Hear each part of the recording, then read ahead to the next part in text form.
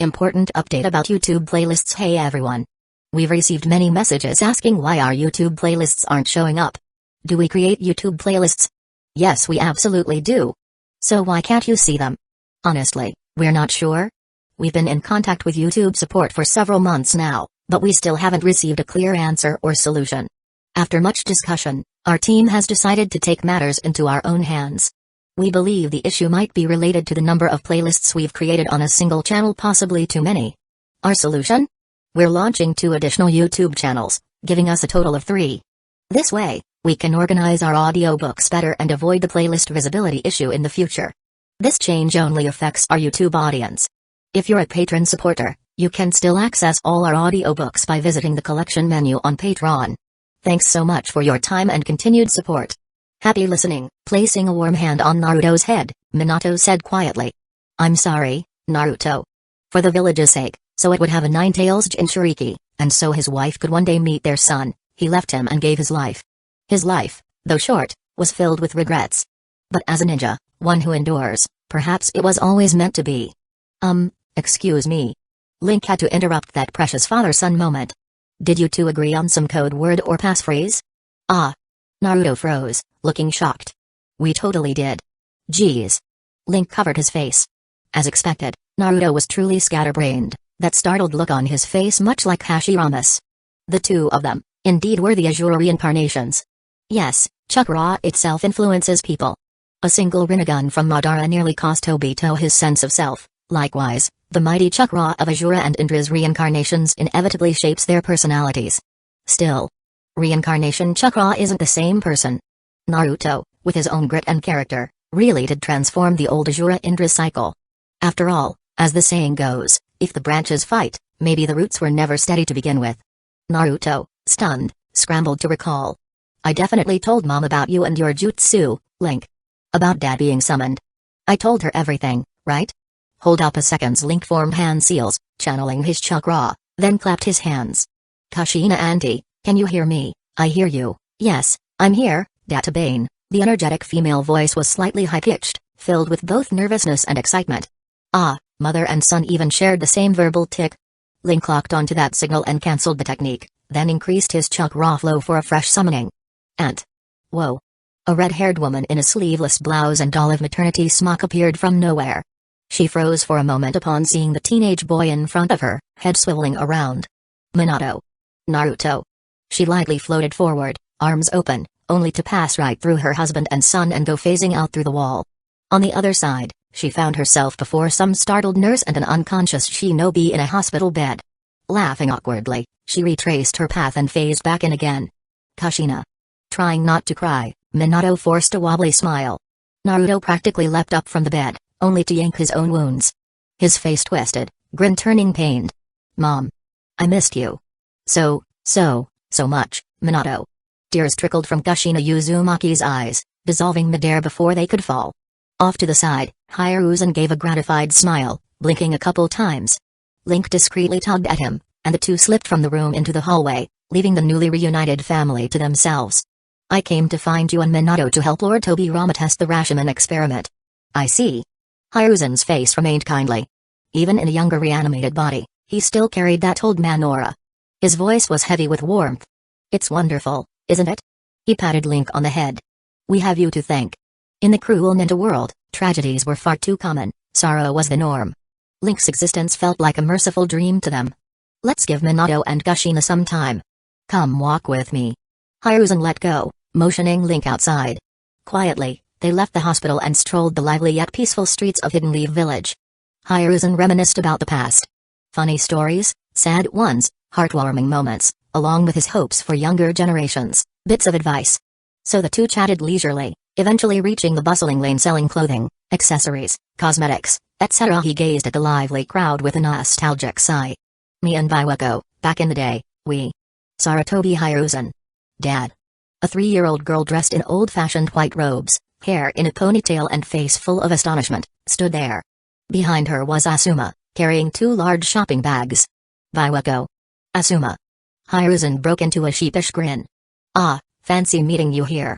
You told me you were too busy to come by, didn't you? Mini Biwako demanded, voice childishly high yet somehow stern. Her adorable features still radiated a faint but imposing aura. Maybe it was her gaze or expression?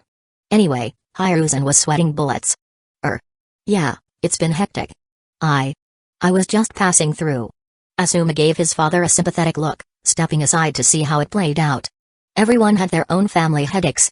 Amused, Link tactfully withdrew, giving the father-mother-son space. Meeting Asuma's eyes, they exchanged a grin. Truly, Hidden Leaf Village was full of these joyous little dramas. He wandered off alone, wearing a faint smile he couldn't quite explain. Perhaps it was just the sense of safety and support. So many here able to protect him, the feeling that his status had grown. I'll drop by Ameguriyama for some sweets, Rashomon has a couple more hours anyway. No rush. He ambled along, not using teleportation jutsu, relishing the slow pace. Passing Yamanaka Flowers, he popped in, greeting Narashikamaru's teammate, Ino, who was minding the shop. Last year, in the Chunin exams, Shikamaru alone got promoted, while Ino and Shoji hadn't. Asuma these days was busy caring for his newly revived mother, so Team 10 was mostly inactive.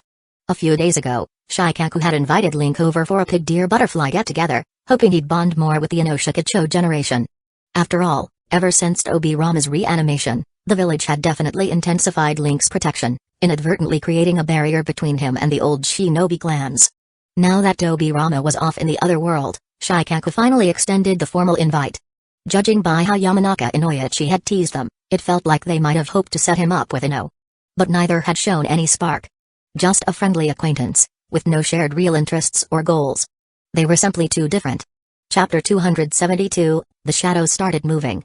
Bye-bye. Waving happily at the door, Ino beamed. See you. Link returned her smile, a bouquet of lilies in hand. He planned to take them to the hospital later for Naruto. As expected, he didn't know what else to say. Just now, while chatting with the girl, Ino had gone on and on about amusing anecdotes, for example, how Choji got called fatso by a client on a mission and his face turned purple with anger, or how Asuma seemed to be raising some unknown little girl, only for Kurenai to corner him at the door. Stories about friends, rumors. She talked a mile a minute. Meanwhile, Link could only chime in with yes. Haha. MMHM. He was surprised to find that after spending these 12 years chasing power, he'd lost the ability to have a genuine conversation with a not-so-familiar girl. Forget it. Walking only a short distance, he spotted a dango shop and cast aside all those random thoughts, walking inside cheerfully to buy some dango. Eating sweets was just too blissful.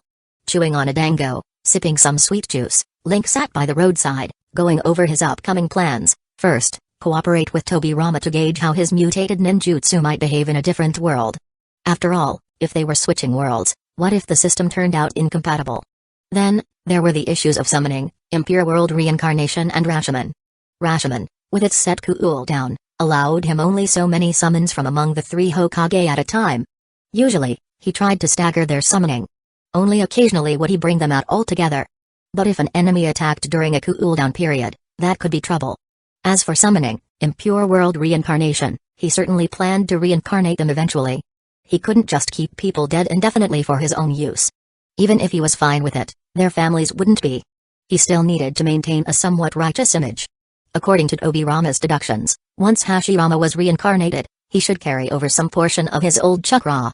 Considering how Hashirama's chakra was on par with Naruto plus Kurama combined, even burning through 90% of it left more than what 99% of people had.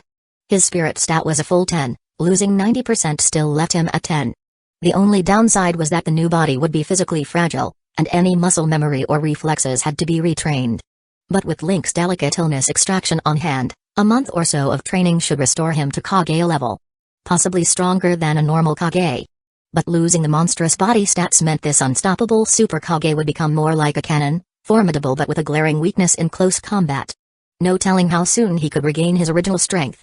Probably enough in the short term. Anyway, the main world's Madara was sealed away, stashed in the other world. The missing Dobi had a Rinnegan somewhere, but he was untraceable. Even the Naruto world's best, including Kaguya, couldn't handle Kamyu easily. They might have to rely on the next Sasuke's second Mangekyo ability or see if the parallel Tobi might help. Black Zetsu was likewise untraceable. Even top-tier sensors. 9 Tails Mode Minato, 6 Paths Dobi, 6 Paths Madara. Couldn't detect him. A total glass cannon, but an expert at survival. Without a new host to manipulate, he likely wouldn't cause major trouble. In the parallel world, that timeline's Madara was presumably underground, connected to tubes. If he tried to leave them, he'd die. No Toby inheritor meant he'd remain there. But Rinnegan needed retrieving soon. After Kanabi Bridge, Yahiko would soon be doomed.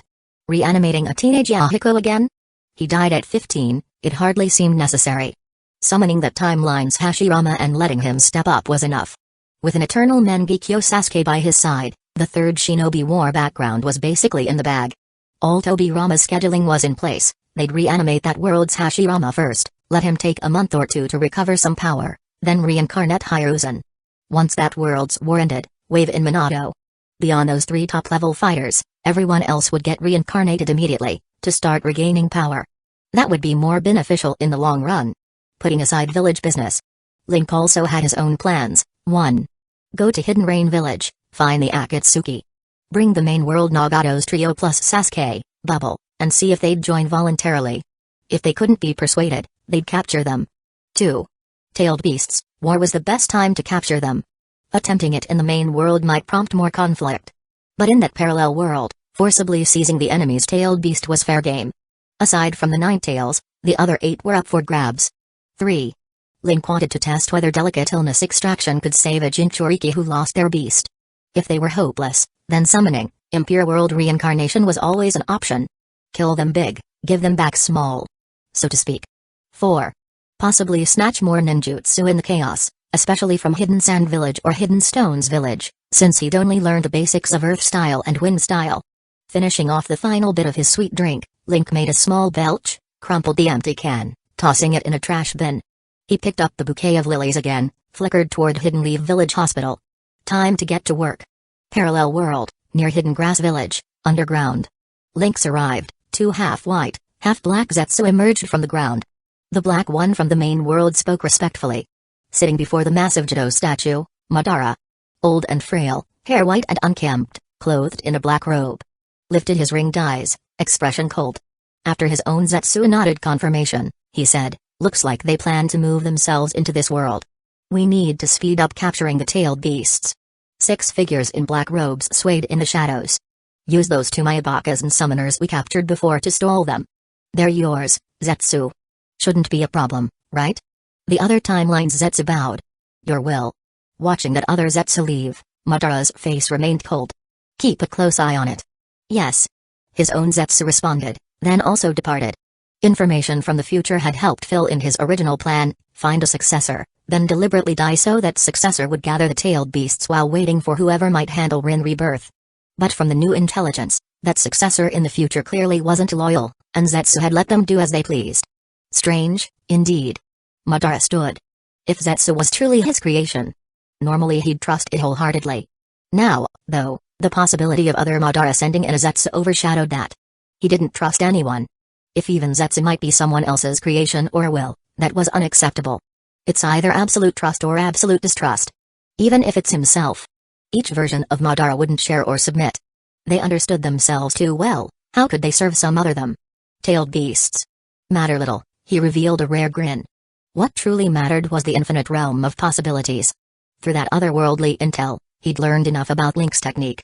He needed to occupy those 2 Zetsu. Then he himself would visit other worlds, find a suitable Nagato. Forcibly resurrect himself, presumably. Just you wait, Hashirama. Madara yanked out the tubes from his back, ignoring the crippling weakness. Relying on the Rinnegan's chakra feed, he managed to stand. Pulling open a scroll, with 6 equally ring-dyed forms in black robes, he vanished into a swirling dimension of space-time. Chapter 273, 2 Hashirama Parallel World, Hidden Leaf Village Outpost, Laboratory. Those hands. What are they, exactly? Tobirama sank into thought. Just now, the moment a deceased soul summoned ahead of time via Rashomon disappeared, it was snatched away across worlds by those ghostly hands. Even separated by the vast distance of another world, those hands weren't blocked at all. Far too strange. He was thinking maybe he should investigate those hands, as well as Link's swamp of the underworld. That technique also connected to an unknown space. He'd pulled only about 5% of that technique's formula for summoning, impure world reincarnation to develop Funitsu. If he could dig deeper, there might be further possibilities. In fact, they still hadn't fully figured out Funitsu itself. Next steps. He felt torn. Even in his previous life, he'd never had enough time to research all the forbidden jutsu he wanted. Now resurrected to a new life, Link had brought him even more fascinating mysteries, So many that it was hard to decide which to tackle first. But Tobirama, unlike Link, wouldn't let such thoughts distract him for long. He quickly set aside trivial ideas, pressed a hand to the ground, and summoned a coffin marked with the character first. Clack. The coffin's lid swung open, and an all too familiar yet strangely unfamiliar first Hokage stepped out. Summoning, impure world reincarnation? The second Hashirama's tone sounded the same as the first one's, stern-faced, glancing sharply around the laboratory. Who are you people? Sensing the same old routine coming, Tobirama gazed at him calmly. That chakra, that face. You're Tobirama? The second Hashirama's own face now showed confusion. But Tobirama, why would you? Sure enough. So carefully sensing him, I do detect the tiniest differences, presumably no one but me and Minato could notice. Indeed, he isn't my own brother, Tobirama concluded while also feeling somewhat relieved, at least it wasn't his big brother. But of course they couldn't leave the real big brother stuck in that intangible summoning. He let his mind swirl with many thoughts, but his expression didn't change much. Originally, he'd considered pretending to be this Hashirama's younger brother, but the trust in those eyes was so familiar, it made him avert his gaze. Sir, you've mistaken me. I'm not your Tobirama. Huh? The second Hashirama froze. Your chakra's one I'd never mistake. But Tobirama. Why do you look like that? And why? Summoning, impure world reincarnation shouldn't be. Yes, here came the usual monologue. Tobirama kept a straight face, ignoring the routine protest. Link. He said. Go fetch my big brother with summoning. But that doesn't match what we'd planned. Link silently gave him a look. Shut up, Tobirama stared back, arms folded across his chest. Link gave a thumbs up, returning to the main world with Funitsu, placed Rashomon, and then brought the original Hashirama over again. Whoa. X2 both Hashiramas looked at each other. Even though the first one had come prepared to see himself. The moment identical versions locked gazes, both let out the same exclamation. Amazing. X2 Tobirama. X2 they used the exact same voice and tone. Tobirama was nearly getting a headache. Alright, big brother. From now on I'll call you Hashirama, Tobirama said, pointing to the version with an actual living body. Got it. X2 I wasn't talking to you. He gestured to the summoning, impure world reincarnation version, the second Hashirama. I'll address you as first Hokage. Understood. The two men stared each other in the face, then both broke into laughter. Tobirama pretended not to see that identical grin, adopting a calm expression. First Hokage, we'll set up a special passphrase. Soon, I'll have Link summon you from the Pure Land. Then he can bring you out with that summoning instead of summoning, impure world reincarnation. Understood. Second Hashirama nodded, then launched into the same routine as the first one about how the summoning's half-spiritual embodiment resembled reforming the soul, etc., concluding. Compared to summoning, impure world reincarnation, it's an incredible jutsu. Exactly what the first Hashirama had said. Tobirama rolled his eyes. Enough. We get it. He gave the code word, then released summoning, impure world reincarnation. The half-buried living sacrifice's body was carried aside by shadows. No matter how many times I see it, summoning, impure world reincarnation really shouldn't exist. The original Hashirama sighed.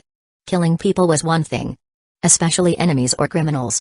But summoning, impure world reincarnation requiring living sacrifices was too cruel, far too revolting. Tobirama didn't respond, only motioning for Link to do the summoning again. Receiving the cue, Link summoned the second Hashirama from the other world using the passphrase. After that, he cancelled the cross-world Rashomon. With Bubble's extra chakra, he reactivated it, bringing the second Hashirama into the present. The second Hashirama started on the usual line about summoning, impure world reincarnation. Alright, that's enough. Tobirama cut him short. Your own Hidden Leaf village is still in the midst of war. I've brought you here so you can help fight on Hidden Leaf village's behalf. Alright.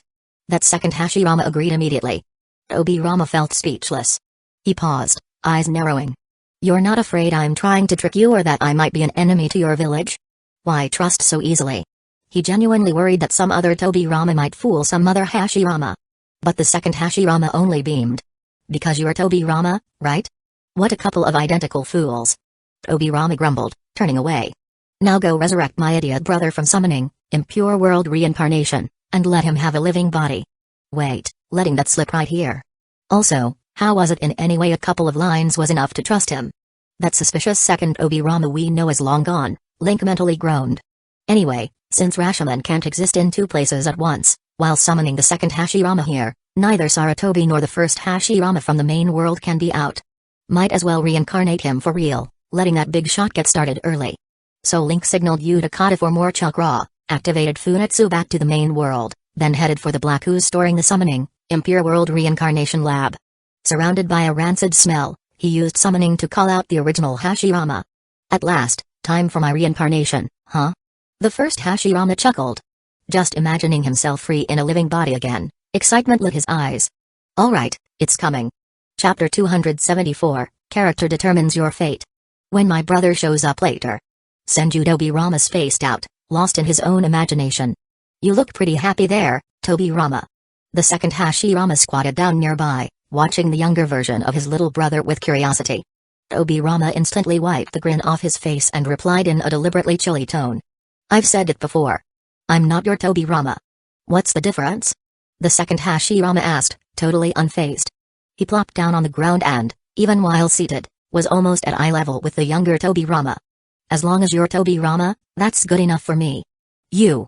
Tobirama started, but then he noticed swirling vortexes appear in the air. He immediately shut his mouth and glanced over with a hint of excitement. Haha. Tobirama. A kid around 10 years old wearing a loose green and white jacket and ninja sandals landed on the ground with a big smile. This was the first Hashirama. Seeing him, Tobirama got a little dazed. When Kawairama died back in the day, his brother had been about this age.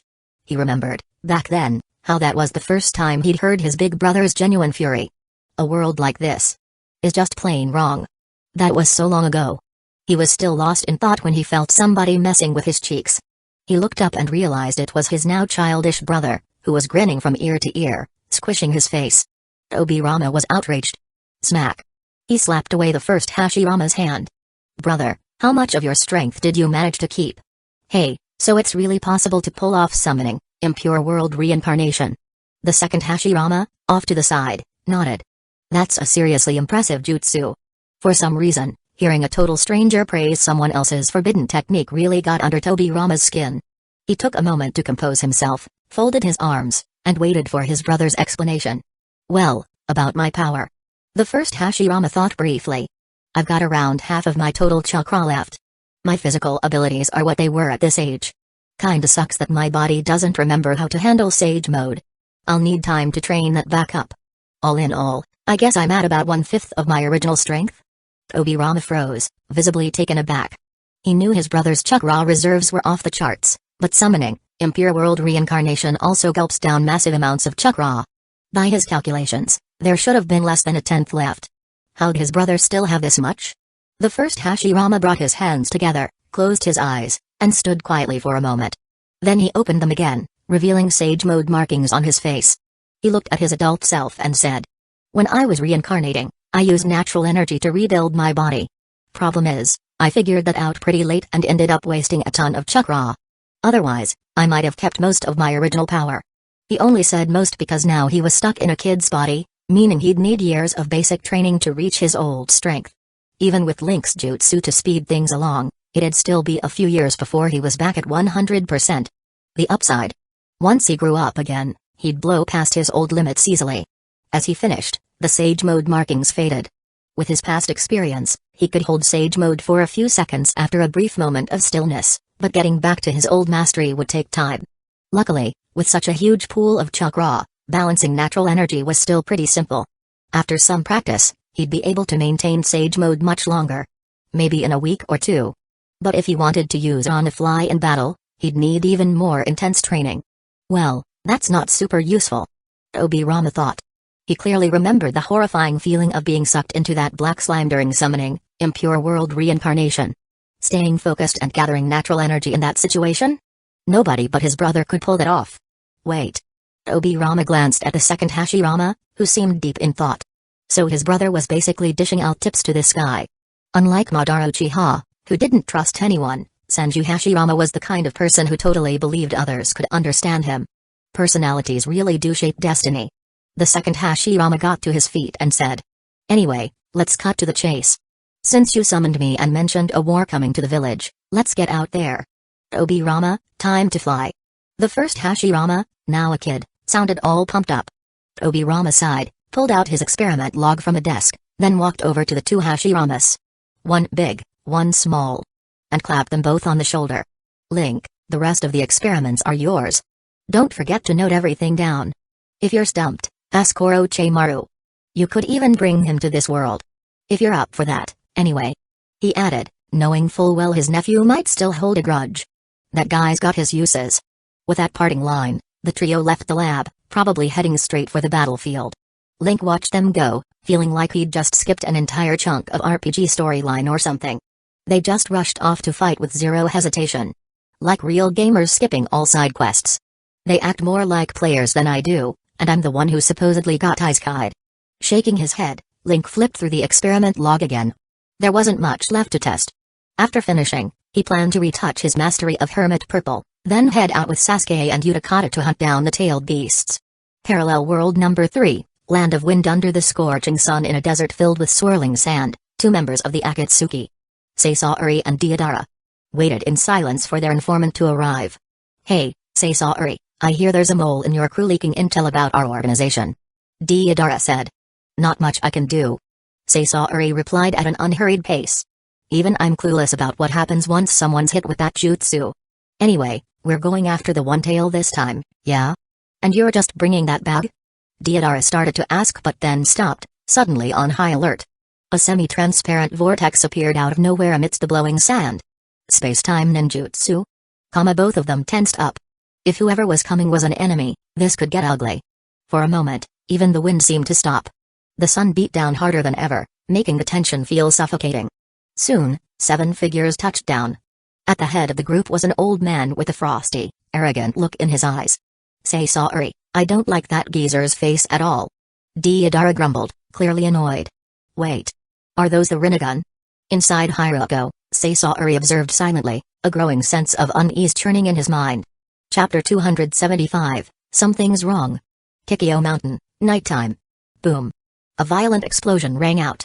The scent of blood gradually filled the air, yet not a single human voice could be heard. Compared to the open, daylight clashes, nighttime is the true battleground for ninja operating in the shadows. Neither side held back on using expensive tools like explosive tags. Amid the dense darkness, explosions echoed now and then. Tap. Tap. Tap. 3 light footsteps touched down. Sensing the unfamiliar chakra, a young Minato Namikaze rushed to the spot. He froze for a second when he saw a group of 1 adult and 2 children and blurted. Lord Hashirama? According to the plan, the other Hidden Leaf village would help end the battle, but the Kikyo Mountain conflict erupted so suddenly that there wasn't time to sort out how they'd coordinate the fighting. As a result, Minato had been forced to return closer to the village to join the fray. But there was no mistaking that powerful chakra and that face. It was undoubtedly the first Hokage. Wanna place a bet to see who can take out the Sand Shinobi first? The first Hashirama, currently in his teenage form, asked excitedly, gathering chakra as he spoke. That doesn't sound right. The second Hashirama looked a bit uncertain. That kind of wager seems pointless. It was just like telling Madara Uchiha to his face, I don't want to kill you. This Hashirama's personality could be, frankly, pretty clueless about tact. He just said whatever he thought. But since no one knew himself better than he did, the first Hashirama took no offense and laughed. No, how about it's just you by yourself, while Tobirama teams up with me? Standing behind his brother, Senju Tobirama mostly acted as support back during the Warring States period, compensating for his brother's relative lack of mobility. The second Hashirama hesitated, then grinned. Sure. Whatever slight unease he felt instantly disappeared, replaced by the excitement of betting against his other self. Tobirama. Before the first Hashirama even finished calling, Senju Tobirama whisked him away with Flying Thunder God. Feels kinda odd. The second Hashirama muttered to himself. Then, after a few quick teleportation jutsus, he jumped to higher ground. Sage mode markings appeared on his face. He sensed that the other him was already prepping a jutsu. Knowing he couldn't possibly match the speed of a version of himself equipped with Tobirama's mobility, he decided to go big, wood style, advent of a world of flowering trees. X2, from the ground sprouted a massive amount of earth-toned vines. An alarming sight. They swelled in size until each trunk was several meters thick and many hundreds of meters long, blanketing nearly the entire Kikyo Mountain area. Apart from deliberately avoiding the Hidden Leaf Village defense troops' encampment, the entire field was enveloped by vines and scattered trees springing forth from them. What is this? The young Minato Namikaze, watching this happen, was shaken. One usage of that jutsu alone covered the entire battlefield. No, an area even bigger than the battlefield. Any ninja caught by those vines He could sense a ton of chakra signatures getting subdued and passing out once they were trapped. Is it already over? No, this is just the beginning. The second Hashirama, apparently picking up on Minato's thoughts through sage mode, clapped his hands. Don't underestimate the other me. Boom. Boom. Crack. Whoops. The vines entangled and collided with each other, binding, restraining, grinding. Two identical wood styles clashed in a continuous series of snapping sounds. Next, huge blossoms of pale pinkish-white flowers bloomed atop the vines, scattering pollen into the nighttime breeze, drifting across the battlefield. Just inhaling a small amount left Minato feeling dizzy. Holding his breath, he realized he could no longer sense any unfamiliar chakra on the entire battlefield. In other words, the war was over. The battlefield had become a stage for a wager. A gamble between the two Senju Hashiramas. They're both monsters. Minato felt genuine awe. Even tailed beasts rarely produce instant results on such a scale. Well, that's me for you. The second Hashirama sensed that his own advent of a world of flowering trees was being chipped away little by little. Careful observation revealed that the other him was sending out wood clones in tandem with Tobirama's high mobility. Moving swiftly around the battlefield, they used targeted destruction to seize prisoners. Or, in other words, capture the stakes. This kind of bet is actually starting to get me fired up. He clapped his hands again, and a row of wood clones appeared on either side of him. Great, let's do this. Let's fight to win it back. Whoosh, whoosh, whoosh. Near the Kanabi Bridge encampment, inside a lab. Let's see where Jiraiya is. Link was thinking about Jiraiya when he tapped out a photo. But what appeared was an image of two Jiraiyas collapsed on the ground, darkness covering most of their bodies. Hovering above them was Black Zetsu's face, staring down with an evil grin. A bad feeling rose in Link's gut. That photo definitely wasn't showing a location, it was hinting at some kind of danger. Black Zetsu. Madara Uchiha. A sense of crisis washed over Link. He tried his hermit purple again but still didn't get any usable location for Jiraiya. Only the same warning photo. He quickly tapped out a query for Black Zetsu's whereabouts. This time, the image showed a rainy aerial view of the Land of Rain. But tracking Black Zetsu is a tall order. Even if you know where he is at one moment, he'll just slip away, possessing some white Zetsu, and run off anywhere. There's no fixed location at all. Next, let's check on Madara Uchiha.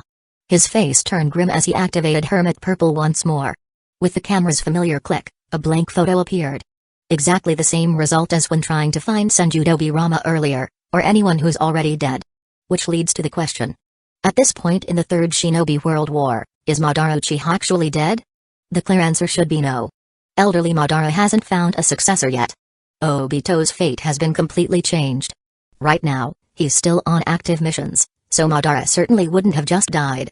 Most likely, he's bedridden on life support, lying low and waiting for a chance. Could it be that he slipped off to another world? Link's expression grew serious. Jiraiya still carried an extra Funitsu scroll, plus 3 standard shares of Link's chakra. If that fell into Madara's hands, that'd be a real problem. Recalling how Minato recently caught a white Zetsu while searching for Tobirama, this is very serious. Link would never make the mistake of underestimating Madara Uchiha, not even in old age. Wait, the Land of Rain. A sudden thought struck Link. No way. With Hermit Purple still active for a good while, he quickly searched for Yahiko, Konan, and Nagato in this world. He got 2 photos showing the Land of Rain. And then one blank. That blank photo must mean Nagato is dead. The Rinnegan. Now this is real trouble. Link shot to his feet, looking grim. Utakata, tell Sasuke we're heading to the Land of Rain. Yes. Utakata answered. Though he had no idea why, he didn't hesitate and vanished in a flash. Meanwhile, Link's shadow clones began tidying up the lab. Link used Hermit Purple a few more times, then stepped outside into the dark, overcast night, his mood heavy. If a bedridden Madara on life support somehow reclaimed the Rinnegan, he could definitely restore part of his strength. Add to that the ability to travel between worlds with the Funitsu technique. Well, let's just say Link had a very bad feeling about all of this. Jiraiya. Oh, Jiraiya, why'd you have to run off alone? If he'd stayed with Minato or Hiruzen, there's no way an old Madara and Black Zetsu could have nabbed him. So why was he targeted? Even if he ended up near Kanabi Bridge, would Madara really make a move so aggressively? Feels like there's something we're overlooking. Chapter 276, Hide and Seek Land of Rain, the Akatsuki base drip. Drip. After days of constant rain, it was finally letting up a bit. Though the sky remained oppressively dark. Standing in the rain, Yahiko stared at Nagato's lifeless body, grief etched into his face. A partner he loved like a brother, A bridge that once led to a peaceful future had collapsed. Yahiko! Conan choked back tears, her voice trembling. They were after the Rinnegan, right? Ever since that day, she had searched everywhere until she finally found Nagato's body in a waterlogged ditch. She'd been hit by a whirl of despair, sorrow, and disbelief that was beyond words. Once she brought him back to their base, she waited for Yahiko, who had been busy trying to negotiate a three-way ceasefire, to return so they could hold the funeral. Yahiko fell silent for a moment. That doesn't matter anymore. Suddenly, a fierce wind howled through the air. The thick, low-hanging storm clouds were ripped apart. What little rain had been falling was instantly swept away by the gale. A massive, earth-colored dragon flapped its wings, descending from high above. Its size grew more imposing as it drew closer to the base, enormous scales covering its neck. 3 people stood atop the creature. Prepare for combat, Yahiko said sternly. He pulled a scroll from his waist, unfurled it, and took hold of the giant sword that emerged via summoning. They obviously hadn't come in peace. Any flying summon beast that huge would be a nightmare to handle. More importantly, Nagato had just been killed. It crossed Yahiko's mind that these people might have been the ones who stole his Rinnegan. Flap. Flap. The thunderous beating of the dragon's wings shook the air. It hovered less than 100 meters overhead, then dropped to the ground in an instant. Boom. Rumble. Crack. The impact tremored through the earth, sending ripples across puddles and leaving cobweb-like cracks in the walls of some old, abandoned buildings. Right after landing, the 3 figures atop the dragon leapt down. Watch the ground, Yahiko shouted urgently. He could see clearly that countless dark shapes shot out from under the shortest figure's feet. They moved rapidly through the shadows of the ruined structures. I knew it. The kid in the lead caught sight of Nagato's body, still draped in his Akatsuki robe, and said in a complicated tone. Take them all with us. Whoosh. Whoosh. Whoosh. Figures emerged from the shadows and quickly took down everyone nearby. They're way too fast. Yahiko, with Conan covering him, managed to slash one of the shadowy shapes using his oversized sword.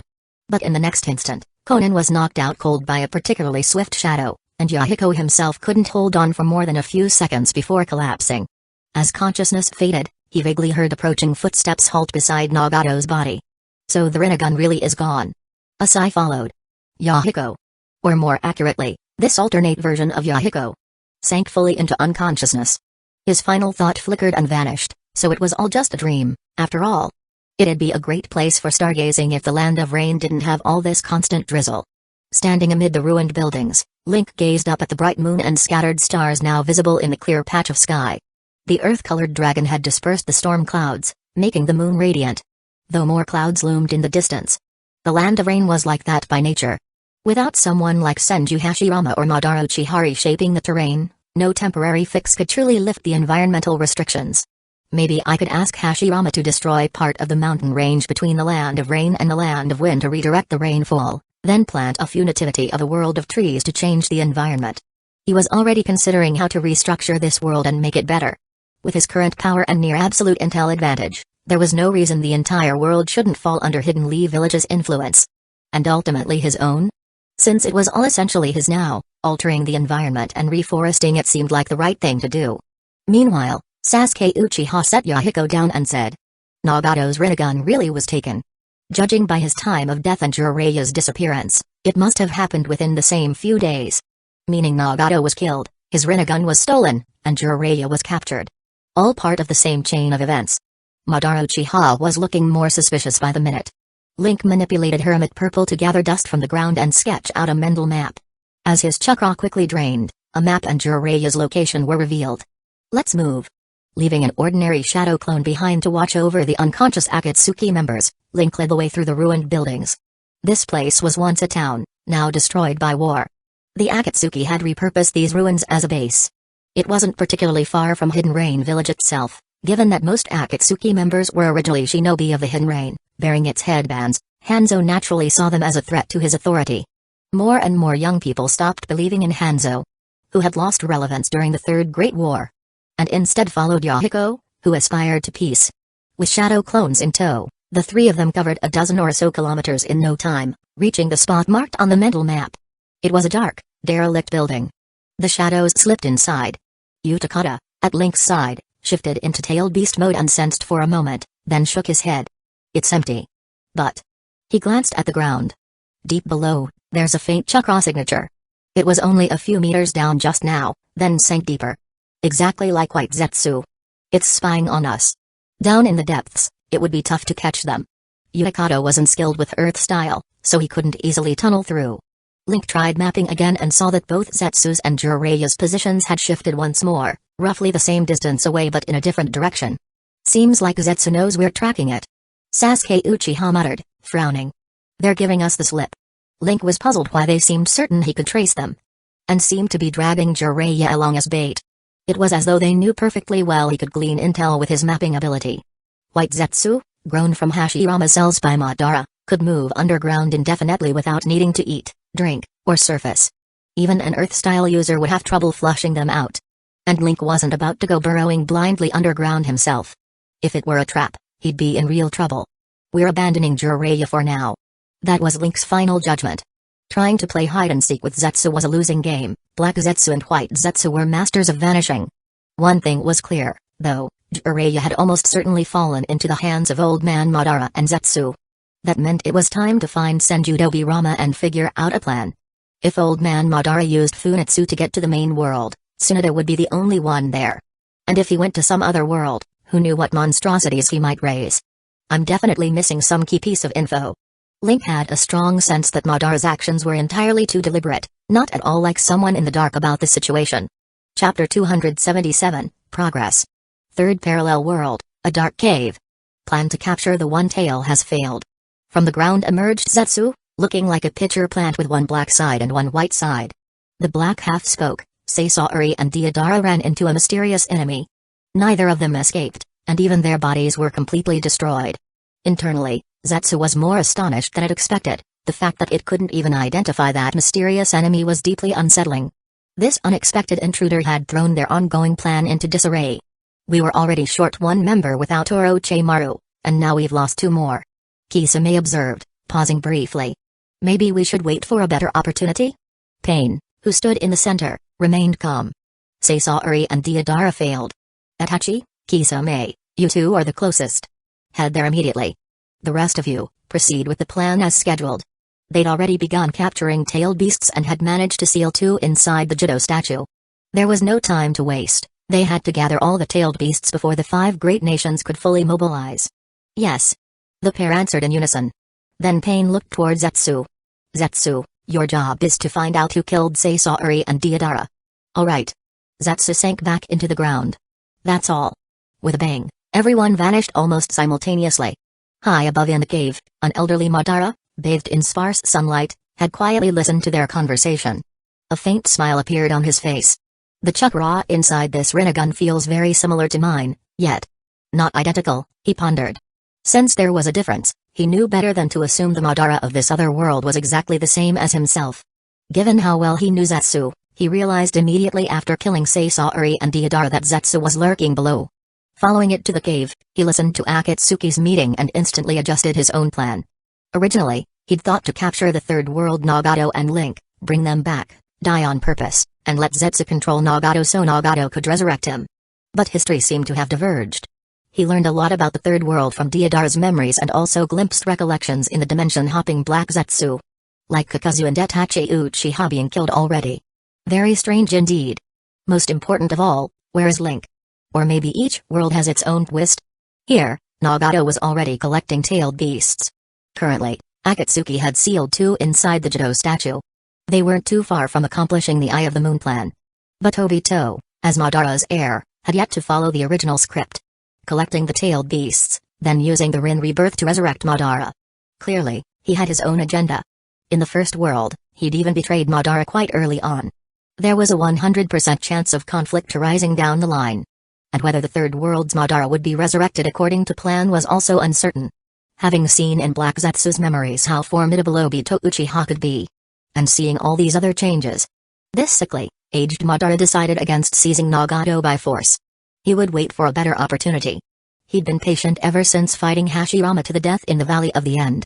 Now, an entire multiverse was in front of him, so there was no need to rush. A bit more waiting was easy enough for him. He would wait for the Eye of the Moon plan to unfold and see if he could improve it somehow. However, he couldn't ignore that first world Hidden Leaf Village. If they came chasing after him, That would be troublesome, so he needed to help Akatsuki speed up its tailed beast collection.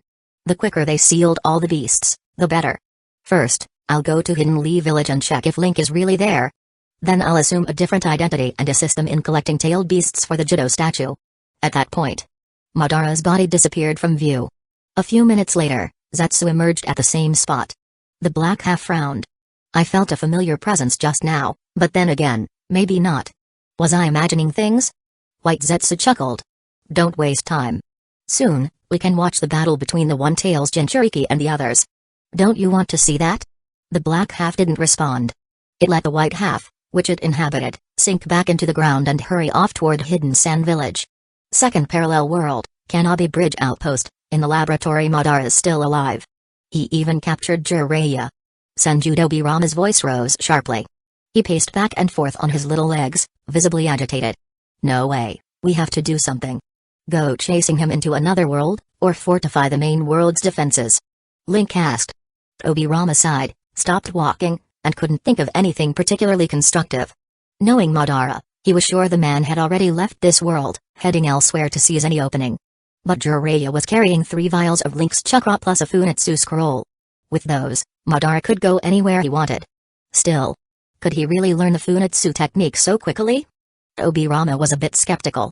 Without fully grasping the technique, just snatching the scroll and running to some other world would make returning difficult. Even with Link's chakra, no scroll meant no traveling. Unless he'd gone to the main world? It's crazy that Madara is alive at this point. Obirama scrunched up his small face, thinking for a while. Then he turned to Link. Link, come help revive the first Hokage of this world. He should be able to retain most of his strength. Once this world's problems are settled, you can head home to check for signs of Madara. See if he's gone to our place. If it turns out he went somewhere else, we'll form a team to track him down. Since his brother, Hashirama, trusted Link, Tobirama wasn't going to be the bad guy here. Better safe than sorry when dealing with Madara. Alright. Link agreed. Then he asked. What about Jiraiya? Zetsu was dead set on playing hide-and-seek. Even a full-power Hashirama might have trouble capturing it, they might need someone at the 6 paths level. And even then, it might not be easy. The payoff wasn't worth the trouble, which was why Link had withdrawn. That guy. Obirama rarely looked so frustrated. Have this world's Minato lead a team to search for him. He paused, then added. My brother and the first Hokage already wrapped up the Hidden Sand Village front, and this world's Minato has temporarily driven back Hidden Stone's village invasion. Next on the list is Hidden Mist Village, and then make sure you grab the 3 tails.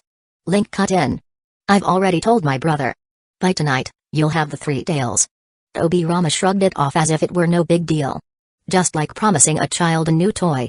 Then I'm going to convene this world's 5 Kage summit. Obirama's expression grew serious. Since it wasn't his own world, he was free to test some of Link's out-of-the-box ideas. No, scratch that. A 6 Kage summit. He corrected himself. Chapter 278, Premonition. Afternoon. Boom. The 3 tails you wanted. The first Hashirama said, pointing at the giant turtle entangled by a wooden dragon. Even though he was physically smaller now and weaker overall, the Waywood-style suppressed-tailed beasts hadn't lessened one bit. Capturing the 3 tails was no big deal for him. Link nodded. Thank you, Lord Hashirama. Hey. The first Hashirama, now in a child's body, laughed with his hands on his hips. He looked quite pleased. Finally, I got a wine this time. He and the other Hashirama had made a bet on who would be the first to catch the 3 tails. He'd lost last time, but this time he'd finally won. A score of 1-1, that's all. The second Hashirama. The adult version. Didn't even think about it before responding. Just wait until we... Brother. Senjutobirama's voice rose sharply, calling over both Hashiramas, the big one and the small one. He then earnestly and solemnly relayed the news about the elderly Madara. How can that be? Madara. Both Hashiramas spoke at once. They initially refused to believe it, but quickly accepted the truth. Then they agreed to follow Obirama's instructions. First, Link had Sasuke keep an eye on the captured 3 tails. Following the plan, he would help the second Hashirama reincarnate. After all, to the various Hashiramas. Summoning, impure world reincarnation didn't diminish that much of their power, and the earlier one was reincarnated, the sooner he could grow back to full strength. Once reincarnated, the second Hashirama looked about 14 or 15. By his estimate, he'd retained about 80% of his power. Tracking Madara Uchiha shouldn't be an issue. He was already familiar with the old Madara's chakra in the second world. So activating the Funitsu technique to chase him down wouldn't be hard. The only question was when to assemble a team to go capture him. That would be Senjudo Rama's call.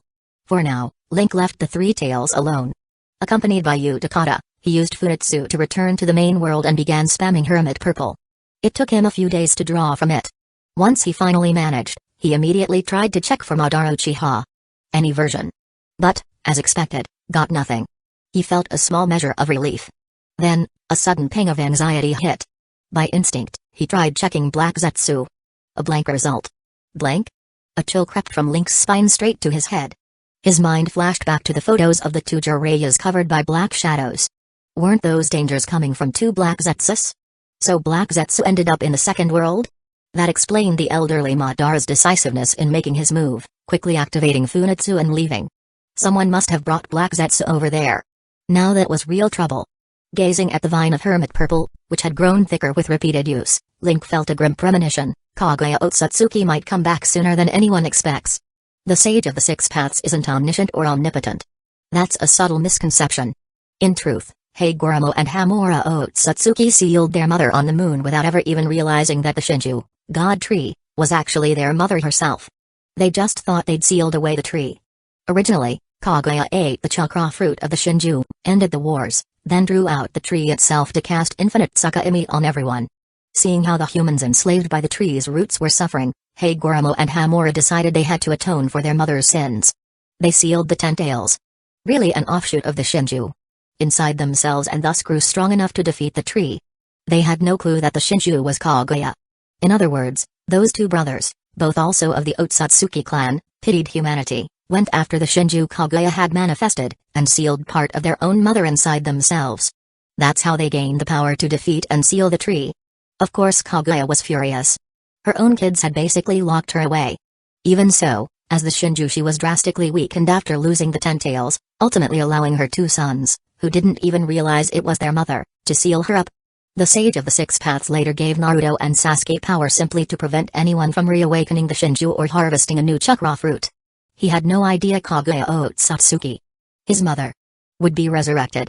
Black Zetsu, however, knew everything, including the cyclical reincarnations of Indra and Azura, eventually inheriting enough strength to communicate with Hagoromo. That's why Zetsu twisted the Uchiha tablet, manipulated Indra's reincarnations for generations, and shaped the doomed cycle between the Senju and Uchiha. After all, the Rinnegan, linked to the sage's power, wasn't easy to manifest. Black Zetsu tried many times via different reincarnations. It must have overheard them mention meeting the Sage of the Six Paths, until finally Madara Uchiha succeeded in unlocking the Rinnegan. In short, it's a major misconception that the Sage of the Six Paths is a perfect puppet master. He's not all-powerful or all-knowing. Much of what happened was simply beyond his knowledge or control. He gave his power to descendants, worried about the Shinju eventually sprouting another chakra fruit, and essentially positioned himself as an insurance policy, waiting in the Pure Land to hand out power if a crisis arose. Each reincarnation of Azura successively received his strength until he came across Naruto and Sasuke. Even then, when Sasuke decided to start a revolution, the sage was about to fade away from the living world, trusting only Naruto to fix things.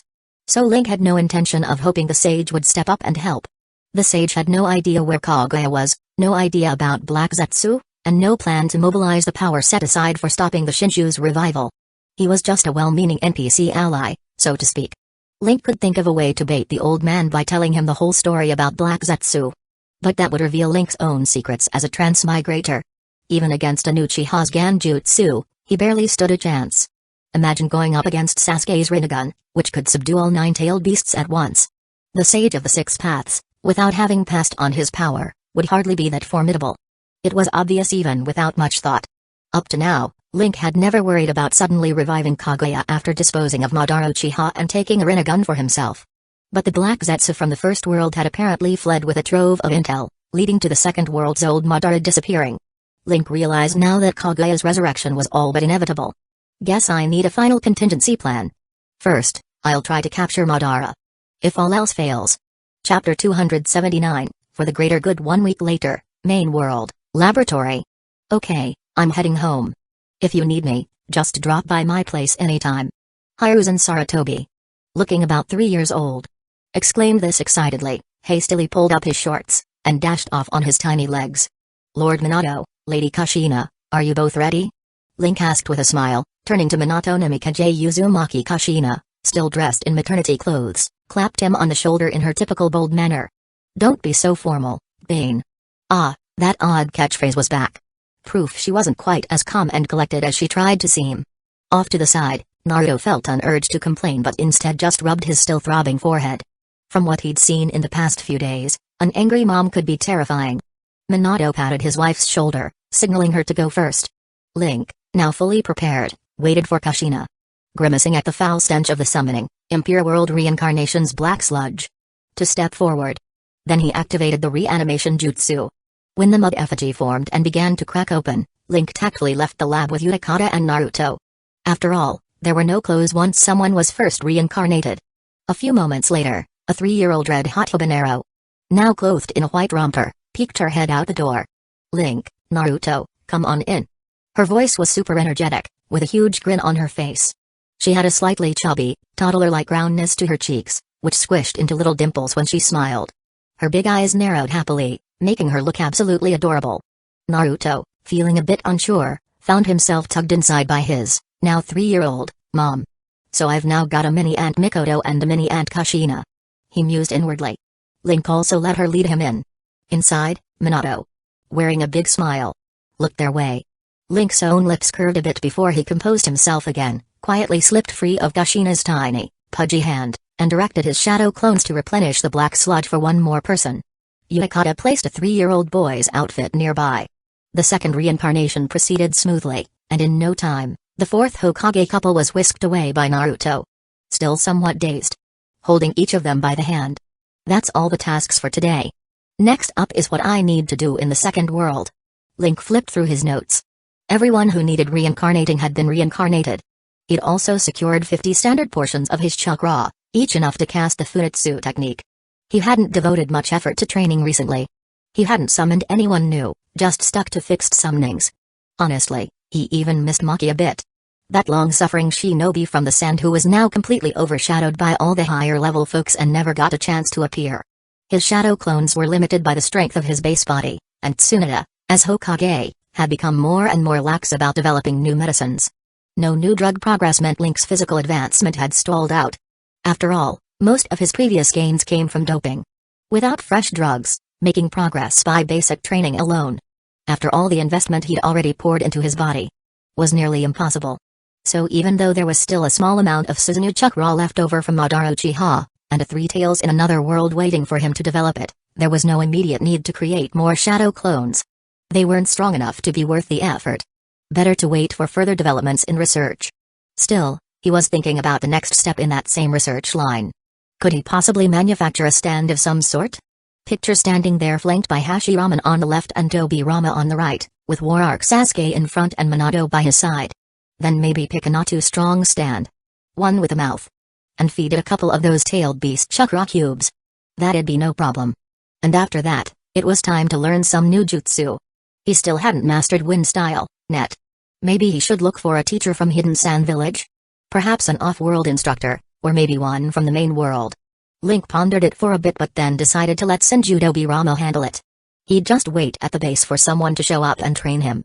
By now, in the second world, the war had basically ended. Battles involving Hidden Leaf Village, as well as those between other villages, had all been halted. A single week was enough for both Hashiramas to rampage across the entire world. Tomorrow was the day of the 6 Kage Summit. Lady Tsunade from the main world would also attend on behalf of Hidden Leaf Village. Based on Tobirama's plan, the first step was forming a loose alliance to end the negative cycle of competition among the villages. Further collaboration, joint growth, unification. That was all for much later. After so many years of warfare, the deep-rooted hatred on every side was a real obstacle. Tobirama had never seen a world under a single government. He had no idea what would happen if they suddenly tried to unify everything. Since the main world was relatively stable, he'd decided to experiment gradually in the second world first. Still, that old Madara, plus the possible return of Kaguya, is a major threat. But we can't just send a team in blindly. If Madara ambushes them, we'd be stuck in a firefighter trapped saving a cat from a tree fiasco. Seems like you've got a lot on your mind, Link. A voice chimed in. Orochimaru had entered the lab after the reincarnation and now stood to one side, his tone laced with amusement. From the looks of it, the other worlds haven't gone exactly as planned? Or are you facing some problem even you can't solve? You and that clever tongue of yours. Link shot him a wary look, sounding coolly dismissive. In truth, though, he felt more relaxed. Months ago, if he'd seen Orochimaru, his first instinct would have been to kill him, then toss his soul into some swamp of the underworld. But after such a long period of cooperation, he came to see that while Orochimaru was undoubtedly sinister, he also had real talent. And he was surprisingly upfront about his motivations. He wanted eternal reincarnation and unlimited access to other worlds, so he had every reason to be on Link's side. Call it pragmatic, but until someone else came along offering a different path to immortality and interworld travel, Orochimaru was one of the most reliable allies around. Senju Tobirama, for one, shared a certain mad scientist synergy with him. They clicked perfectly on research, swapping data across the dimensions to push their experiments forward. Indeed. He's a handy tool. Might as well let past grudges slide. Link thought with a quiet sigh.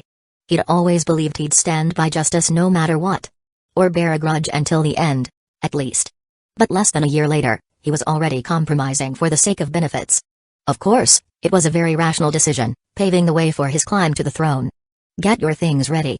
We'll be heading to another world soon, he said, directing his shadow clones to clean up the lab equipment as he spoke without looking up. Orochimaru didn't look surprised but did smile. Link, did you know? During my experiments, I discovered a small secret about the Funitsu technique. Oh? Link glanced over. Orochimaru didn't tease him by withholding details. He got straight to the point. It can track the chakra of anyone who's used it before. But no matter what, it can't track yours. Chapter 280, Kage Summit. Lord Tobirama must have discovered this very early on as well. Your chakra is special, you can move between any world unnoticed. No matter what happens, you're everyone's last hope. Standing at the scene of the 6th Kage Summit, behind Tsunade, Link could still hear Orochimaru's words from the main world laboratory echoing in his mind. What's wrong? Sasuke Uchiha asked quietly, a bit puzzled. Nothing. Link still felt a bit odd about this sudden sense of expectation, importance, or trust. It felt like everyone was placing all their hopes on him. How ridiculous. All right. Sasuke didn't press any further, but he silently noted Link's unusual expression. As always, Uekata stood behind them like a shadow, saying nothing. Everyone else in the room, the various Kage, all top-notch ninja, could certainly hear Link and Sasuke talking under their breath. Their glances carried a hint of curiosity. This so-called Hokage from another world had brought along 2 guards with no headbands and was chatting freely at a formal occasion like this, without permission from any of the Kage present. If the people in this room hadn't already been overpowered into submission, someone would surely have scolded them by now. Ignoring those in power is its own form of disrespect. Is that other world Hidden Leaf Village really this undisciplined? X5 ahem. The second Saratobe Hiruzen, seated in front, cleared his throat to break the silence. Answering the summons by Lady Tsunade, 5th Hokage of this other world Hidden Leaf Village, the 6 Kage have gathered here. He paused, his mind filled with conflicting thoughts. In that other world, his student, who had hemophobia, of all things, had become Hokage? And the 5th, at that? Who was the 4th Hokage there? Why did she arrive with such odd guards, and 2 people who weren't even affiliated with Hidden Leaf Village? And why was Lord Tobirama beside her calling this meeting in the first place? Where was Lord Hashirama that Minato had mentioned? His head swirled with questions, but he didn't dwell on them aloud for too long. I am the 3rd Hokage, Saratobe Hiruzen, and I'll be moderating this conference. Now, the 6th Kage Summit will begin. Allow me to speak first. The 4th Raikage, who had only recently ascended to the position, slammed a hand on the table. What will it take to get my brother, Killer Bee, back? Raikage, kindly shut your mouth. The newly named 4th Kazekage, Raza, just officially instated the day before, replied in a cold tone. Having been the first village to lose the war, Hidden Sand Village had experienced firsthand the power of those 2 monsters. Magnet style, puppetry, poison. None of it could threaten those 2 masters of wood style, because the battle ended before Hidden Sand Village's forces could even get in attack range. They had seen forest-like trees and vines erupting from the ground. By then, the fight was already over. The 4th Raikage rose in fury, chakra flaring in his body. Crack, crack, wooden branches shot up from the floor, coiling around him. The chakra he'd just gathered was instantly drained, leaving him unable to move. His bodyguards tried to intervene but got tangled by the same wooden bindings. So it really was wood style. That kid is another Hashirama reincarnated, just like Lord Tobirama? The second Saratobe Hiruzen glanced at the boy sitting beside Tsunade. Summoning, impure world reincarnation. Truly something else, let me speak, said the third Sushi Kage, Anoki, known as the fence sitter. His expression was grim. What exactly are you people trying to do? He was referring to the group calling themselves Hidden Leaf Village from another world. Other than the Raikage, who was still bound and trying to roar through a gag of wood.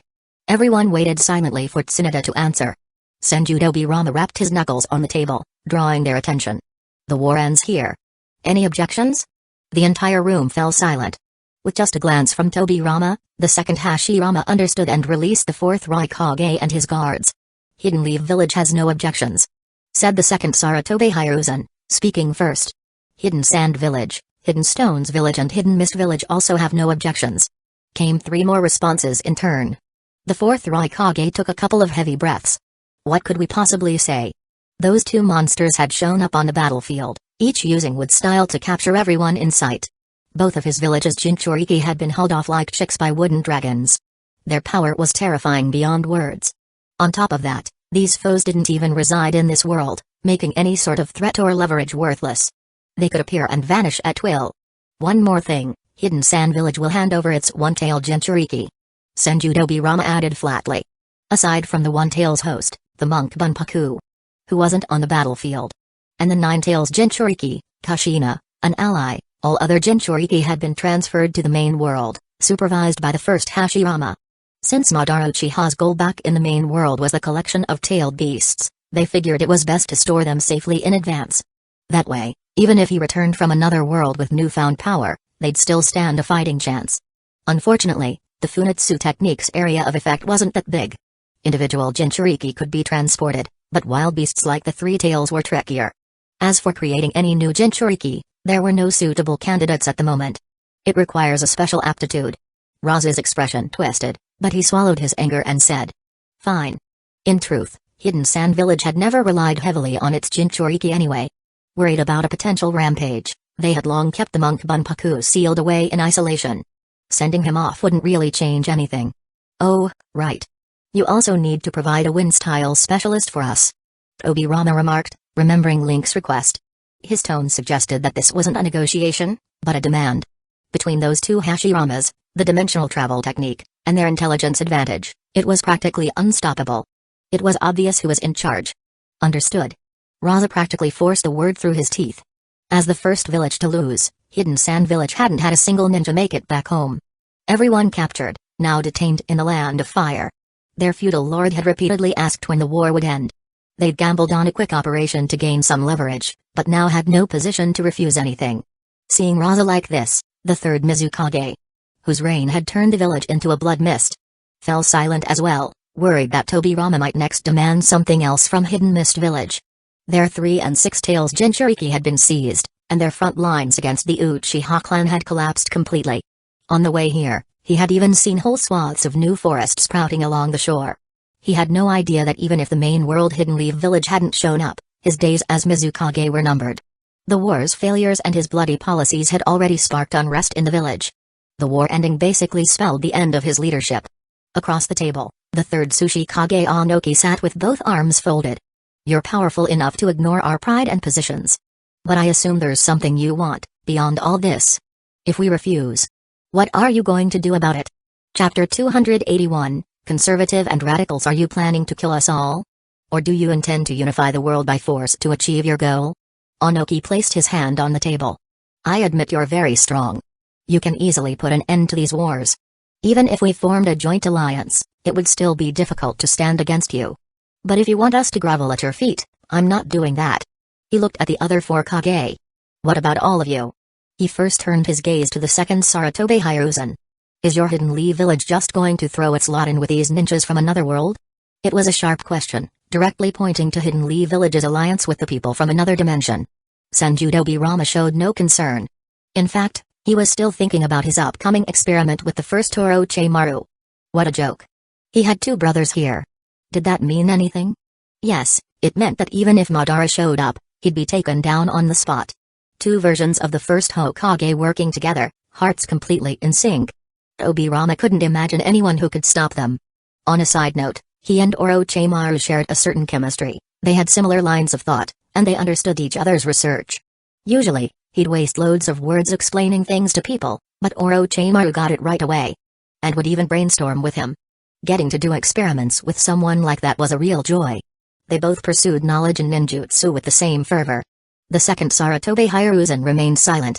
Early on, he'd formed an alliance because of the pressing war, but then he discovered that these allies were too powerful. And they were also Hidden Leaf Village. Of course that led to all sorts of uneasy thoughts.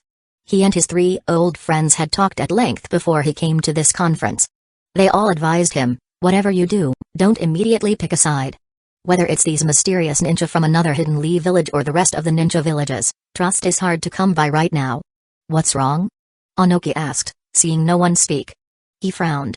Are you just going to yield like that? Hand our world over to strangers? The third Mizukage felt that, as the weaker side, staying so confrontational was unwise. Hoping to ease the tension, he said. No, Lord Tsuchikage, I think maybe their goal isn't to unify the world. Ironically, despite being the leader who spread the Bloody Mist reputation far and wide, he was the first to soften his stance when facing an unprecedentedly powerful enemy. You go on clinging to that naive delusion if you want. The fourth Raikage retorted, rotating his still aching wrist. I think Hidden Mist Village needs a new Mizukage. What did you say? You arrogant. The Mizukage's bodyguards drew their weapons. Responding in kind, every bodyguard present, except for those from the main world Hidden Leaf Village side, brandished their own. All at once, the atmosphere grew tense, on the verge of violence. Sarutobi, you really are letting me down, Senjudobi Rama sighed inwardly. He already knew that, in the main world, Sarutobi Hiruzen wasn't always the greatest Hokage. Seeing this alternate version of Sarutobi be just as helpless was a bit of a disappointment. He should either stand firmly with his strong otherworld allies or clearly side with his own world's ninja villages. How could he avoid choosing a side and try to stall for time? That was far too indecisive. The second Sarutobi Hiruzen felt unsettled by Lord Obirama's disappointed look. But in the end, he made his decision. Everyone. He spoke up at last. Perhaps we should hear from the fifth Hokage, Lady Tsunade. Oh, is it my turn? Tsunade pointed at herself, then smiled. If you're asking what we want. Probably everything. She rose to her feet. She wasn't particularly tall, but her bearing and expression radiated a powerful sense of pressure. Do you really think you have any power to refuse us? If pure strength alone could conquer the world, why would they be so wary of seeking peace? Next to her, the second Hashirama looked like he wanted to speak. Just a moment ago, he'd thought the other world Obirama was too aggressive. Yet here was a mini Tsunade talking even more bluntly. Obirama caught the other world Hashirama's arm before he could protest, gave Tsunade a look of approval, and said nothing more. He was letting his own Hokage make the decisions. So what, you're declaring war? The fourth Raikage demanded with a fierce glare. This could be bad. Onoki shut his eyes. He had lived through the era of Madara Uchiha and knew exactly how terrifyingly strong Madara was. If someone could defeat Madara. Senju Hashirama. How frightening must that power be? He'd tried to corner them into making a statement, hoping the others would come together as one. But the supposedly hardline Mizukage had already backed down, while the young Raikage hammered the final nail in with his challenge. If it really came down to war against the otherworld Hidden Leaf Village, he could only say, there was no chance of victory. Tsunade didn't even bother to reply directly to the Raikage. She simply gave him a calm look, pressed both hands to the table, and said, 1 month. She uttered the deadline plainly. 1 month from now, I'll call another gathering. At that time, I intend to form an alliance. A shinobi alliance. Any village that refuses won't exist the day after. In the meantime, you can try resisting us. Or pushing us back, or killing us. Or, you can work together with us. That's all. The meeting is over. On the way back. You really went the tough route there, Tsunade. Link remarked. Unikata glanced at the nearby woods and said. We're being tailed. The Chakra feels like it's from Hidden Leaf Village. He was referring to the second world Hidden Leaf Village. Most likely members of Root. The moment Tsunade and the second Hashirama parted ways, they clearly had other ideas. Sasuke's Sharingan started to swirl with Tomoe, but Link said. No need to bother with them. Then he formed hand signs and summoned the Earth Dragon. We still need your help with some experiments back home. If they want to follow us, let them. It doesn't matter. Now that they had all the tailed beasts in their custody, it was time to figure out how to extract them without harming the Jinchuriki. Returning them as small children was out of the question. Never mind that it would reveal the reanimation jutsu, it was also just going too far. Despite how harsh Tobirama and Tsunade might sound, in the end, the main world Hidden Leaf Village wasn't some terrifying terrorist group. By ninja standards, they were still quite morally upright. Once they got hold of every tailed beast, they planned to see whether the main world Nagato, who still possessed a Rinnegan, could be used to summon the Jado statue, and possibly create a 10 tails. Of course, even Senju Hashirama might not manage to become its Jinchuriki. Achieving 6 paths level power required the unique bloodline limit of the Sage's Seals. In the manga, only Obito and Madara, both Uchiha, ever did it. But even if they couldn't manufacture a 6 paths powerhouse, the 10 tails chakra alone would be more than enough to carve up for use. But wait. The 10 tails has its own outer shell, so how are we even going to extract physical chakra chunks from it? Link suddenly realized a hole in his plan. Chapter 282, Experiment 1. The next day, main world, on a certain island things hadn't gone exactly as planned. Link stood there, watching the 5 tails, put under eternal Mangekyo Sharingan and reduced to a mindless state, and frowned in thought. Their experiment to extract a tailed beast had succeeded. Spectacularly so. After drawing the beast out, his delicate illness extraction practically reversed the brink of death. Even with full-body cellular failure, the Jinchuriki still survived. A feat no medical ninjutsu could match. But the cost was high. Even with Utakata supporting him, both he and Utakata had nearly burned out their chakra while rescuing the Jinchuriki. They definitely couldn't release a second tailed beast anytime soon. And as for his plan to painlessly slice off pieces of the beast, well, that failed. Originally, Link thought to control the tailed beast via Mangekyo Sharingan as a sort of anesthetic. Then cut off chunks with his chakra scalpel in one stroke. Unfortunately, to a tailed beast, the scalpel's slash inflicted unavoidable, excruciating pain. The moment he cut into the beast, that massive jolt of agony woke it up, rendering even the eternal Mangekyo useless. And after suffering that burst of pain, the 5 tails now refused all communication with humans. If Sasuke hadn't been there as a bodyguard, it probably would have gone berserk to drag Link down with it. Next up, Link thought, we'll try working with the beast via shadow jutsu. He decided to give up on forcibly carving the tailed beast. It might sound disingenuous. He had been quite ruthless in dissecting the 6 tails before, but at the time, he'd badly needed battle power. Now that he had formidable allies around, there was no need to torment a living creature. It wasn't about being kind-hearted or benevolent, he just didn't want to stoop to complete ruthlessness. Although he often played at being Aizen-like, he wasn't actually as composedly cold-hearted as that. He found it difficult to remain unmoved by someone else's suffering. It wasn't cool for him, it just felt bad. In short, he simply couldn't be utterly heartless. He did feel empathy, seeing someone in pain made him uncomfortable, while seeing happiness made him smile. His whole reason for seeking greater power, after all, was to live the kind of life he wanted. Free from worry. After resting a bit, Link formed some hand seals and pressed his palms to the ground. The earth began to churn, leveling and shredding the surrounding forest. Once the jutsu ended, a vast clearing spread out before them. Sasuke, still controlling the tailed beast, guided the 5 tails into that open area, letting it stand upright and stretch out. After all, the bigger the shadow they could cast, the better for their upcoming trial. The 3 of them spent half the day figuring out the best arrangement. The 5 tails shifted around repeatedly, until, taking the direction of the sun into account, they ended up with a pose basically like a dog lifting one hind leg to pee. Its 2 left legs were raised high, the tail stuck straight out, so as to maximize the size of its shadow. So tailed beasts don't actually have a gender, huh? Utakata mused, examining the 5 tails' belly with curiosity. Haha. Link couldn't help laughing at the bizarre pose. The 3 of them were obviously experimenting with a legitimate shadow-based technique, yet the result looked like some bizarre treat for furry fans.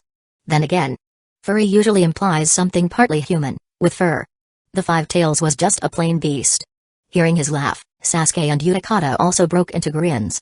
After a short burst of levity, Link formed the correct hand seals for shadow clone jutsu and successfully split the 5 tails' shadow from its body, while also separating his own shadow. To this day, Link still hadn't figured out how these detached shadows remained permanent. Apart from solidified chakra, his shadow couldn't actually consume the shadow of any living or non-living thing. Shadows only overlapped each other. Even if his own shadow opened a mouth to swallow something else's shadow, he could still spit it back out. And only the shadows of solidified chakra, like Link's own, could devour or be devoured in this way. Once Link's shadow ate another, it could create more permanent shadows, but where the energy came from remained a mystery. In other words, it was a total black box. Tailed beasts are also physically manifested chakra, so it shouldn't be all that different from a chakra cube, Link thought. He manipulated his shadow, making it step forward and grab the five tails shadow, then mimicked a biting and swallowing motion. The giant beast's shadow, massive as it was, simply poured into Link's shadow like flowing water. Right before their eyes, the five tails visibly shrank by a significant portion, and a permanent new shadow appeared. Fully formed. Looks like it works. Link felt relieved. Even if he didn't have leftover cubes of Susanoo chakra. As long as a tailed beast's shadow could create permanent shadows, that was enough. He waited a moment, soon the five tails puffed back up to its normal size. "How's it doing?" Link asked. No real reaction. Sasuke replied. He was monitoring the five tails' emotional state through the Genjutsu. Perfect? Link relaxed completely. Apparently, normal chakra consumption. Unlike the painful slicing from a chakra scalpel. Didn't disturb the tailed beast's consciousness. It recovered quickly and didn't feel any pain. The next step would be to test how these newly created stand-like clones, the shadows, would handle the chakra cubes. Third parallel world, mountain graveyard. Who the hell are you? Third world. Obito Uchiha, hidden behind his orange mask, asked gravely. A mysterious stranger, someone he'd never met, had appeared with chakra very similar to Madara's. And had come to propose a partnership. Even presenting two Jinchuriki as a show of good faith. And they weren't just any Jinchuriki, it was Killer Bee of the 8 Tails and Naruto Uzumaki of the 9 Tails, precisely the two-tailed beasts Akatsuki had yet to capture. That meant all 9 tailed beasts were gathered. Launching the Eye of the Moon plan was now within reach. Most importantly, the stranger's eyes. "Does it matter who I am?" said one of Madara's 6 paths. It opened its Rinnegan and gazed at Obito, the heir to Madara in this world. "We both want the same thing, to complete the Eye of the Moon plan." Could he be summoning impure world reincarnation to Madara? Obito thought, murderous intent flickering through his mind. He wasn't ready to form the 10 tails just yet. The cursed seal on his heart remained unsolved, and Zetsu was still a threat. There was no way he'd give up control, only to have some hidden scheme from Madara overshadow him. Yes, they both wanted everlasting peace, but no way would Obito hand over the lead to someone else. "So you'd like to fight me?" said the Madara's path. His voice going cold. So this pawn still wouldn't listen. He's only one of Madara's 6 paths. If I kill him, no big deal. Feeling out his chakra, it's slightly different from the real Madara's, so maybe it's some other pawn Madara left behind? Obito steadied himself. He cast a glance at Killer Bee and Naruto Uzumaki, both lying unconscious on the ground. Spatial distortion rippled, sucking the two Jinchuriki into his Kamyu dimension. "You've done well enough," he said flatly. Regardless of any potential schemes by this stranger or by Madara, Obito couldn't pass up the immediate opportunity to realize the Eye of the Moon plan. Now he had all 9 tailed beasts. "Alright, let's see if that stone tablet plan really can create peace." The elderly Madara silently watched Obito use Kamyu to depart. It didn't matter if Obito or this world's version of himself carried out the Eye of the Moon plan. He only wanted to see whether it was genuinely workable. But why haven't we seen Link anywhere? That kid is quite special. I need to find a way back to my original world and track him down. Chapter 283, Why Every Path to Becoming Stronger Are Painful. Another day, main world, Hidden Leaf Village, Training Ground 7 Haa. The first Hashirama, now in child form, sat cross-legged on a stone, looking bored. Nearby, Sasuke stood quietly, waiting. Off in the distance, the diminutive versions of the 3rd and 4th Hokage couples. Hiruzen and Biwako, Minato and Kushina. Had came to see what was going on, all eyes on Link and Utakata in the center of the field. Finally, it appeared, Link had once again mechanically cycled through his stand-like transformation jutsu, about to cancel it when he realized it was the one he'd been looking for. Joy lit up his mind. "Alright, Pearl Jam, you're the one. I'm about to start the experiment," he announced to the bodyguards around him. Given that Pearl Jam lacked any notable combat power, it was perfect for testing synergy between a stand-like technique and tailed beast chakra. It wouldn't matter if it turned permanent or anything else. "Are we going now?" The first Hashirama perked up a bit, bringing his hands together in sage mode. "So that's quite a lot of strange stuff. I see. This technique of yours." He wore a pensive look. Sasuke opened his Mengekyo Sharingan. Carefully, Link pulled out a small leftover piece of the tailed beast chakra cube and had Pearl Jam float over to devour it. From the outside, it looked like the chunk of chakra was simply disappearing bit by bit, as though something invisible was biting it away. Utakata tensed, muscles taut in preparation for tailed beast mode, ready to yank Link out if things got as extremely dangerous as he had warned. Before long, The leftover piece was gone. Nothing's happening? Link was wondering when, all of a sudden, his head started pounding. He clutched his throbbing temples, an intense discomfort coursing through his body. What's wrong? Link? Hey. Voices of concern rose around him but were soon drowned out by a ringing in his ears. His breath came out burning hot, and his skin turned red like he'd been boiled. His body kept changing as a flood of unfamiliar chakra surged in. From what felt like familiar locations around his first gate and second gate, the gate of opening and gate of healing. This chakra coursed along his network of energy pathways, reaching every corner of his body. The clone jutsu and transformation jutsu he'd been maintaining were forcibly cancelled. Initially flustered, Link quickly refocused, pressing a hand to himself to release delicate illness extraction, which helped slightly but still left him miserable. The foreign chakra spread through him, constantly breaking down and transforming into his chakra, growing his stamina and mental strength. The swelling sensation got stronger and stronger. For a moment, Link thought he'd burst from all this sudden chakra. Yet his well-conditioned body assured him there was no real risk. He fired off that special healing jutsu multiple times in a row to ease the discomfort and maintain his concentration. Boom. He collapsed onto his knees, wisps of steam rising from his skin. Don't move. Sasuke stopped Utakata, who was about to rush forward with medical help. Sasuke frowned. Link's body is full of the Six Tails chakra, almost like a Jinchuriki. If you inject yours into him, it won't help. Use water style to cool him down. Utakata, worried, followed Sasuke's instructions. He spewed water over Link, trying to lower his temperature. Sizzle, the water wrapping Link sizzled and evaporated into steam. The first Hashirama, still in sage mode, walked over, eyes closed as he sensed the intangible presence of Pearl Jam hovering around Link. His tone was full of wonder. Using pure spiritual energy to form something akin to a shadow clone. That technique of yours is fascinating. He struggled to find the right word for how amazing it was. Pure spiritual power alone normally can't affect the physical world. At most, you get killing intent or oppressive auras. To truly interact with reality, spiritual energy must be converted to chakra. If you try to make pure spiritual energy into chakra, it craves the physical half, becoming unstable. Hard to control, let alone use for jutsu. Hence why summoning, impure world reincarnation needs a host body. A mere soul in spiritual form alone isn't guaranteed any real fighting ability. But Link's spirit apparently has some peculiar stability, allowing him to condense it into an intangible image that can still exert influence physically. A mind-blowing jutsu indeed.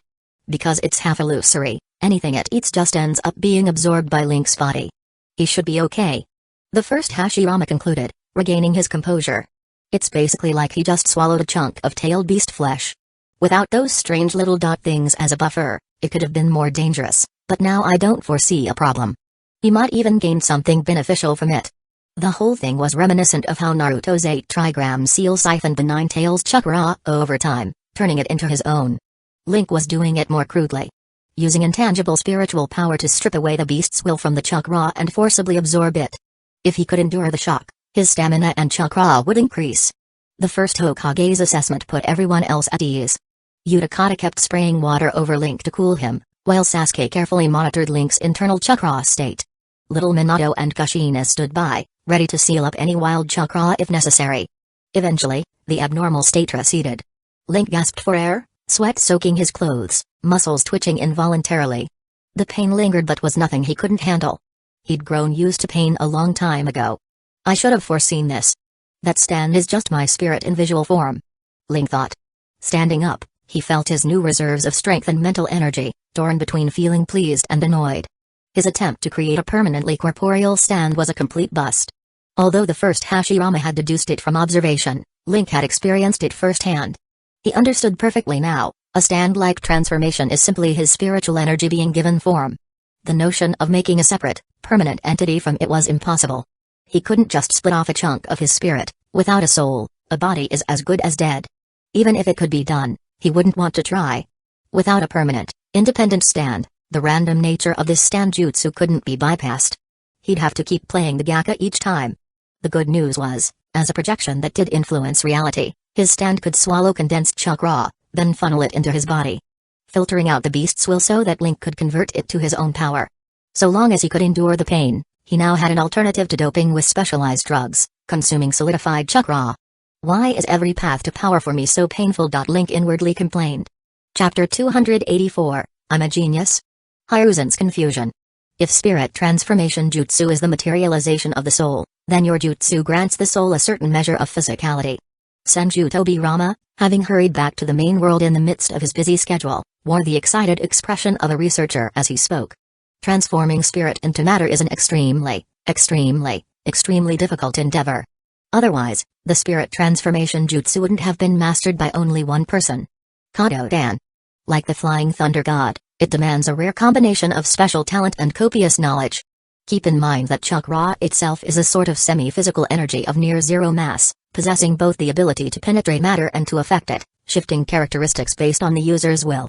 That's why chakra can form the Rasengan, undergo various elemental changes for attacks, pass between the Pure Land and the physical realm, warp space, create objects from nothing, and so on.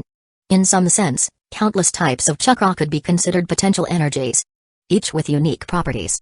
But converting pure thought, spiritual energy, into matter has too many unknown barriers. How can someone control every thought in their mind? That's why people typically fall back on mixing spiritual and physical energy into standard chakra. It's more stable and reliable, with a somewhat lower ceiling but fewer unknown variables. Yet clearly, Link's jutsu doesn't belong to the realm of conventional chakra manipulation. Direct usage of spiritual energy. Truly a terrifying talent. Tobirama, after studying it thoroughly a few times, couldn't help but marvel. Spiritual energy governs imagination. It's no wonder this mysterious jutsu of Link's would have such powerful abilities. It signals direct use of spiritual energy, plus an innately massive reservoir of mental strength. Why does spiritual energy, embodying imagination, result in such potency? All he could do was chalk it up to talent. After a moment's thought, Tobirama remarked, "If you ever manage to develop direct usage of physical energy, which governs life, then maybe you'd become the next sage of six paths." Controlling both the imagination-driven spiritual energy and the life-governing physical energy in perfect harmony supposedly leads to the creation of all things, the legendary power attributed to the Sage of Six Paths. Huh? You're talking about me? Am I really that incredible, and I never even knew? Link felt a bit dumbfounded. So he was some kind of unprecedented genius? Your chakra composition is heavily skewed toward mental energy, making it highly unusual. Tobirama mused. Which is why you can't fully master your own jutsu.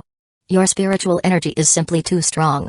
In that case, do I need some special training regimen to strengthen my command over spiritual energy?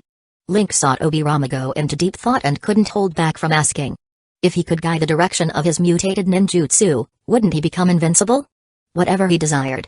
He'd just clap his hands, and it would become reality. A living Dragon Ball?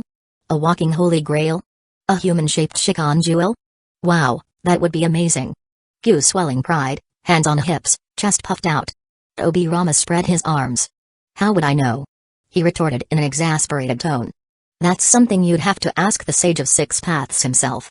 If I knew how to train and use spiritual energy that way, I'd have conquered the world ages ago. They stared at each other for a while. Finally, Link's face filled with silent exasperation. If you don't know, what are you thinking so hard about? Just because I can't train it doesn't mean I can't imagine having that kind of spiritual power. Tobirama shot back, absolutely unapologetic. The childish-looking Tobirama, roughly 3 or 4 years old, had such a smug expression that it drove Link up the wall. Fury flared, and he grabbed the second fastest shinobi in the world by his chubby cheeks, squeezing hard. I've wanted to do this for ages. Damn you, brat. Tobirama's small voice squeaked in anger as he tried to struggle with short arms and legs. The suddenness of the assault, plus his undersized body, left him helpless. Realizing he couldn't break free, he shouted desperately. Brother. Brother.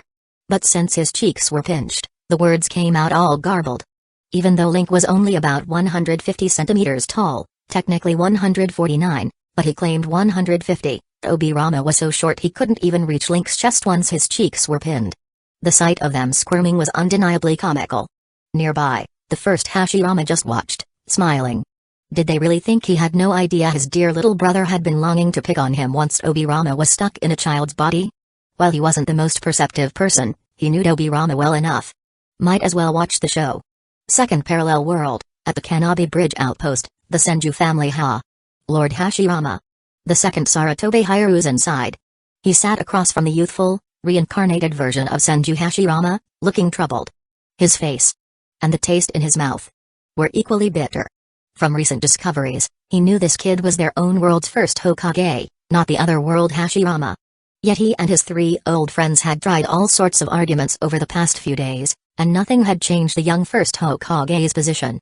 With such unfathomable strength and future potential, as long as this juvenile Senju Hashirama was willing to side firmly with their Hidden Leaf Village, Saratobi and company could hold their heads high when dealing with the other world Hidden Leaf Village.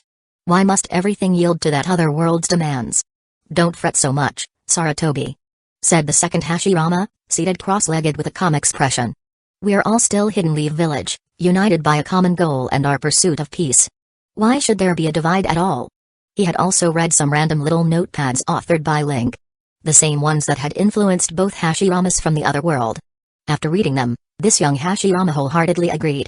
To achieve peace, they had to aim for a unified system. Even if Link himself had no concrete roadmap. Just vague ideas. It was already invaluable for these shinobi. At least they had a direction to struggle toward. Bringing all ninjas under one banner first, and then gradually removing barriers between nations, sounded like a path worth trying. The second Saratobi Hiruzen forced a laugh, exasperated. Sure, they were all Hidden Leaf Village. But there was always a hierarchy of strength, an order of who came first and who followed. If his Hidden Leaf Village ended up in a secondary position, wouldn't it be exactly like the other villages that had been beaten? They'd be forced to accept commands. And if, one day, the other side demanded something outrageous or turned out to harbor sinister designs, they'd be powerless to object. Lord Hashirama, He barely began before Hashirama cut him off with a wave of his hand. How about you visit that other world in person? The second Hashirama said. And talk things over with your other self? Surely you can trust yourself? Saratobi Hiruzen brooded for a moment, then sighed. Alright. Chapter 285, Young Baki Main World, Hidden Leaf Village. Hokage's office having resolved the questions surrounding Link's condition, everyone gathered in one place. Anyway, that's the current situation in the village. Senju Dobirama sat behind the Hokage's desk, flanked by the child versions of the third and fourth Hokage. Tsunade was still off in the second parallel world, effectively serving as a mascot there, so the 3 Hokage here were the ones making decisions. What about the first Hokage? The first Hashirama sat lazily in the corner, basically saying none of this concerns me. Across from them, the Jonin and the 2 advisors sat in rows, wearing perplexed expressions after hearing all about the reanimation jutsu and other worlds. Obirama silently observed their faces, memorizing anyone who looked especially rattled. He planned to have the Anbu investigate them thoroughly afterward. He had intended to wait until his brother had been reincarnated and regained some strength before revealing the truth to the higher-ups, but plans couldn't keep up with sudden changes. His brother had retained far more power than expected, and that otherworld Hashirama was indeed trustworthy. There was nothing to be afraid of anymore. So he adjusted his plan on the spot. The main reason for returning now was to speak openly with the higher-ups, particularly the various ninja clans. Studying Link was only a secondary objective. That brat's been getting more and more cheeky lately. And my brother. He just sat there, watching while I got pushed around, remembering Link. Tobirama felt irked. Lord Second Hokage. Narashikaku began, raising his hand first. Will you be making this reincarnation technique available to everyone? Obirama shook his head. I'm going to reform the village's mission system. Completing missions above a certain rank will earn you merit points. Those points can be spent to reincarnate yourself or a close friend or family member. There was no way he'd just hand out a jutsu like that to anyone. For one thing, Link and Tobirama, who each had their own versions of summoning, impure world reincarnation, couldn't serve as the world's free reincarnation machines. For another, letting people reincarnate too freely would destroy their fear of death, causing countless problems down the road. He was going to keep reincarnation on tight lockdown, set high thresholds, and eventually seal it away, preventing all sorts of future issues that might arise. As for how Hidden Leaf Village would develop from here, no one was entirely sure yet.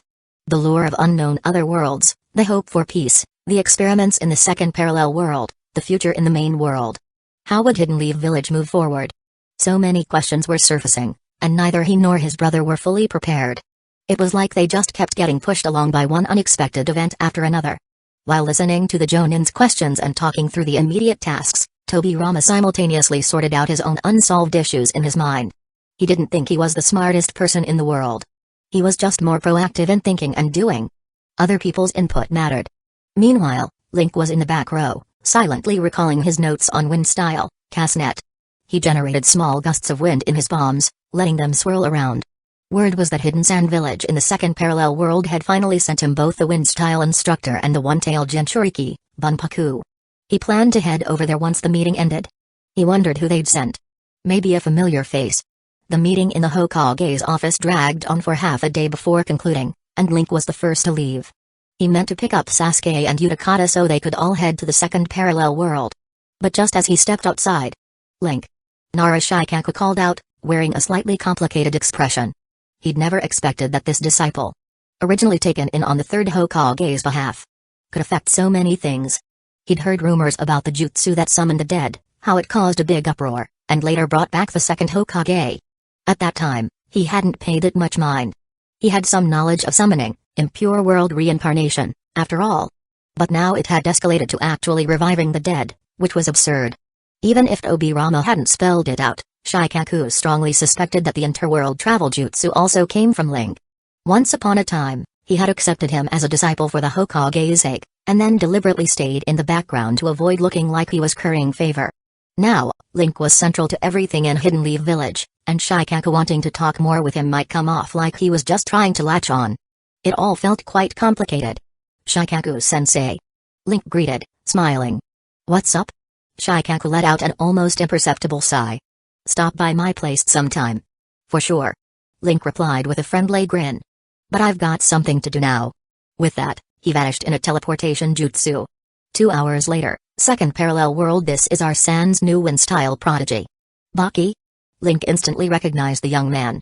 Wasn't this the same old Baki from the other world who used to be his walking money bag? He couldn't help smiling ruefully. This was too much. Here in the main world, he'd practically been farming Baki for cash.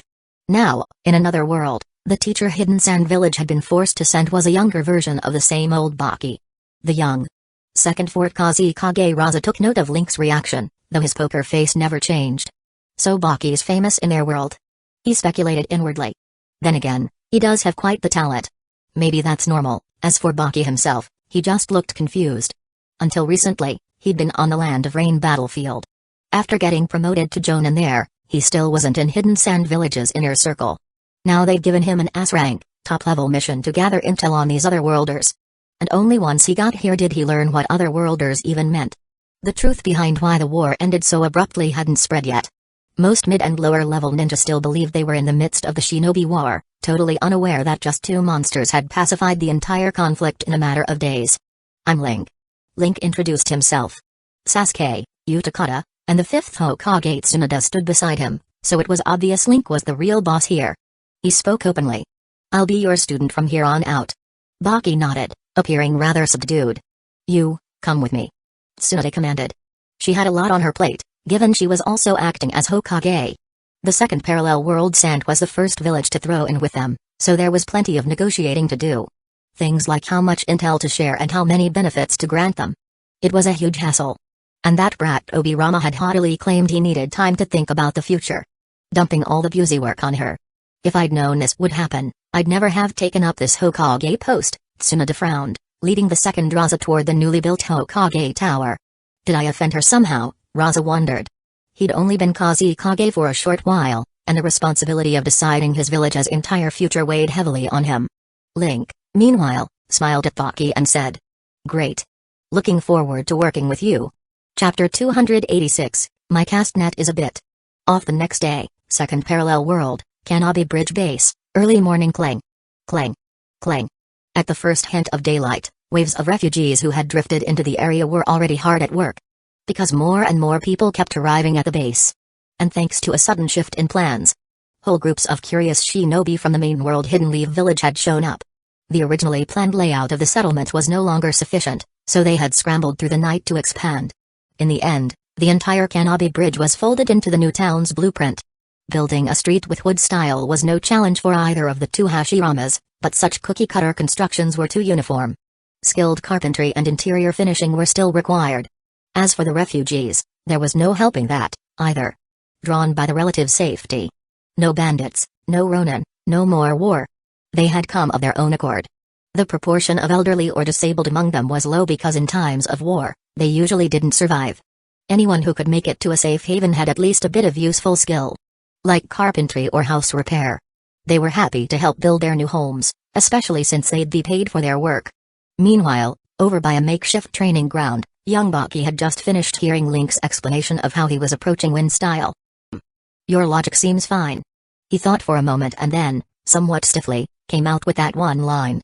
Even he realized it sounded a bit perfunctory, which flustered him slightly. Though his tanned complexion made the blush hard to see. So he quickly added. If you really want to master wind style, cast net properly, then. He fell into teacher mode, enthusiastically describing the difficulties and techniques he'd encountered in his own wind style training, free to pass on all of Hidden Sand Village's knowledge. His village had authorized him to share everything, so long as he built good relations, and collected plenty of intel. Right. Link listened intently while taking notes. This was truly a wind style genius. At barely his mid-teens, Baki was already a jonin with deep expertise in wind-based ninjutsu. And, most importantly, he actually knew how to teach. Not all geniuses can teach well. Take Kakashi, for example. Naruto was a doofus, sure, but Sakura and Sasuke were both talented in their own ways. Kakashi basically skipped teaching them the fundamentals, beyond handing Sasuke the Chidori. Most of the time, he'd do nothing but loaf around reading Jiraiya's novels. Hardly a model instructor. Baki, on the other hand, taught in a methodical, easy-to-follow manner. His insights into wind style were comprehensive and well-articulated. It could practically be a textbook. As Link absorbed the explanation, an old, familiar spark ignited in his mind. This is just like having a new external brain. I think I've got it. He exclaimed, brimming with confidence as he formed seals, gathered chakra, and activated the jutsu. That's the seal sequence for wind style, cast net, right? Looks like it's working. Our village's original jutsu. So they've actually, a surprised Baki made a mental note, the other world shinobi had just reproduced one of Hidden Sand Village's unique wind style jutsu. But then he saw a half-transparent cord extend a few dozen centimeters from Link's fingertip. And just droop to the ground. Huh? He muttered, face going blank. Everything was correct. Wind chakra, the right seals, releasing the technique. So why was it just a single cord?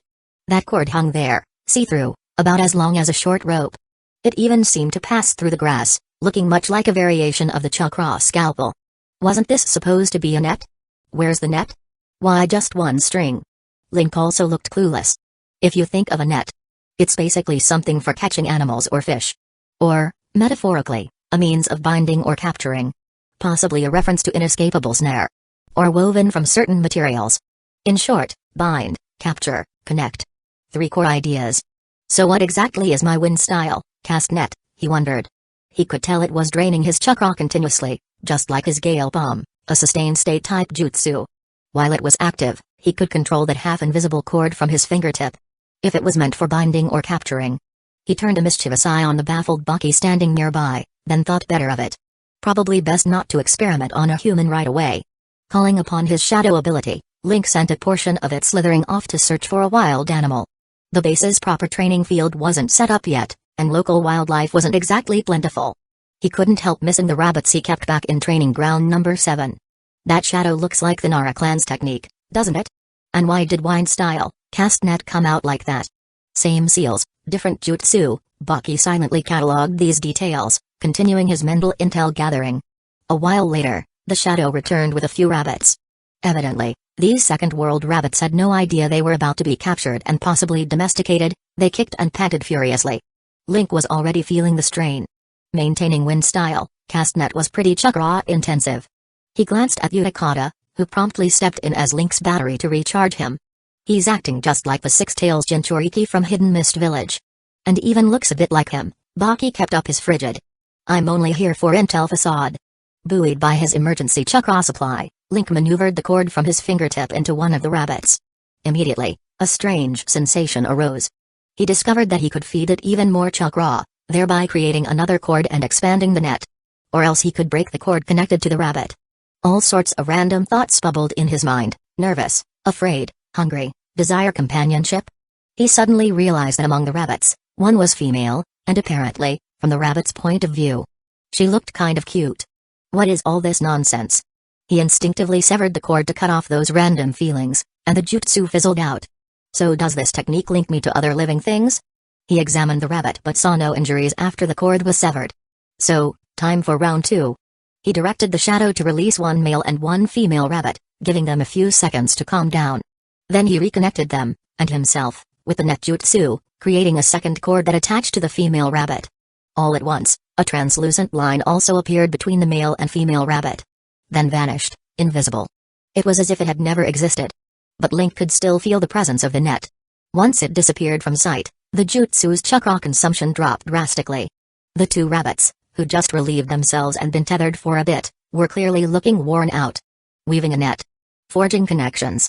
I think I get it, Link's eyes gleamed with excitement. He'd finally stumbled on a very interesting variant of ninjutsu. There was no actual mind reading or sharing of consciousness. It was just a link. The rabbits, panicking and trying to broadcast their scattered thoughts, were effectively spamming him with random nonsense. Link himself hadn't sent them any thoughts at all. And once the net was formed, the overall chakra load seemed to be shared across the different connection points. Fascinating. This technique has a lot of room for development, a look of delight shone in Link's eyes. He'd found a brand new jutsu mutation that was both weird and wonderful. Chapter 287, Connection? Second Parallel World, the base. Shortly after finishing negotiations with the third Mizukage of Hidden Mist Village, Senju Tobirama grabbed Link by the arm. Quick, use that jutsu on me. When the cord from Link's castnet jutsu dug into Tobirama's body, he sensed that peculiar connection and nodded. Yes, it's the same principle as that strange summoning jutsu of yours. But it's changed a bit. You're using chakra as a link, spiritual energy as a tag. Huh? Tobirama wore a puzzled expression. Why do you have cords connecting so many rabbits? He, too, could sense all those rabbits, constantly broadcasting random junk thoughts. I'm just maintaining the jutsu to see if there are any side effects. Link answered matter-of-factly. In fact, the chakra expenditure was shared among all connected creatures. Yes, each new cord, expanding the net, raised the overall consumption, but it got distributed so that each individual used a little less. Which made this jutsu well suited to large groups. So Link simply had his shadow clone round up all the wild rabbits in the area and plugged them in one by one, forming his own manufactured rabbit network. After a few days of observation, he was fairly certain the castnet jutsu inflicted no harm. Unfortunately, even though the rabbits were forced to share their thoughts and couldn't stop mindless chatter, it didn't prevent them from squabbling. Often escalating fights they normally wouldn't have. Total mutual understanding sometimes led to fiercer conflict. It was kind of sad, really. Alright, I get it. No issues. Tobirama grumbled, face dark. Now hurry up and remove the jutsu from them. The endless overflow of rabbit thoughts and impulses was nauseating. This wasn't just sending messages. The rabbits lacked any concept of restraint. Through the chakra link, they kept blasting their every sensation at him. No need to go to all that trouble. Link coolly flipped a mental switch, blocking the rabbits' transmissions. Tobirama's face darkened even more. Clearly, Link had done that on purpose. As a jutsu's caster, he definitely had fine-tuned control over who could send or receive. So, a great and benevolent admin behaves like this. Link, smugly crossing his arms in his mind, cut the rabbits' permissions altogether. No more spamming each other, since all they did was fight worse when they actually understood what the other was thinking. Well, maybe I could use rabbits to harass an enemy someday. Link mused. But the cords of his castnet jutsu didn't move fast, so even a Gainin would have time to dodge. Unless you were already close enough to literally jab it into them. At which point, other seal-based or Ganjutsu type moves would be easier. He shrugged. He wasn't even sure when he last had a real fight. The jutsu is still drawing on my chakra to keep the link. Tobirama said. Be brother. He called out automatically, then remembered the man standing nearby was the second parallel world's Hashirama, not the original. An awkward expression flashed across his face. Ahem, I mean. First Hokage-sama. They were so alike. In appearance, aura, and chakra. That if Tobirama let his guard down, he mixed them up. Chuckling softly, the second Hashirama came over and willingly allowed one of the castnet jutsu's cords to connect with him. Tobirama then pushed aside all distractions, giving Link's new jutsu a serious test. First up was transferring information. Its most basic function. A more advanced version involved conveying emotions or sensations, exactly as the rabbits had been doing. After that came data that cost more energy to transmit. Like sound, images, memories, and so on.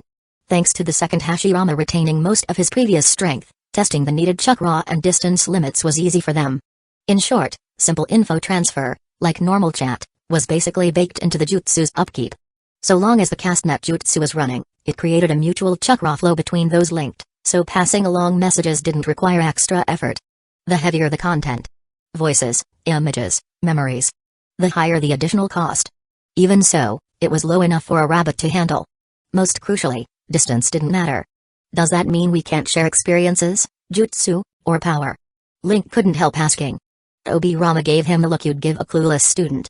You think it's so easy to open your heart and mind enough to share everything? But you did teach me summoning, impure world reincarnation before. Link countered. Obirama sighed. That jutsu involved a personal willingness to open your spiritual side, allowing for mind-to-mind communication. This caste-net jutsu is different. The differences were huge. The undead communication jutsu focuses on communication, while this new technique focuses on connection. Two distinct concepts meant you couldn't expect them to have the same effect. Obirama could talk at length about the deeper mechanics and differences, but to keep things simple for Link, they're just not the same jutsu. Got it. Link nodded, letting the matter drop. So basically, this is just chat, sending pictures, and sending videos? That made it sound like a cheap, mass-market app. And definitely lowered the cool factor. You think infinite communication is nothing special? Obirama retorted. The best wireless radio we have right now can barely manage 500 meters. Cross-country comms need big equipment and eat tons of energy. Your jutsu is, wait. His tone abruptly went serious. Link, go back over to your world. You mean cross-world? Link realized the same thing. That caste-net jutsu might allow them to bridge the communication gap that came from hopping between worlds. Without hesitation, he pulled out a scroll to cast the boat passage technique and headed to the main world. Thud. Link landed in his laboratory, mentally checking his open caste-net jutsu connections. He could still feel them, but they were extremely faint. Whether it was the Tobirama-Hashirama duo or the rabbits, everything was blurred. If he tried to transmit me... Well, before he could even finish thinking about how to send data, his surroundings jolted. His vision stuttered like dropped frames in a video game. The empty floor suddenly showed a glowing, frameless doorway, and within that opening stood the Senju brothers, their caste-net jutsu link abruptly crystal clear again. Judging by the furnishings behind them, this was probably the other world's lab. Phew. A fierce wind blasted out from that door. Apparently due to the second Hashirama being in sage mode, pumping out chakra. The floor kept cracking and crumbling under him. Obirama, reacting quickly, threw a scroll through the doorway. Pop. A sound like a bubble bursting, and the portal disappeared. The wild forces vanished as if nothing had happened, leaving just the scroll spinning on the ground. Huh? What was that? Link stood there, momentarily stunned. Chapter 288, Mummy Madara? Could the caste-net jutsu's connections be used to link entire worlds? That thought flashed through Link's mind. Before he could do anything about it, a swirling vortex from the Funitsu technique appeared right before his eyes. Senju Obirama emerged from it and gave a quick glance at the lab. Now littered with debris from the chaotic windstorm. And at the still rolling scroll on the ground. How was the chakra consumption on your side? Link asked, steadying his breathing. It's huge. Probably only my brother and a Jinchuriki can temporarily link the two worlds. Obirama answered tersely. Let's test if living things can pass back and forth. The two promptly came to an understanding. Link had a shadow clone fetch a few rabbits, then they waited until the designated time. Once again, a doorway-like portal appeared. On the other side stood the second Hashirama, with Sasuke and Utakata at his side. Drawn by the powerful chakra reaction, they shooed the rabbits in. From all appearances, the rabbits encountered no barrier at all. Boom. Obirama formed seals to create a shadow clone, which also walked through. Nothing strange happened there, either. Next, they used a death row prisoner, kept under Ganjutsu, to walk back and forth through the portal repeatedly. Hidden Leaf Village in the main world had long since exhausted its death row inmates, converting them all into summoning, impure world reincarnation black sludge. Link could, at any time, summon the underworld swamp and drag out wailing specters to spook people, but for this test, they used criminals from the second world. Thanks to the second Hashirama pumping more chakra, the portal stayed open for over a minute. During that time, a bunch of shinobi, sensing the huge chakra, hurried over to investigate. Being in the heart of Hidden Leaf Village, if Hashirama's chakra suddenly spiked, it was like throwing water into hot oil. Even if they recognized his chakra, they worried he might be fighting someone. After half a day of repeated tests, Obirama reached a conclusion. The doorway opened by caste-net jutsu was totally stable for normal travel, seemingly merging the two worlds at that point. Crossing through felt like nothing at all. In the process, Link started linking practically everyone present with caste-net jutsu. First Hashirama, the toddler versions of the third and fourth Hokage plus their spouses, Sasuke, Utakata, and all the other curious onlookers. Once the entire group shared the load, chakra consumption dropped drastically. Adding in a bunch of rabbits, they found even they could carry the burden for a short time. With a squad of shinobi, The requirement plummeted to where even a Gainin could maintain it nearly 24/7. After all, ninja recover stamina quickly. A steady drain of that scale doesn't interfere much with daily life or training. Within the same world. As for opening cross-world portals, only the two Hashiramas could sustain it for more than a few seconds. Even Utakata in Tailed Beast mode ran dry in under 10 seconds. Obirama did some calculations and estimated that if the castanet jutsu linked more than 10,000 ninja, the cost might drop enough for normal people to handle as well. In other words, it's a classic the more, the merrier technique. Having only a few people connected was almost pointless. The principles involved weren't all that complicated. Yet actually grasping how a single human could knit two different worlds together with pure spiritual energy left Obirama's mind reeling, as if his brain couldn't get enough oxygen. One person might be able to link two worlds, but for a single person to connect them so effortlessly. That seems a bit out there. He stared blankly at the half-transparent cord Link had just created. Why could that one cord accomplish such a feat? Forget calling Link the next sage of 6 paths. He might as well be the sage's father. The notion of spiritual energy fueled by imagination bursting all logical limits was beyond absurd. After a long silence, Tobirama chose to accept it. He didn't see much alternative. Casting aside overthinking, he joined in gleefully abusing castanet jutsu. In barely 2 days, practically all the main world Jonin, plus the reincarnated shinobi in the second world, had been plugged into the castanet jutsu. Even the prisoners. Both versions of Yahiko, both versions of Konan, the one-eyed first Nagato. Everyone got wired. Through thorough testing, it was confirmed Link had top-level control. He alone could block, blacklist, or remove participants. No risk of snooping from random folks. It was like the summoning marks they'd used to communicate with the deceased in summoning, impure world reincarnation. Just as bizarre, but they'd grown used to it. Link, in just one night, took castanet jutsu and produced an entire suite of features. Group chat, a rudimentary video sharing site, something akin to a forum. Obirama had no idea how Link could do so many weird operations with what was, in principle, just a persistent chakra link for exchanging data. The concept wasn't complicated. Group messaging, forum functions, a network storing and relaying info to everyone. But the ingenuity was staggering. Whatever. It works, so who cares? Tobirama saw Orochimaru brimming with excitement about testing the castanet jutsu's new features. He himself no longer tried to make sense of it. As long as he's our genius. He thought with a calm smile. 1 week later, below the Kanabi Bridge base behind layers of seals in the underground chamber. Clack. The first Hashirama walked in. Though in a child's body, his expression was solemn, eyes bright and focused, as if he was pondering how to save the world. Little Link. He suddenly shrieked, swiveling to see the shorter by a hair Link following behind him. Behind them, the second Hashirama also wore a pained look. Lord Hashirama, I have to say it again, no gambling, porn, or drugs in the castanet jutsu software.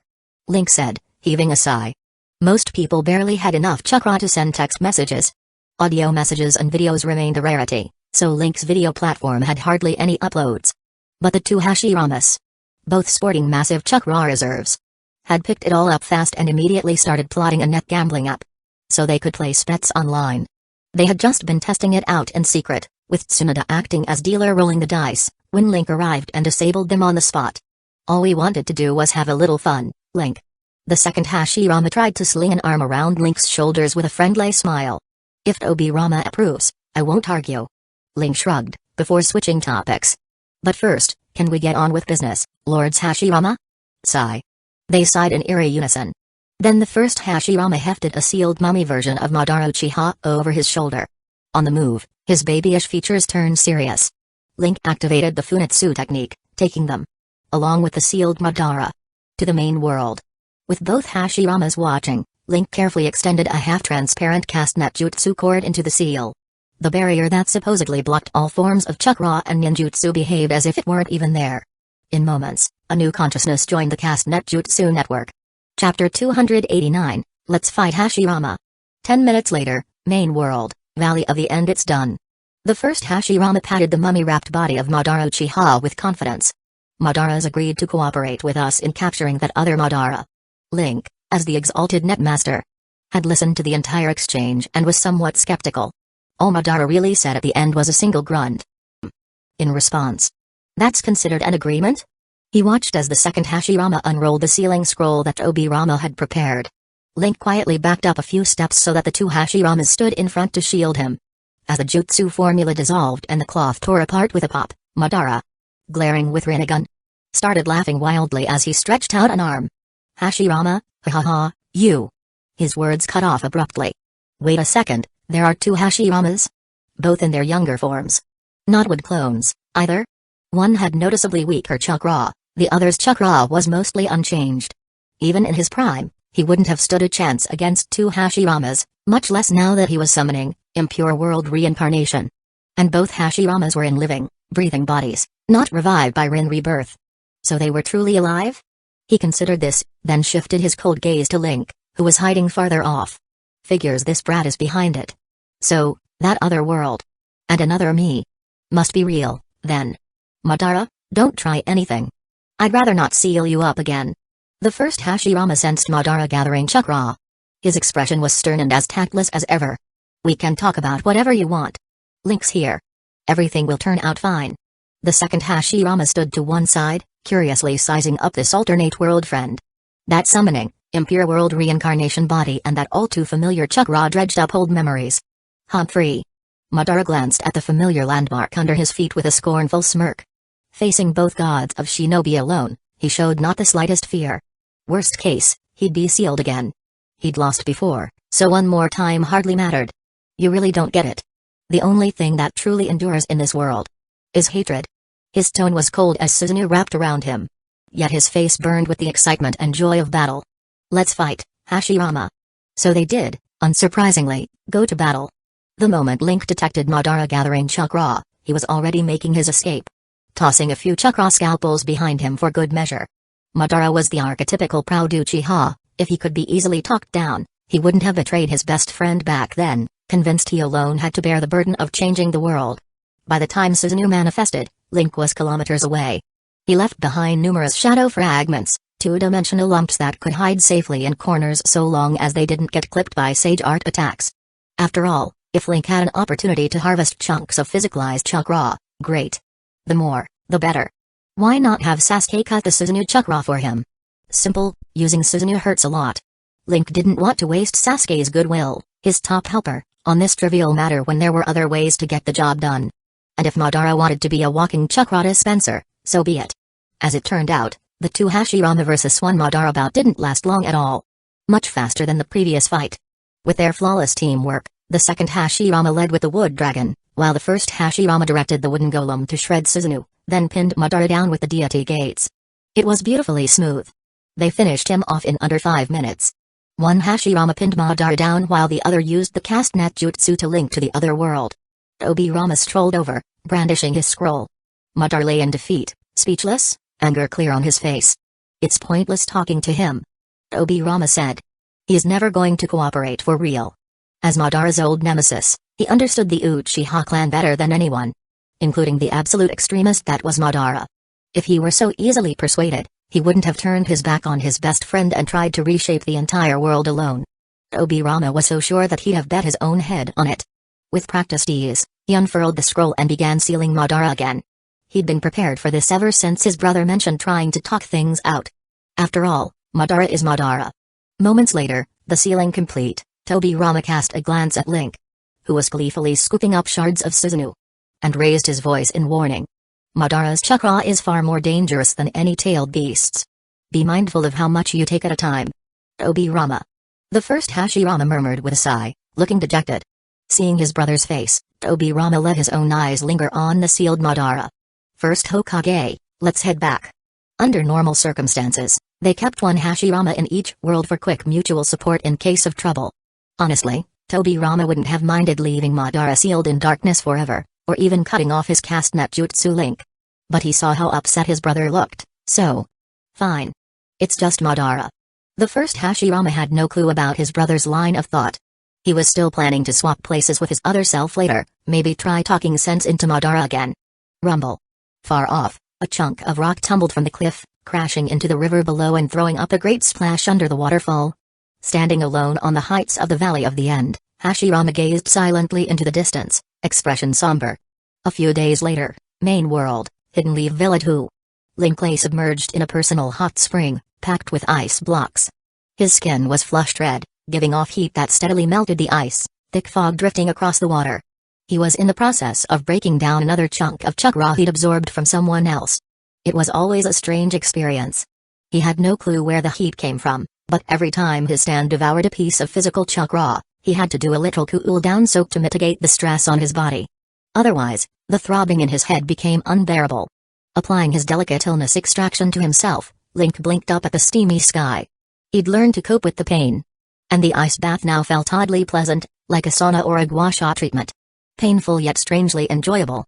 Especially when he sensed his body growing stronger bit by bit, his chakra capacity creeping up toward Jinchuriki-level reserves. There was a sweet thrill to it. His only regret, although these physicalized chakra chunks were great for powering up, he couldn't binge on them too fast. He needed at least an hour or two between each dose, or his body just couldn't keep up.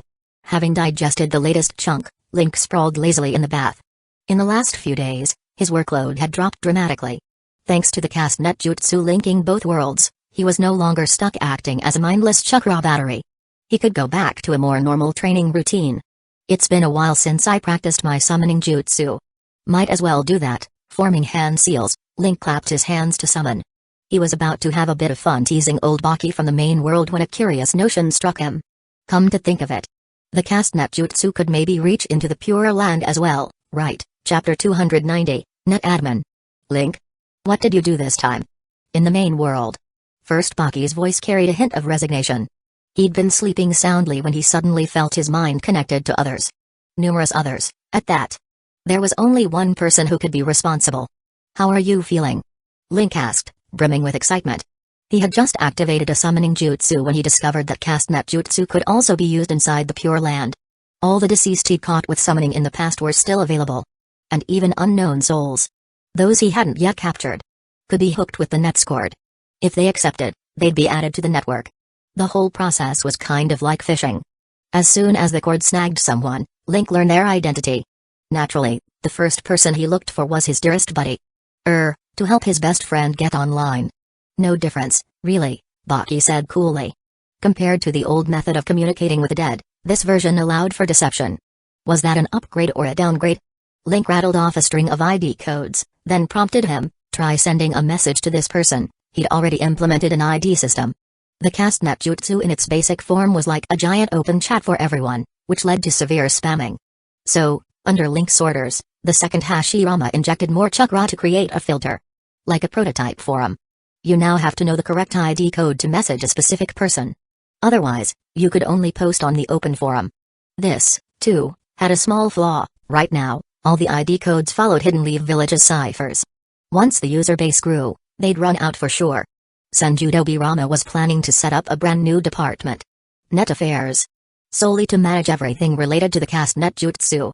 Baki didn't respond right away. After a while, he said, can't do it. The connection's too fuzzy. He was nothing if not honest. Try posting on the forum, Link said, explaining how to use it. No good, Baki quickly answered this time. Link sensed the problem. There was too big a gap between the Pure Land and the living world. Baki, as the only Pure Land user right now, couldn't connect to the living realm or the main forum. That made sense. Currently, only the two Hashiramas plus Utakata had the power to communicate across realms. Which meant Baki was effectively alone on his own little server. Got it? Understanding, Link started flinging cords at other wandering dead souls. A single-person network was dull. He attached every spirit he'd captured. But they never reincarnated. Onto a Pure Land server. Cloning the forum and group chat features there, then tossed out a few more cords to all those lurkers who never came up from below. Once he ended summoning, Link opened his eyes. He planned a test to see whether, with cast-net jutsu in place, the folks in the Pure Land would still behave as usual. Closing their eyes to sleep or not. Interesting. He cracked his knuckles and used summoning jutsu again. There was no other way. Once summoning ended, even Link couldn't sense precisely what was happening in the Pure Land. Bridging two realms was even trickier than he'd imagined. And yet, not a single person in the Pure Land cast-net jutsu spoke up first. Even though Link purposely disabled the ID requirement and allowed everyone to post anonymously, nobody made a sound. They're all so cautious. Anyone here? He posted as though idly fishing. Let's chat, yeah? Who are you people? Big bro, let's talk, your little sis is online. He tried his best to get them talking. He even resorted to playing coy. But nobody bit. Anonymous or not, nobody wanted to talk. Bored, Link fired off a few dozen random posts before exiting, wholly disappointed. Not until a while later did a single message appear. What in the world's that brat raving about now? Well, as the lofty admin, Link could see certain folks' identities weren't hidden at all. Anonymous or not. An admin can have more than one account? Yeah, right. Senju Tobirama never expected a single ninjutsu to so profoundly alter everyone's daily routine. He stifled a yawn, shooting the second Hashirama a quick message to remind Tsunade of the upcoming 6 Kage Summit. Their last meeting was domineering. This time, they ought to formally establish a ninja alliance. Over the past month, the ninja villages in the second world had done not much. Meanwhile, the daimyo of the 5 great nations had held conference after conference. One moment they were at war, the next, the Kage wanted to unite. Hard for these feudal lords and aristocrats to process. Yes, the Kage's words carried the most weight, but daimyo were the ones holding the purse strings. They insisted on proper respect. Of course, the discussions were basically meaningless. As for why the ninja villages themselves hadn't done anything, well, some covert troops from Hidden Mist Village and Hidden Clouds Village did try infiltrating the base. But they ran smack into Sasuke, who had just mastered his perfect Susanoo, and got themselves smashed into spiritual oneness with the earth, fusing flesh and soil so thoroughly not even a fingernail could be pried loose. Nothing personal. Just a straightforward show of strength. Tui. Spitting out his toothpaste, Tobirama gazed into the mirror, touching his chubby cheeks. Then he let out a long sigh. He hadn't given it much thought before reincarnating, but now. Well, being stuck as a child turned out to be a headache. There were plenty of things he couldn't do, and people rarely took him seriously. Maybe I should consider that sage mode Tsunade and Orochimaru have been working on. Then reincarnate myself again. He was mulling that over when a message came in from Orochimaru, regarding how to use the Funetsu technique. Alright, let's see. Tobirama opened it and skimmed. His face showed a hint of approval. Not a bad plan. The elderly Madara in the second world had taken off to who knew which dimension. That'd be trouble sooner or later. Meanwhile, the first world still had Obito Uchiha missing with a Rinnegan, and in the second world, there were 2 Black Zetsus lurking around. Massive threats everywhere. The 2 Hashiramas couldn't leave their posts, each had to stand guard.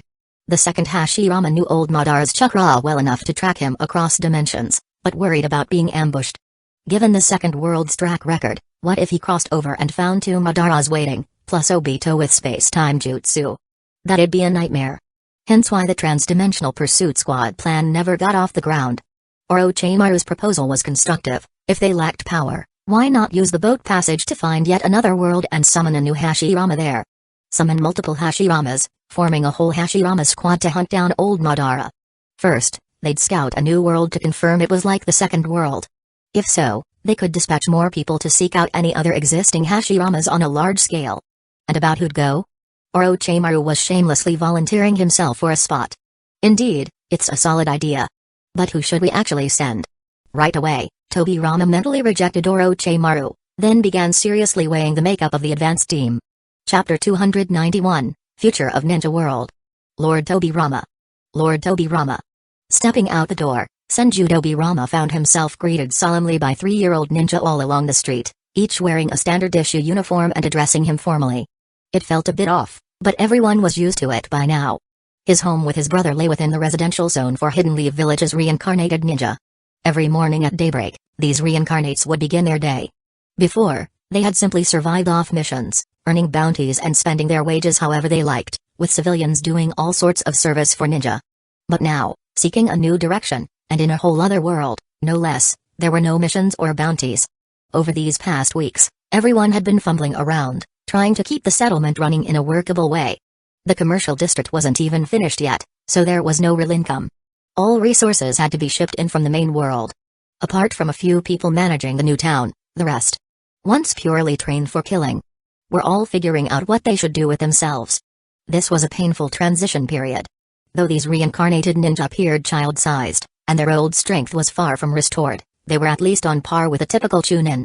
Their chakra might be limited and their bodies physically unimpressive, but their combat experience was immense. A few even had secret techniques. In a fight, they could still ambush and take out a couple of average chunin with ease. Against ordinary civilians, they had no trouble at all. Though prolonged engagements would be difficult, given their stamina. So while they might appear small, roaming around in groups posed no real safety concerns. Taking his time, Tobirama strolled toward the Hokage Tower. The sun had just started to rise, he had plenty on his plate today.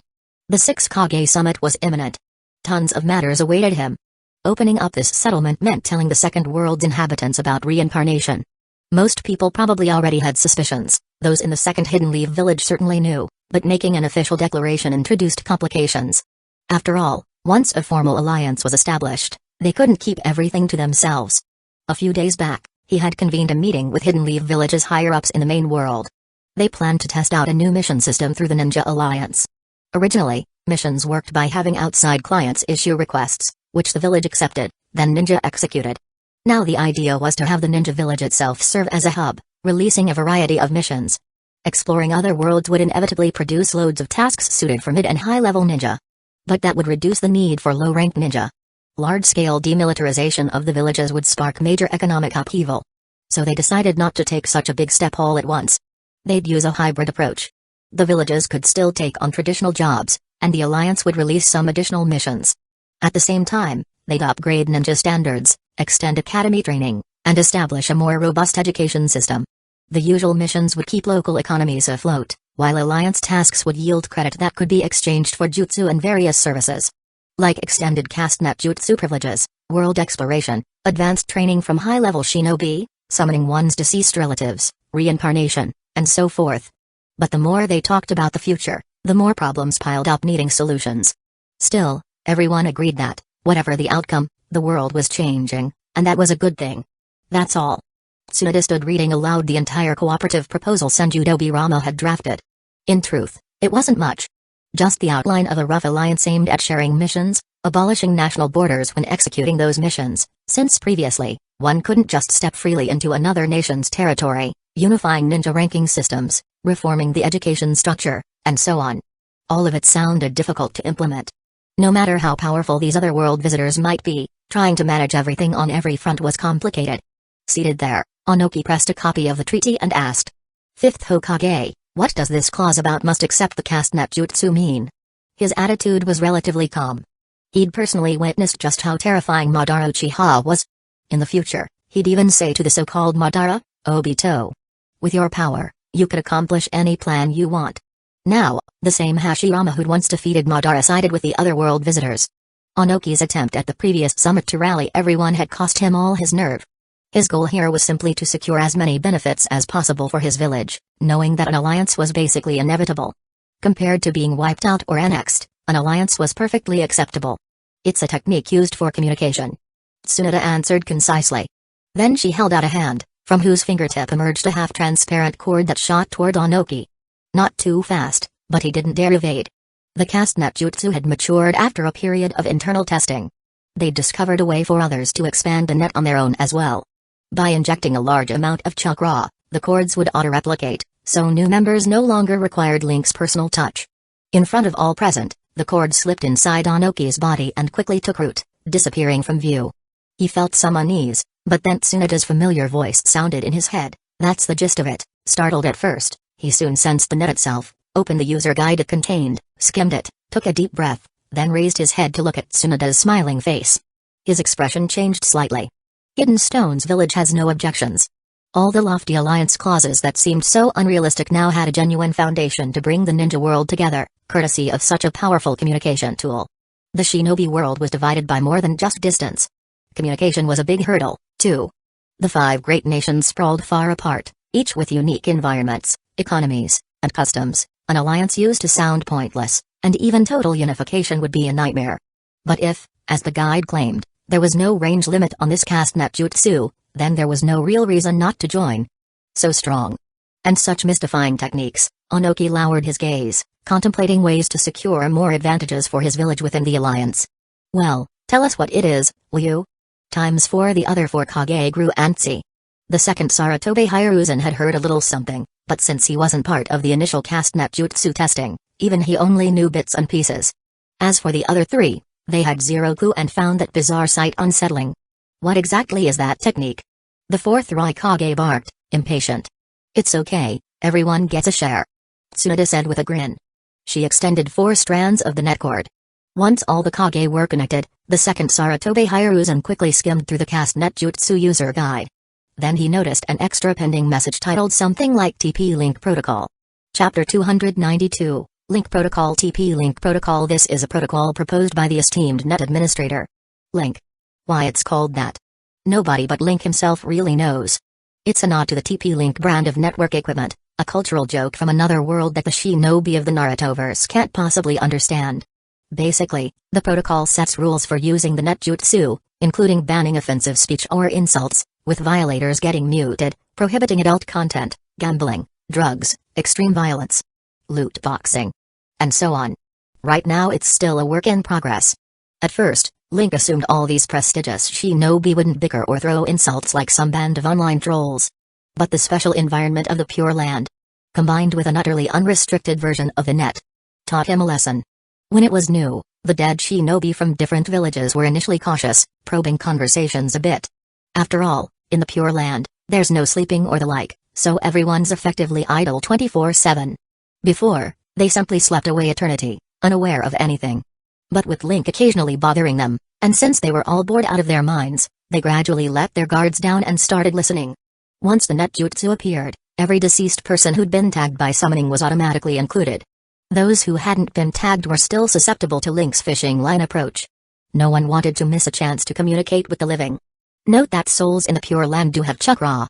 Take the third Kazekage, for example, a genius who quickly figured out how to inject chakra into the net's cords, replicating and tossing them out to others. It was so straightforward they didn't need a teacher. Thus, without Link even knowing, the net jutsu spread virally in just 3 days, its user count multiplying many times over. By the time Link checked the Pure Land's net a week later, he was stunned. Inside were everyone from ancient warring state Sira fossils to freshly dead shinobi of other villages. Elite soldiers of the 5 great nations, small country cannon fodder, big names like Izuno-Uchiha, Hanzo, Yakushi Nano, Yakushi Kabuto, Shisui Uchiha, folks capable of shifting entire storylines, plus deceased members of Yahiko's Akatsuki, fallen Hidden Leaf Village Anbu, including the protagonist's dad, the 7 swordsmen of the mist who were killed in all sorts of ways, and even past Kage. It was a Pure Land grand package. Link didn't even get a moment to rejoice over all these new potential allies. He realized the forum and bulletin board he'd developed had turned into a cesspool. Just like real-world internet boards can do. There was cursing, quarrels, sarcasm-laden posts, trolls and sock puppet armies running wild. Turns out these shinobi, with bits of modern knowledge, adapt to online life alarmingly fast. And in the Pure Land server, open 24 hours, no adult supervision. It was total chaos. Within a single week, you had dead shinobi from major villages grouping up, while small nation shinobi formed cliques, launching attacks on others. Ninjas are already trained in infiltration and disguise, so in an online setting they're basically unstoppable. Villagers from places like the Blood Mist or Sand, used to repressed emotions, were now joyriders stirring up drama, hurling insults at people they never had beef with while alive. Because everything was anonymous, user IDs could be changed on a whim, and there were 0 restrictions. Pure freedom led to pure disaster. Not just the bulletin board, either. A bunch of powerful shinobi had used their chakra to create countless weird apps, covering all sorts of vices. It was a disaster. Link was frantic. His mom and dad were on there. He rushed to clean up the mess, creating a rudimentary ban on insults. If you're caught swearing, you're muted. Simple and rough. But how to actually enforce it? He was the only user with admin powers. He couldn't watch the Pure Land server 24/7. Did he need to appoint someone to monitor everything, gather up the worst posts, and wait for him to log in and unleash the ban hammer? Even aside from that, how would he handle cryptic insults, traps, and sabotage? In this predicament, an unexpected person approached him, Yakushi Kabuto. Kabuto voluntarily sought Link out, wanting to share his insights on the net jutsu, and to offer his service. Link initially wanted to refuse, but Kabuto's sincerity was obvious. Compared to Senjudobi Rama and Orochimaru, Kabuto, who existed purely as a soul in the Pure Land, had ample time and research materials to study the net jutsu in great depth. Fundamentally, the net is about forging mental connections via chakra. The bulletin board, anonymity, and other features are just manipulations of the trust and distance between participants at a spiritual level, all realized because of Link's net administrator authority. In the beginning, when Link tested the jutsu on rabbits, he could only block or blacklist them, because rabbits couldn't understand anything.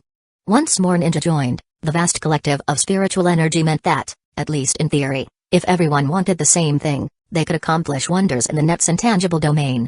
But a single person can barely keep track of all their own thoughts, let alone if thousands of minds gather.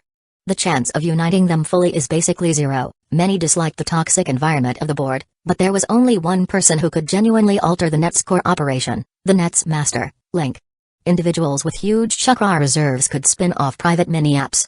But that couldn't force a fundamental system change. The app only worked if users accepted it, or on those who already recognized it. Expanding forcibly across the entire net was impossible. So Link invests chakra, and an idea, and the net auto-generates something akin to the feature he wants, stemming from mutual consensus. The main impetus behind the new moderation system was that most people despised the chaos. Kabuto used that shared distaste to establish a new set of rules, jokingly named the TP-Link protocol. People join the net under that protocol.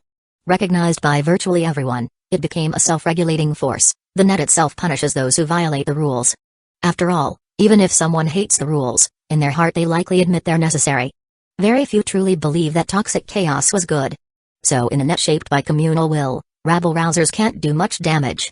Link, impressed, promptly decided to hire Kabuto.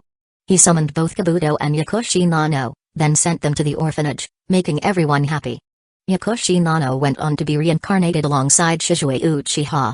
Kabuto, though, asked to remain in the Pure Land to keep researching the netjutsu. He thought there was still vast, untapped potential. Sure, it currently can't affect the real world physically, but who knows about the future? Link didn't mind.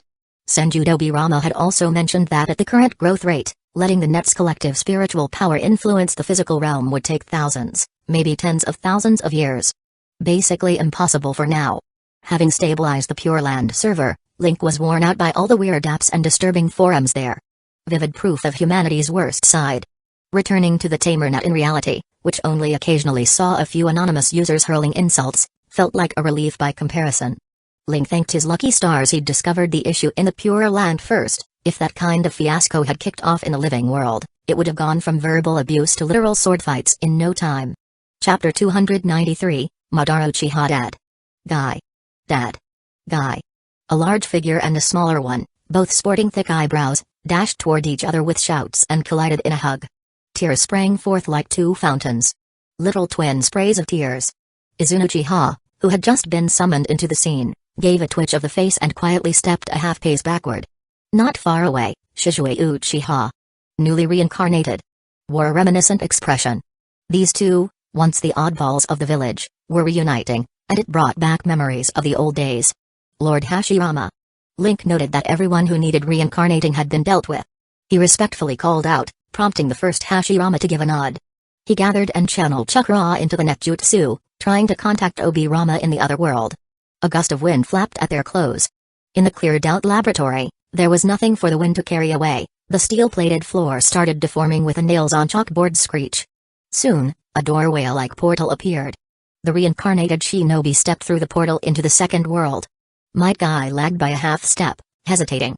Kakashi. I'll figure something out. Link replied. As the reincarnates and their accompanying family members headed across, he turned to the nearby Izuna Uchiha, who, being a spiritual body, cast no shadow. Saying, "Aren't you going to see the Uchiha clan?" Over on the far side, Obirama was standing stiffly, face to face with those he had once killed. Izuna glanced toward them, speaking in a cold voice. "They are not my clan." He already knew how much the Uchiha had changed over the decades. That clan which betrayed his older brother and sided with the Senju no longer qualified, in Izuna's mind, as family needing his brother's protection. Decades had passed. Nothing mattered now. Even meeting those Uchiha who had died in the massacre and gotten themselves reincarnated. What would be the point? They had thoroughly become Senju's dogs, so there was no reason to see them. Izuna's gaze met that of Sasuke Uchiha, who stood by the portal, greeting arriving members of his Uchiha kin. "He's a bit like me, ×2, but I really can't stand him, ×2 in mere moments." Everyone else had crossed over. Even the sealed Madara Uchiha was tossed through as though he were trash, and then the portal vanished. Standing in front of Hashirama and Link, Izuna spoke with a slightly subdued tone, barely containing anger. "I'll persuade my brother." Whether they called it reincarnation or traveling between worlds, it was obvious that Hidden Leaf Village, that is, the Senju, was the stronger side. For these two dead men, there was no space to resist. Most important was that his brother was sealed away. If Izuna didn't think of something, there was no chance to fight back. Perhaps if he leveraged their ability to reincarnate people, maybe one day he could resurrect father and the rest, and restore Uchiha's glory. Sure enough, He's not someone to be trusted. Link would never underestimate a Mengekyo Sharingan user. Still, the plan to be upfront with Izuna was something the first Hashirama asked for. So long as they watched him closely, even if Madara escaped, it wouldn't matter. They already sealed him twice, and Link had no intention of reincarnating Izuna. The standard summoning, impure world reincarnation no longer existed in this world. Nobody here knew it. Obito sure wasn't about to kill himself and use Rin rebirth to bring them back. So the brothers posed little real threat. He lifted the netjutsu ban on Madara and Izuna, placing them in a private chat that both he and the first Hashirama could monitor. What do you want now? Madara's low voice came through the mental link, followed by the momentary sign that he'd noticed a familiar code phrase, Izuna. He listened silently while his brother used the old Warring State Uchiha code language, spouting a bunch of nonsense about laying low, aiming one day to restore the clan's honor. Their reunion joy shattered in an instant. Humans often romanticize the past, including departed loved ones. But Izuna was still the cornerstone of the old Uchiha clan who, together with their father, had once tried to use Madara as bait to kill Hashirama. He'd been mired in hatred, refusing any peace even as war turned against them, and in his dying breath entrusted the clan to Madara. But Madara was no longer the man who lived for slaughter and revenge. Izuna, times have changed, Madara said, no code. His voice carried a rare undertone of loneliness at being misunderstood.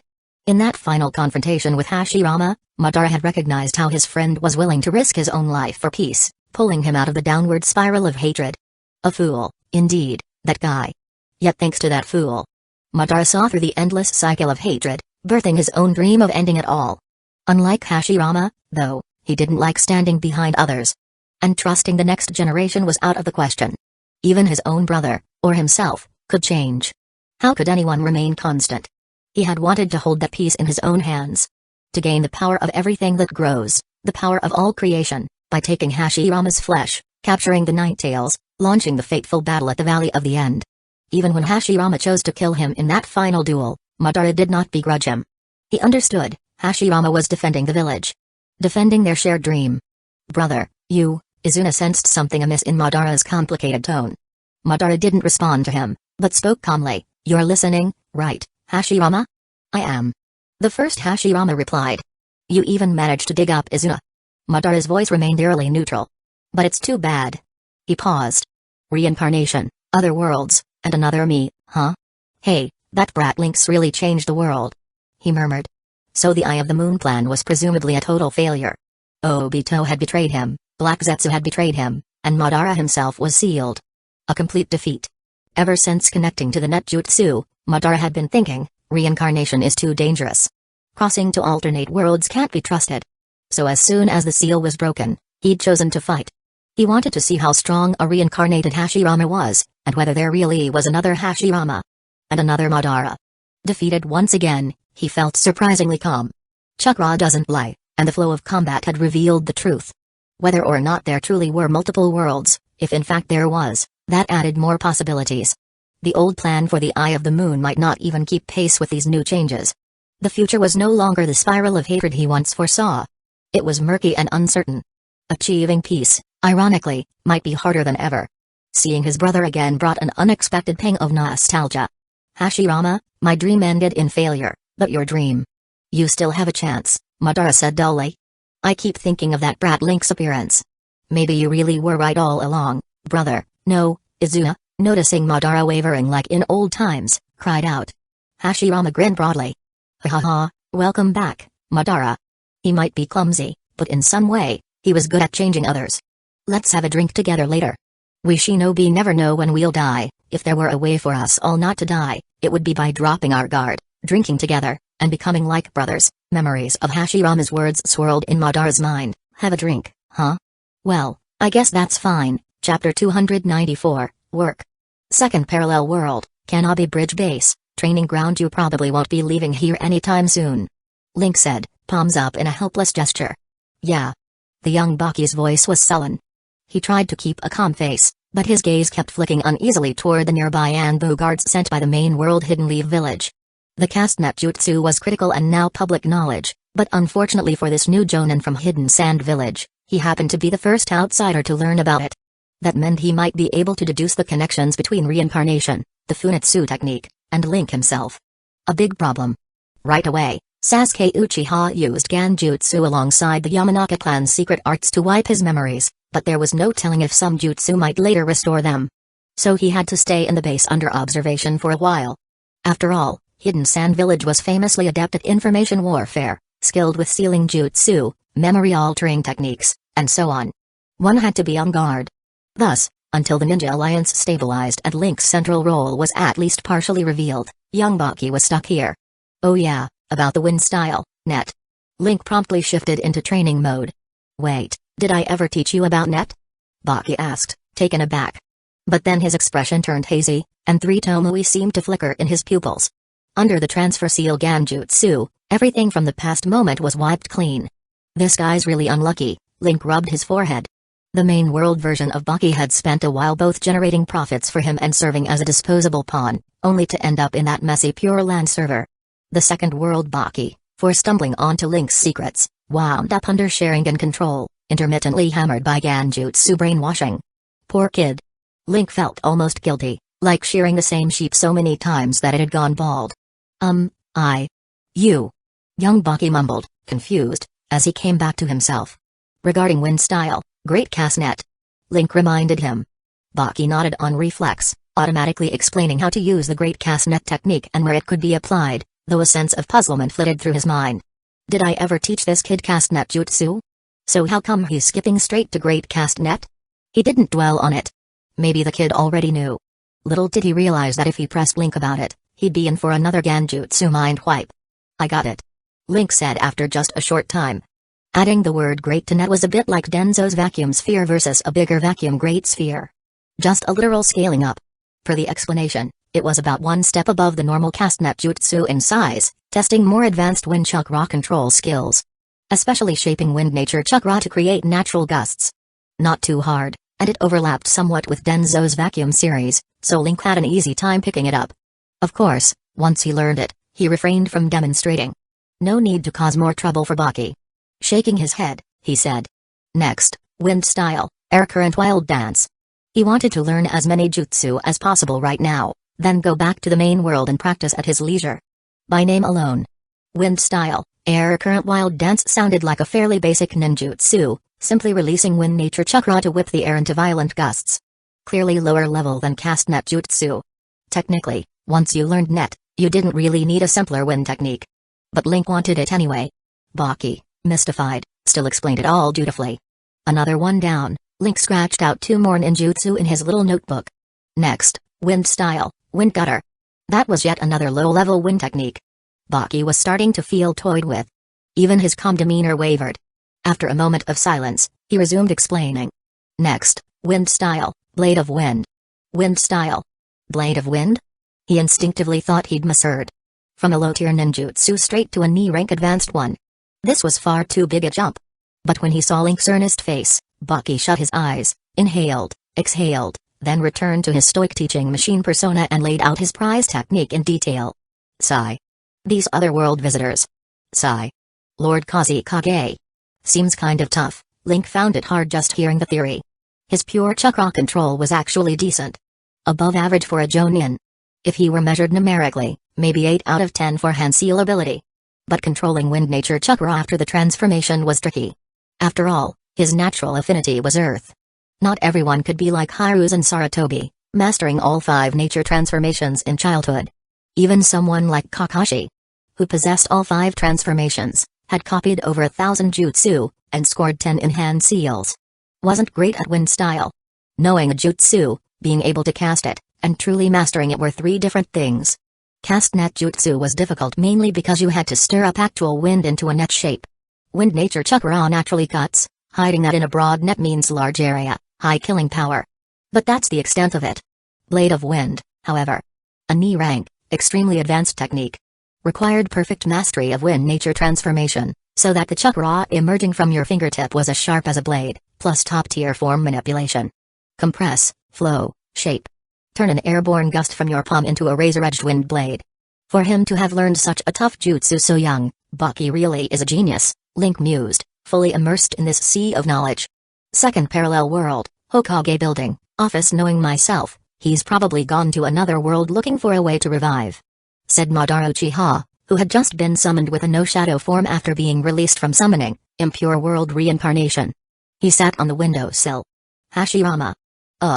All three of the people there looked a bit awkward. Madara brushed aside the slip of addressing both Hashiramas as if they were one. I can go as a scout to probe what's out there. But I have a condition.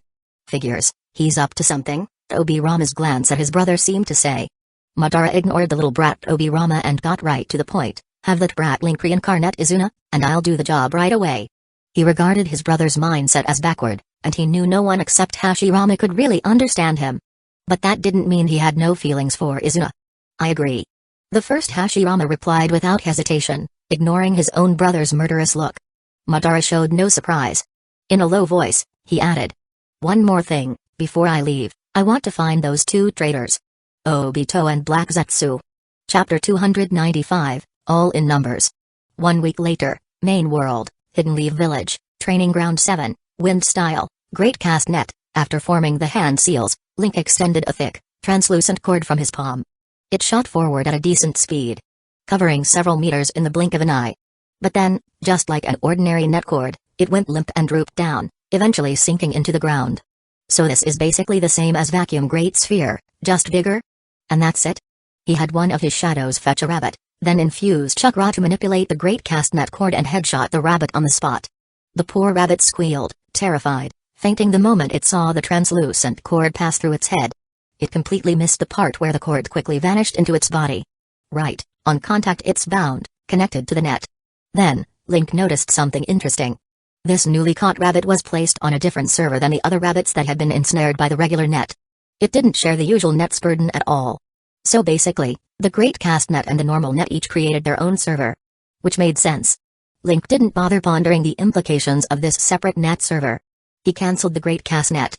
More detailed study and development could be left for after Senju Obirama finished his current workload in the second parallel world. Link definitely didn't want to research his own technique alongside Orochimaru. That slimy snake always gave him the feeling he might get dissected at any moment. With the founding of the Ninja Alliance, the second parallel world had become insanely busy. Managing prisoners, laying out the new mission system, dealing with the various hatreds among the villages, and so forth. During the long wars, all villages accumulated grudges one way or another. Don't be fooled by how, in the manga, everything seemed fine after the Fourth Great War. The reason it ended so neatly was that Hidden Leaf Village overshadowed everyone else with its strength. In a typical shonen manga, the easiest way to handle hatred is for anyone who hates something to just die off, like Hachio and Sasori did. But in a shinobi world fresh from the Third Great War, the hate was spread everywhere. Not just in the big villages, plenty of small ones were full of it too. On their way to the last 6 Kage summit, each of the 5 Kage had faced assassination attempts. Even in the Land of Fire, the Hokage got ambushed. Just a sign of how dear the overall environment was. Having lived through the Warring States era and 3 Ninja World Wars, witnessing endless cycles of hatred, it's no wonder Madara Uchiha turned into the extremist who, in the Fourth Great War, would use any means for peace. That didn't happen overnight. On a side note, Izuna Uchiha, after being reincarnated, was promptly forced by his brother to stay under Sasuke Uchiha's watch. Currently working as a child laborer in the new dessert cafe Tamadachiya, Friend House, at the Kanabi Bridge settlement. Yes, the place was Sasuke's own shop. Once Madara saw Izuna, reluctantly, mixing with the rest of the Uchiha, he casually grabbed the first Hashirama and went off in search of Obito Uchiha. He didn't even mention resurrecting his father or other clansmen. Truly cutting ties in one swift motion. He said that once Obito transplanted his eyes, it would be easy for him to track Obito down. As for how to deal with that man who possessed both Izanagi know-how and Kamui, Madara didn't elaborate. Just said he'd handle it. Well, might as well trust him for now. Still. Did that guy truly give up on violently forcing peace? Link wondered, forming the next set of hand seals for the next jutsu he'd learned. Wind style, turbulent airflow. He pushed forward with one hand, and in front of him the air truly began to swirl in chaos. At first glance it seemed no different from the original. A dull jutsu name, a dull effect. He was about to try the next jutsu when he realized the chaotic gusts hadn't subsided. They stayed as ferocious as ever, not gradually dying down. Interesting. So it's a single burst of chakra that creates a patch of whirling airflow. He waited in silence for about a minute, then the turbulence stopped. Abruptly, as if someone yanked the wind out from under it. Judging from that, a single standard measure of chakra produced about a minute of strong wind, covering around 3 cubic meters. A moderate gust that could hamper an ordinary person, though not really a threat to a ninja. So he doubled his chakra usage and tried again. Sure enough, it still consumed everything in one shot, throwing the air into completely chaotic motion. This time the area got bigger, the wind faster and more intense. Though this still wasn't enough to phase a ninja, a normal person would be unable to move at all. And it lasted 5 times as long. About 5 minutes. So it's a situational support jutsu, or maybe a battlefield manipulation jutsu. He was decently satisfied. He hadn't really expected much from a technique with such a vague name. Environmental conditions can greatly amplify jutsu, and if natural wind is already present, you don't need as much chakra to generate gusts. Under these conditions, wind-based jutsu definitely get buffed. The only problem is that, well, he can't even cast a normal wind jutsu if he's alone. Right. Hidden Leaf Village only has Asuma, maybe, who's decent with wind style. So does that mean I should team up with old Ba in the future? Could there be something special about folks named Baki or Ba that bonds them to me or something? Link shook his head at his own silly notion and prepared the next jutsu. Hidden Waterfall Village. Obito Uchiha was about to leave, dragging the captured Seven Tails Jinchuriki. Suddenly, he sensed an approaching chakra signature. A giant scythe passed harmlessly through his intangible body. He instinctively wanted to drop the intangibility so he could grab his attacker. But forced himself not to at the last second.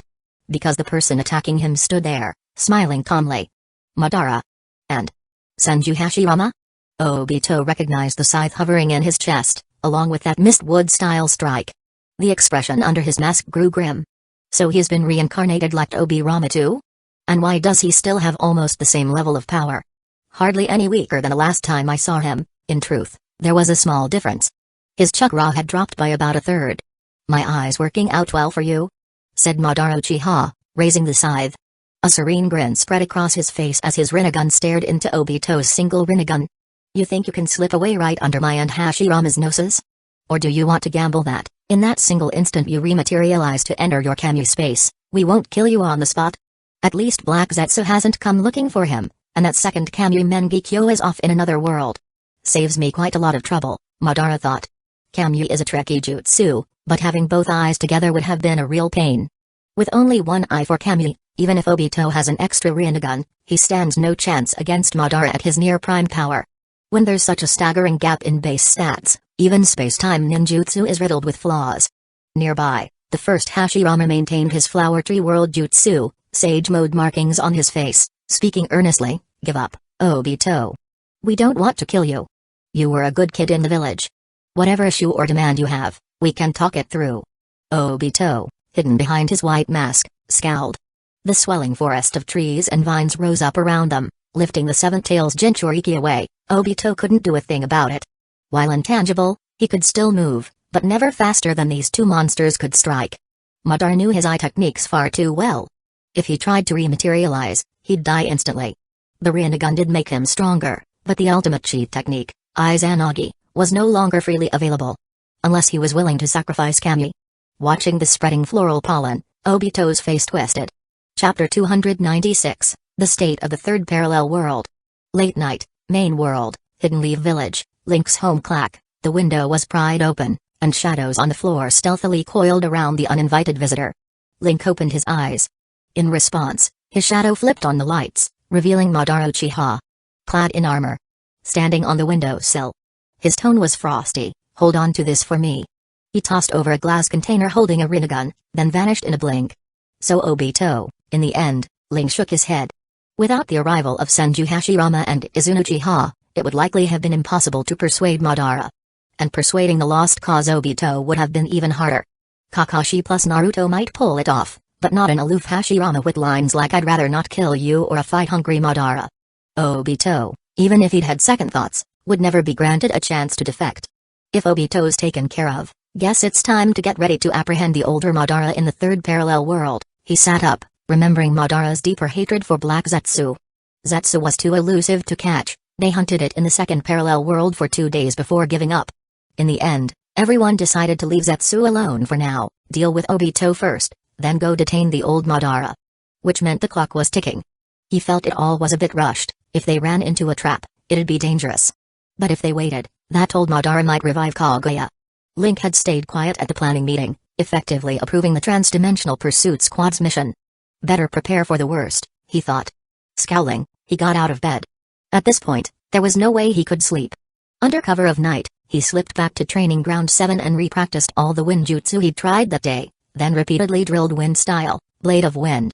Even if it turned out not too impressive, it was still a rank, so it wouldn't hurt to master it. He toiled from midnight until dawn, popping a few special pills and using delicate illness extraction on himself to restore his energy.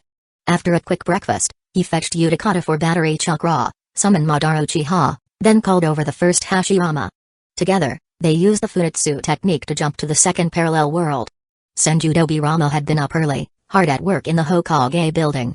Tsunade had returned to the main world 2 days ago, leaving him the only one truly in charge.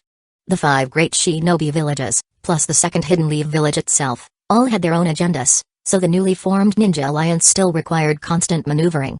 Especially with the netjutsu's introduction. "You've finished off Obito?" he asked the 4 who came, face grave. Without waiting for an answer, he told the nearest Anbu. "Go inform Minato." This Minato was the younger version in the second Hidden Leaf village, which wanted to join the cross-world expedition to earn alliance credit and earn some extra reincarnation quota. Of course, they would send the famed Yellow Flash as their rep. The other villages volunteered too, but Tobirama refused, citing limited cross-world capacity. A quiet trap. If any suspicious party believed him, the netjutsu's cross-world communication would give them a nasty surprise. Soon enough, young Minato Namikaze arrived. Given that the trip may involve extremely dangerous battles, Tobirama explained. And to guard against unforeseen hazards, the Funitsu scroll will remain solely with my brother. No extra copies. He directed that final part at Madara Uchiha. Young Minato offered an awkward but polite smile. Clearly, there was friction within this advance team, sowing some distrust even before they'd set out. Madara showed no emotion. He fully expected Obirama's hostility. Obirama. The first Hashirama called loudly. The second Hashirama almost spoke up but realized neither Tobirama nor Madara here was truly his. Sigh. Link interjected, "Remember, once your summoning runs out, you've only got 10 hours. After that, the jutsu will drag you back through the portal." Madara nodded. Ignoring his brother's reproachful look, Tobirama paused, then said, "Travel safely." Then the second Hashirama pressed his hand to the unrolled Funitsu scroll, visualizing the old Madara's chakra signature. The technique activated. Madara and young Minato each placed a hand on him, and in seconds, they vanished from the second parallel world in a ripple of space. Whoosh! ×3 they touched down in a stretch of desert. Madara quickly recognized it. This is the land of wind, near Hidden Sand Village. But what is that? Minato stared in shock. Far off, they saw giant vines looming over the Hidden Sand Village, with pods strung along them. An eerie silence hung in the air. Sensing distant chakra, he stiffened. That's Madara. The second Hashirama's face grew severe. This world's gone through some interesting changes. Madara Uchiha murmured, narrowing his eyes. The other me who fled here seemed shockingly weak. What had happened? Third parallel world, Kaguya's dimension, a vast desert realm Kami. Spatial distortion tore open. Blood trickled from Obito Uchiha's eye as he barely managed to rescue Sasuke Uchiha. He never imagined the Eye of the Moon plan would culminate like this. Resurrecting a being stronger than anything they'd faced. A flood of chaotic events had struck recently. They collected all 9 tails, the major villages were caught unprepared. Nagato forcibly birthed the 10 tails. Obito grabbed a Rinnegan. Then Black Zetsu hijacked Nagato's body, compelling him to cast Rin Rebirth. Madara returned to life, and Akatsuki promptly fell apart in a storm of infighting. Worst of all, with Nagato dead, Konan unleashed an insane bombardment that killed nearly everyone. Obito survived by combining Kamui and Izanagi, but most of Akatsuki was wiped out. The huge explosion also lured in Kakashi Hatake, Sakura Haruno, and others. Soon after, the revived Madara became the Ten-Tails Jinchuriki, seized Kakashi's Kamui, reclaimed his other Rinnegan, then used a strange, invisible technique to mortally wound him. Thus, the Eye of the Moon plan neared completion. Obito assumed his life would end there. Until a mysterious benefactor who'd once helped him capture the 8 and 9 tails reappeared, saving him and Chakra belongs to me alone, declared a tall, pale woman with horns, activating her Byakugan. The Rin Sharingan on her forehead glinted with swirling tomoe. She raised her arms. Here, I will kill you all, reuniting the world's scattered chakra into one. Mother. Purred a sinister black Zetsu oozing from her sleeve. This one from the third parallel world. Wearing a twisted grin, I sense that interesting person Obito just spirited away. We should finish these off quickly so he can't slip away. Chapter 297, Lost Will. Second parallel world, Kanabi Bridge Base, training ground. You've arrived. The old Madara said, leaning against a severed wooden stake. He looked utterly exhausted, his chest heaving with slow breaths. He wasn't surprised that people from another world had tracked him down. He'd even been ready for a fight. He just hadn't expected that the other version of himself from a different world would be among them.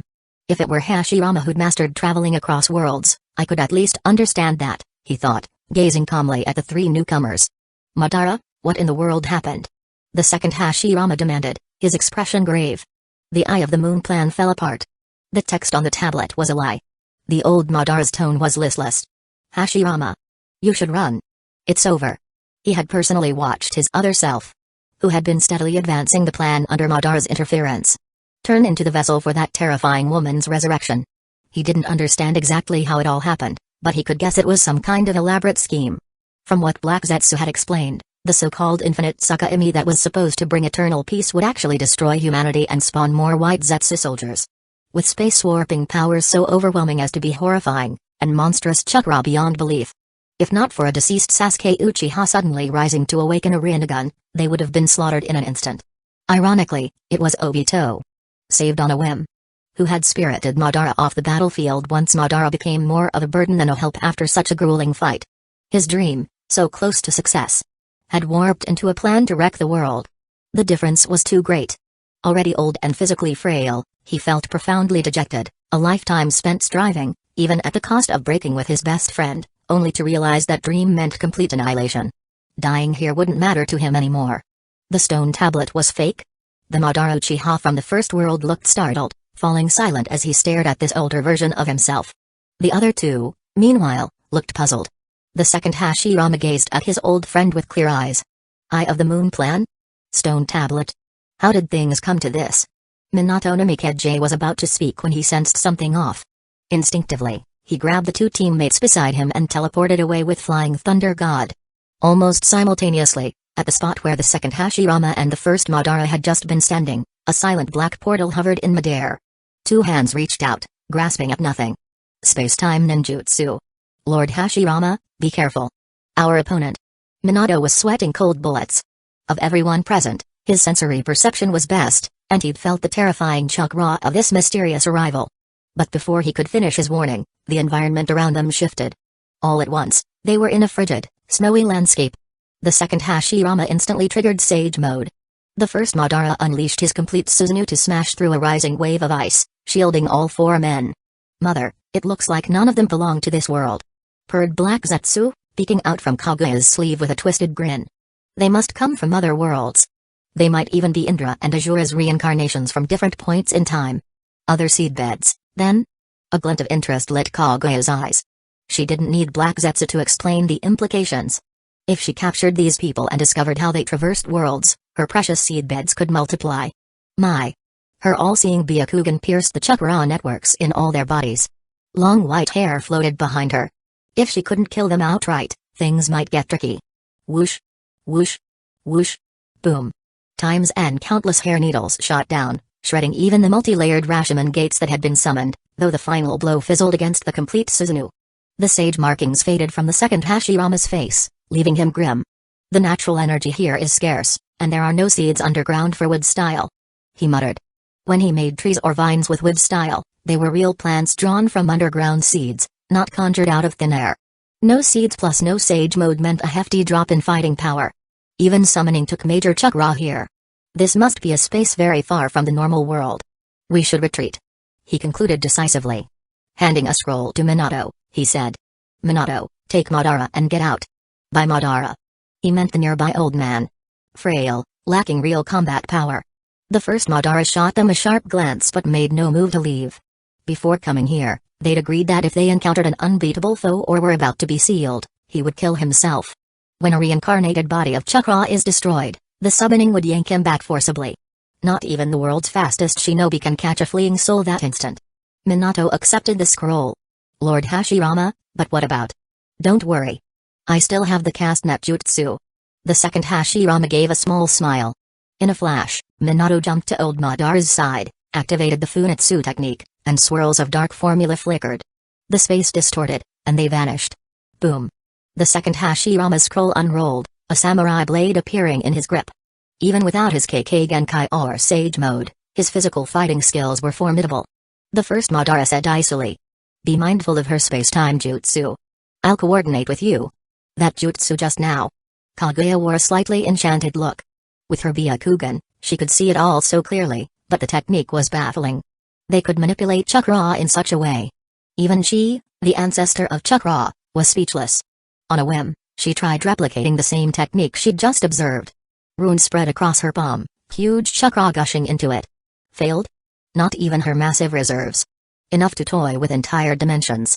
Could fully replicate that jutsu. How had they done it? Kaguya's eyes, filled with puzzlement, fell on the two men. As her chakra drained sharply, she felt a strange sense of weakness. One she'd never experienced. Mother, you've used too much. Black Zetsu warned. Let's hurry back to the starting dimension to recover. Leave them here. Hashirama. Sensing Kaguya's power dip, the first Madara seized the moment to attack. In unison, the second Hashirama appeared behind her. SHHK. A gray-white bone spike punctured his abdomen. A second later. Boom. A puff of white smoke. Second parallel world, Kanabe Bridge Base, laboratory tap. ×2 they returned. Senju Rama set down the scroll and glanced up, his expression shifting. Why is it just you? He didn't count old Madara as a person. Link, who'd been waiting, felt his heart climb into his throat. Minato swiftly recapped everything that had happened after they arrived. Link felt his last spark of hope crumble completely. He stood utterly still, calm in the face of disaster. Even if the sky fell now, no flicker of emotion would stir within him. Chapter 298, Final Preparation.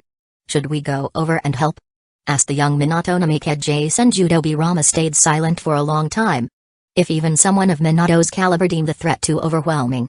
If another Hashirama had chosen to withdraw, would their support be true reinforcement? Or just added chaos? Nearby, the old Madara was sitting on the ground, face ashen, rasping for breath.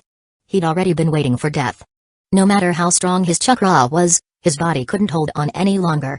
Implanting the Rinnegan without proper life support had given him 2 extra months of life, and then that fierce battle had taken him beyond his limits. Once he saw his dream destroyed, the tense mental state that had carried him so far simply snapped. Just a moment ago, he'd practically stepped into the Pure Land. So close to death, he urged Hashirama to run, rather than trying to flee with them. Noting the tense silence, he let out a low chuckle. Hey! With your level of strength, even if... Squelch! Rama, without mercy, buried a kunai in the old man who was on the brink of death. In a bit, Link will call you from the Pure Land. Whatever you have to say it properly then. He really was irritated. Seeing old Madara like this displeased Rama immensely. The Madara he had once hated, feared, and, against his will, respected a little, had turned into such a figure. Better to finish him off. He struck so abruptly that everyone else was stunned. Squelch! Tidy up, Link. Rama said, confirming Madara was dead as he urged Link. A startled Minato reflexively touched his own neck, feeling an icy chill. This Lord Rama was truly swift and ruthless. Okay. Link paused a second, then performed the hand seals to summon Madara's soul. While doing so, he cast a sidelong glance at Rama. This kid's cold expression made him look far more like a villain than Link ever did. Especially since every time Rama killed, it seemed so abrupt. And if he deemed someone innocent, he might give them a chance first. But here, he just struck. No warning, no fuss. Dark. Way too dark. Before long, the second Madara reappeared, courtesy of the summoning technique. You back in your right mind now? Rama folded his arms, glaring coldly. Or do I need to resurrect you just to kill you all over again? Being able to personally kill Madara Uchiha. Kind of satisfying, Rama mused. Humphrey. The second Madara didn't respond. He reached out to feel his now half-translucent body and then turned to Link, who'd summoned him. The world I traveled to was very much like ours, except it was set further ahead in time. What did you do? Rama demanded bluntly. Madara didn't hide anything. He explained the entire Eye of the Moon plan, the Ten Tails Jinchuriki, Black Zetsu, and finally the horrifying woman who had been resurrected. Rama interjected with occasional questions, and once he understood the scheme for world peace, he commented sharply. Are you an idiot? From trusting the tablet's message without question, to trusting Black Zetsu. Rama, forever suspicious, found it all ridiculous. And from his viewpoint, this Madara was once equally suspicious of everything. Yet he'd ended up a pawn for someone else's resurrection. Truly shameful. A trace of anger flickered in Madara's eyes, but he couldn't be bothered fighting with a brat. The world I went to had no Link, he said. At once, all eyes turned to Link. Except for Tobirama's. He actually stayed calm. If a kid like Link existed in every world, other versions of Hidden Leaf Village would have come knocking long ago. No surprise. Link is special. He had, for instance, arranged quiet protection for Link's parents in the second parallel world. So that woman resurrected through your body claims to be Black Zetsu's mother? Tobirama pressed. Madara nodded. We still don't know her true identity or the source of her strength. Black Zetsu calls her Kaguya. And apparently, the so-called infinite Tsukimi sucks away everyone's chakra, converting all humans into White Zetsu soldiers.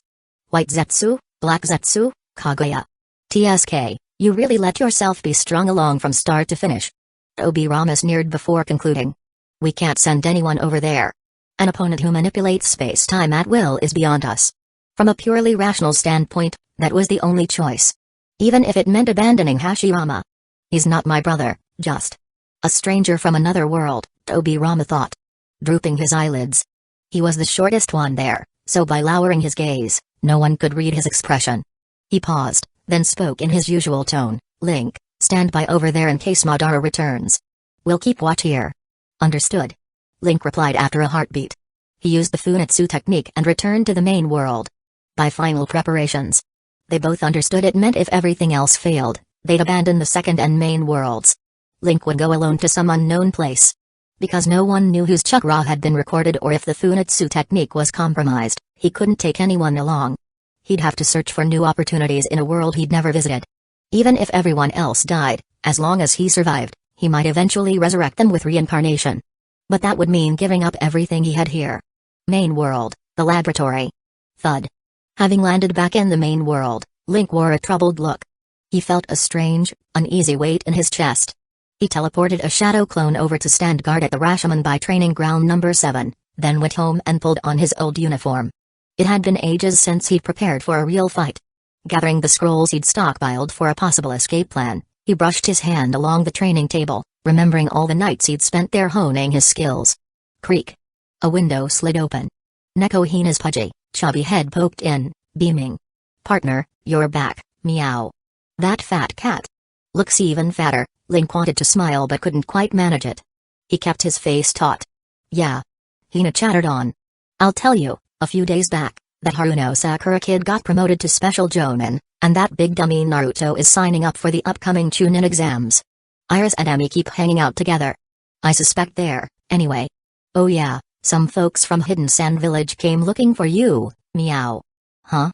Link perked up a bit. 4 of them, Temari, Gaara, Kankuro, and... Hina's expression grew cautious. And Sasori of the Red Sand. They're staying at a nearby inn. That guy is seriously dangerous, meow. Chapter 299, a deal? Well, I'm not in the mood to train anyway. Might as well see how they're doing, Link thought to himself. Right now, his animosity towards Sasori had waned. With the world possibly facing utter catastrophe, things like liking or disliking seemed far less important. Kaguya Otsutsuki was so overwhelmingly strong. In the manga, she was sealed only because Naruto and Sasuke had both gained 6 Paths powers, plus Kakashi, briefly powered up with double Mangekyo from 6 Paths fueled Obito, and all 3 were working together. Even then, Kaguya made plenty of foolish moves, and they just barely managed to seal her. If you ran that fight again, there's no telling if they'd succeed a second time. After all, Kakashi's double Kamyu was a one-time fluke. Anyway, he had to wait for Madara Uchiha to come back. Whether by taking his own life or being killed. In the meantime, Link felt too restless to do anything else, so he might as well talk to the subordinates he hadn't seen in ages. Might as well also hear out whatever proposal Sasori had in mind. In the Naruto world, not even Kaguya, the progenitor of Chakra, could harm a soul in the Pure Land directly. Rin Nohara had shielded Kakashi and Obito in front of her with no consequences. Even Kaguya's all-killing ash bones. Strong enough to destroy a complete Susanoo, only pulverized Obito's body, his spirit remained fine. As for why Minato lost an arm to the truth-seeking orbs, that was simply because their property of negating all ninjutsu erased the summoning, impure world reincarnation technique from that part of his body. If Kaguya really could warp dimensions all the way here, each of these worlds should, in theory, have its own Sage of 6 Paths. One had to wonder if two versions of that old man might grant Hashirama and Madara the Six Paths powers. With that worrisome thought, Link followed Nekohina to the hotel where the Sand Shinobi were staying. Sigh, Six Paths. Sigh, oh Otsutsuki, he sighed inwardly, then composed himself and knocked on Gaara's door. Creak. The door opened from inside. Gaara, sporting the same dark circles around his eyes, stood there. On seeing his friend, a faint smile spread across his face. Long time no see, he said, spreading his arms. Long time no see, Link echoed, returning the hug. Then he smiled. Your smile is looking more natural these days.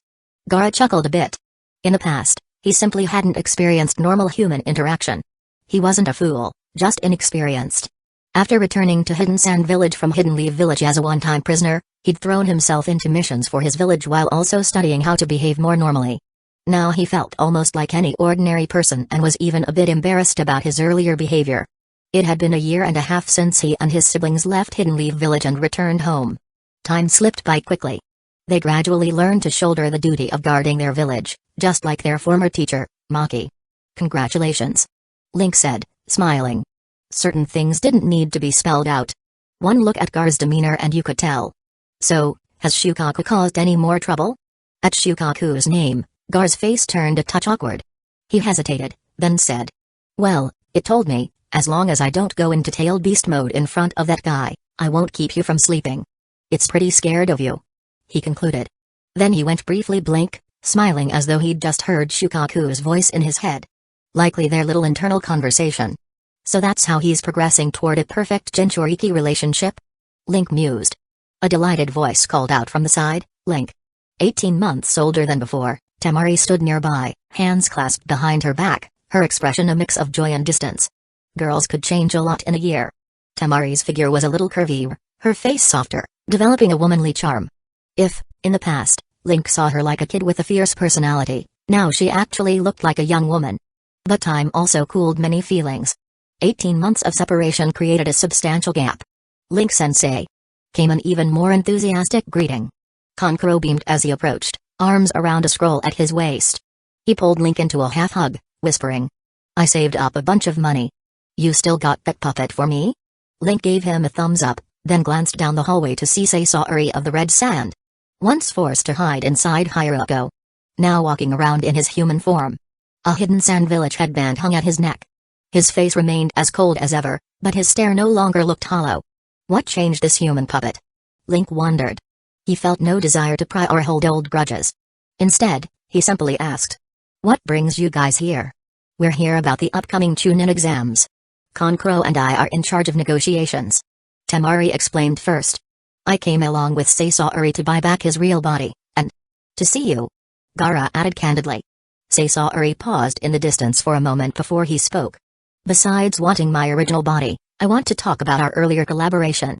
Here it comes, Link thought, adopting a listening posture. You once used a sealing jutsu on Orochimaru. One that created a core able to absorb natural energy indefinitely. Saori said frankly. If we combine that seal with my human puppet process, we can craft a puppet that uses Sage Mode and is immortal. The other three showed no reaction, so presumably they'd heard something like this already.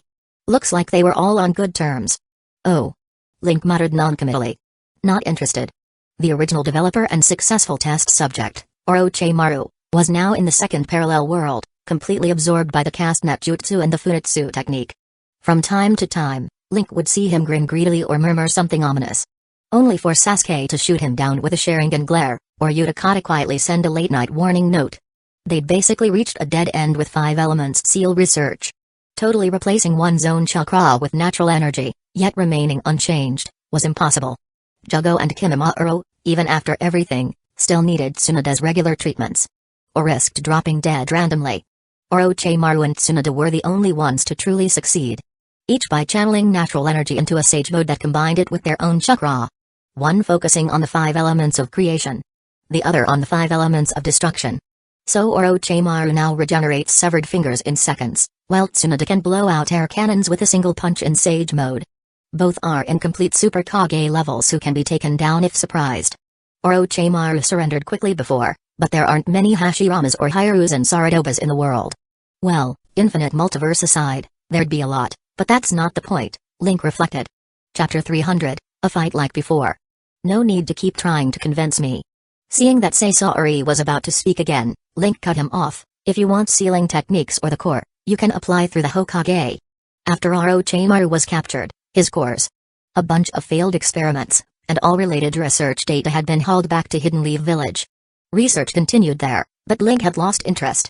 They'd basically confirmed that relying solely on pure natural energy wouldn't work. Mere humans couldn't keep pace with the infinite stream of nature's chakra.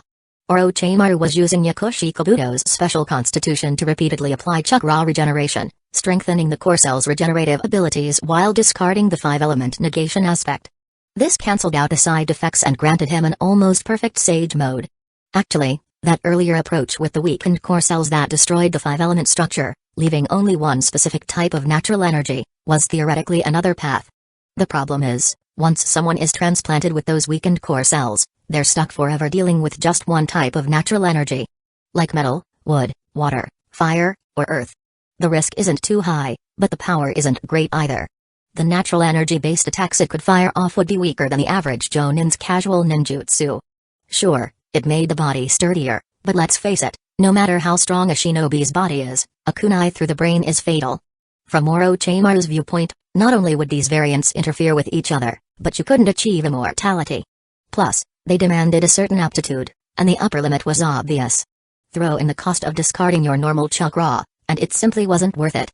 After Hidden Leaf Village recovered Orochimaru's data, Tsunade actually saw potential in it, not for most shinobi, but possibly for civilians who never become ninja, or as a way to cultivate new types of ninja beasts.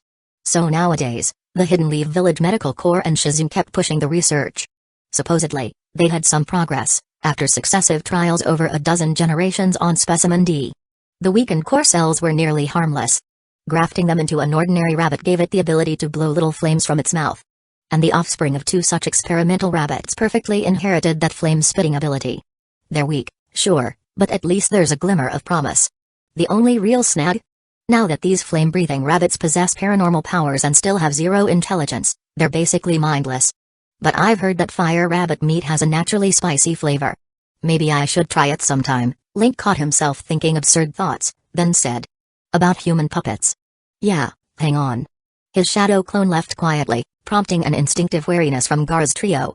In the past, the shadows had terrified them. Any sign of a moving shadow and they'd gather chakra to defend themselves. Link-sensei. Kankuro suddenly ventured, summoning the courage to speak. It's been ages since we've seen each other.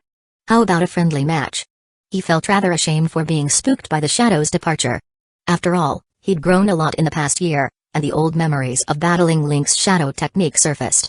He was convinced that if he, Temari, and Gaara fought together, they could win now. Sasori shot him an odd look. He'd personally seen Link's strength during the fight with Kakazu and Hidan.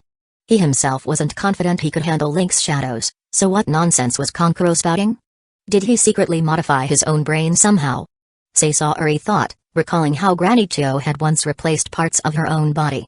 Maybe Kankuro had dabbled in immature tech to tinker with his own mind. I mean, just like before. Kankuro clarified, facing everyone else's stares. Link-sensei, you use your shadows, and the 3 of us team up, the same bell-stealing exercise. You mean, I stand still, you all come at me and try to steal my shadow? Link scratched his chin, pretending to ponder. Kankuro grinned. Exactly. So? We've really improved a lot, don't underestimate us. Temari, too, looked eager to give it a shot. Gaara frowned, thinking it was a bit inappropriate to fight a friend, and was about to voice his concern when Link said, all right. He gave them a warm smile, then turned to Sasori. You join too, Sasori?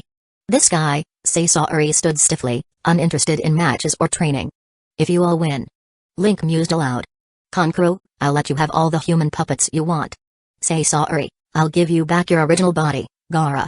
And I can also arrange for you to take part in the sealing tech research. He went on. As for you. He paused, eyeing Temari.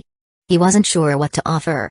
The best option he had might be resurrecting the main world Baki, but that Baki was deeply linked to the caste net jutsu and aware of a lot of secrets. Summoning him could risk messing up the main world's plans. Then again, with Kaguya on the loose, any plan might be moot. If we win, you have to go out on a date with me. Temari declared, her eyes bright. Link was momentarily stunned. He still considered himself underdeveloped. only about 150 centimeters tall at age 12. His face had remained that of a 2 years younger kid, all baby cheeks, thanks to overusing his delicate extraction technique. It never crossed his mind that someone older like Temari might take a liking to him. Was this Tsunoda's brand of cradle snatching? Scared? Temari pressed, folding her arms over her chest. He'd said she had more feminine charm, but a few words later, she'd reverted to her brash old self. After all, her missions required constant fighting, she wasn't about to go all soft. Seeing their battle-ready gazes, Link smiled. All right then, it's a deal. Clack, a standing shadow clone returned, holding a scroll of human puppets. Link casually tossed the scroll to Kankuro. Here's your prize in advance. If you lose, you'll have to pay me for it. Between how the world situation had changed and Link's own position soaring, he no longer minded giving stuff away. He was so high up in Hidden Leaf Village's hierarchy that even the second Hokage, once the world's fastest, let him get away with playful cheek pinching. As for money, Hidden Leaf Village could supply him any amount. The real limitation on his money-binding jutsu was how much he could physically carry, since without Utakata's battery-like chakra, he couldn't summon large quantities of banknotes. And money binding only worked within 10 meters. In high-level battles, enemies usually keep their distance. The ironically high-ceiling technique rarely had a chance to shine, akin to the plight of Amaterasu. They were both dangerously powerful yet often easy to avoid. Chapter 301, The Crushing Force of Kaguya. 1 minute later, at Training Ground 7. Too bad. Link said, sitting nonchalantly in a tall-backed chair, twirling 2 dangling bells around his index finger. He eyed the 4 sprawled figures across from him and commented with mock regret. You guys were so close to succeeding. Kankuro lay flat on the grass, staring dazedly at the sky. That familiar pain pulsed through his body, leaving him confused. The shadows had grown way too powerful in just 1 year and a half. Previously, he could at least see them coming. Now he'd been flung helplessly before he even realized it. What had I been training for, anyway? Gaara propped himself up on one hand, giving Link a look of sincere warmth. You've gotten stronger, Link. He said, all genuine delight and congratulations. Temari, collapsed not far away, shot Link a sullen glare. So if you didn't want to go on a date with me, you didn't have to crush us this hard. From the moment they got ready and shouted go, to the moment they all lay face first in the grass, only a handful of seconds had passed. The shadows weren't just stronger, there were more of them. Dense and endless. When they surged from under Link's feet, it looked like a tidal wave sweeping across the battlefield. Total helplessness. As for Sasori, he'd been dismantled most thoroughly. Somebody still harbored a grudge, apparently. In an instant, his human puppet shell was stripped away. He didn't even have a chance to use summoning to escape before his chakra core ended up in one of the shadow's hands. Remember to pay me. Link grinned at Gaara and stood up, walking over to Kankuro. Got it. Kankuro replied feebly, not bothering to rise. Hey. Link called over to Temari, who'd gotten herself dirty rolling on the ground. He held out his hand. Small, pale, and slender, looking rather nice in the sunlight. It was a side effect of a certain drug he took, which toughened his outer skin and gave it that faintly translucent, smooth pallor. Care for a date, Princess of the Sand? He struck a pseudo-gentlemanly pose, but with his doll-like face, childish voice, and 150 centimeters height, the scene instantly fell apart. PFFT. Temari, cheeks puffed up, burst into laughter, hugging her stomach. You rascal. You rascal. Ha ha ha ha. Seeing this, Gaara at the side couldn't suppress a small smile, either. Kankuro silently snickered to himself, not daring to show it openly. Someone here could be very petty. Link's face darkened. All right, Temari rose to one knee, brushing grass and dust from her palms, and then carefully took his small, pale hand. Her voice was as soft as ever. Of course. Time can bring not only distance, but also let feelings ferment. What began as admiration for a powerful figure, that longing for Link's innate gentleness, had, over the course of a year and a half, ripened into a mellow affection. TCH. Link let her keep hold of his hand. He wasn't especially enamored or anything, it was more like that fleeting moment of realizing someone else likes you can spark a kind of retroactive maybe I do care, too? Confusion. Rather like Naruto's reaction to Hinata late in the manga. But he was only 12. Romance was way too soon. Plus, she was older, from a different village. All excuses aside, he just didn't know how to handle feelings. Whether they were friendship, family bonds, or romance. Suddenly, not far away, the Rashomon gates slammed shut. Link's expression shifted. Sorry. Guess we'll have to postpone that date. I've got urgent business. Temari, being a shinobi, let go without fuss. Right. If you have time, come find me. Link nodded. He signaled his shadow to toss Sasori's chakra core to Gaara. Sasori's puppet body, he explained, is in the scroll I gave Kankuro. To be honest, Hidden Leaf Village's research teams had never cracked Sasori's advanced puppet tech. After Orochimaru's downfall, Tsunade led most of the top minds toward biological experimentation, leaving puppet science forgotten. Much of Sasori's work was still encrypted. They'd shelved it in the end. So Link figured handing it back, as a parting favor, was fine. He had a strong hunch that final preparations would soon begin. Could Hashirama and Madara gain Six Paths powers from the Sage of Six Paths and actually defeat Kaguya if she traversed across worlds? Hard to say. In the manga, the sealing sequence was crystal clear, and Double Mangekyo Kakashi with Kamyu was the MVP, while Naruto and Sasuke simply supported. Kaguya's casual space warping, unstoppable attacks. Without Kakashi's intangible counters, they couldn't even lay a hand on her. And crucially, the Funitsu technique might now be compromised. Later, Link summoned the translucent first Madara. "How's the situation in the third parallel world?" he asked directly.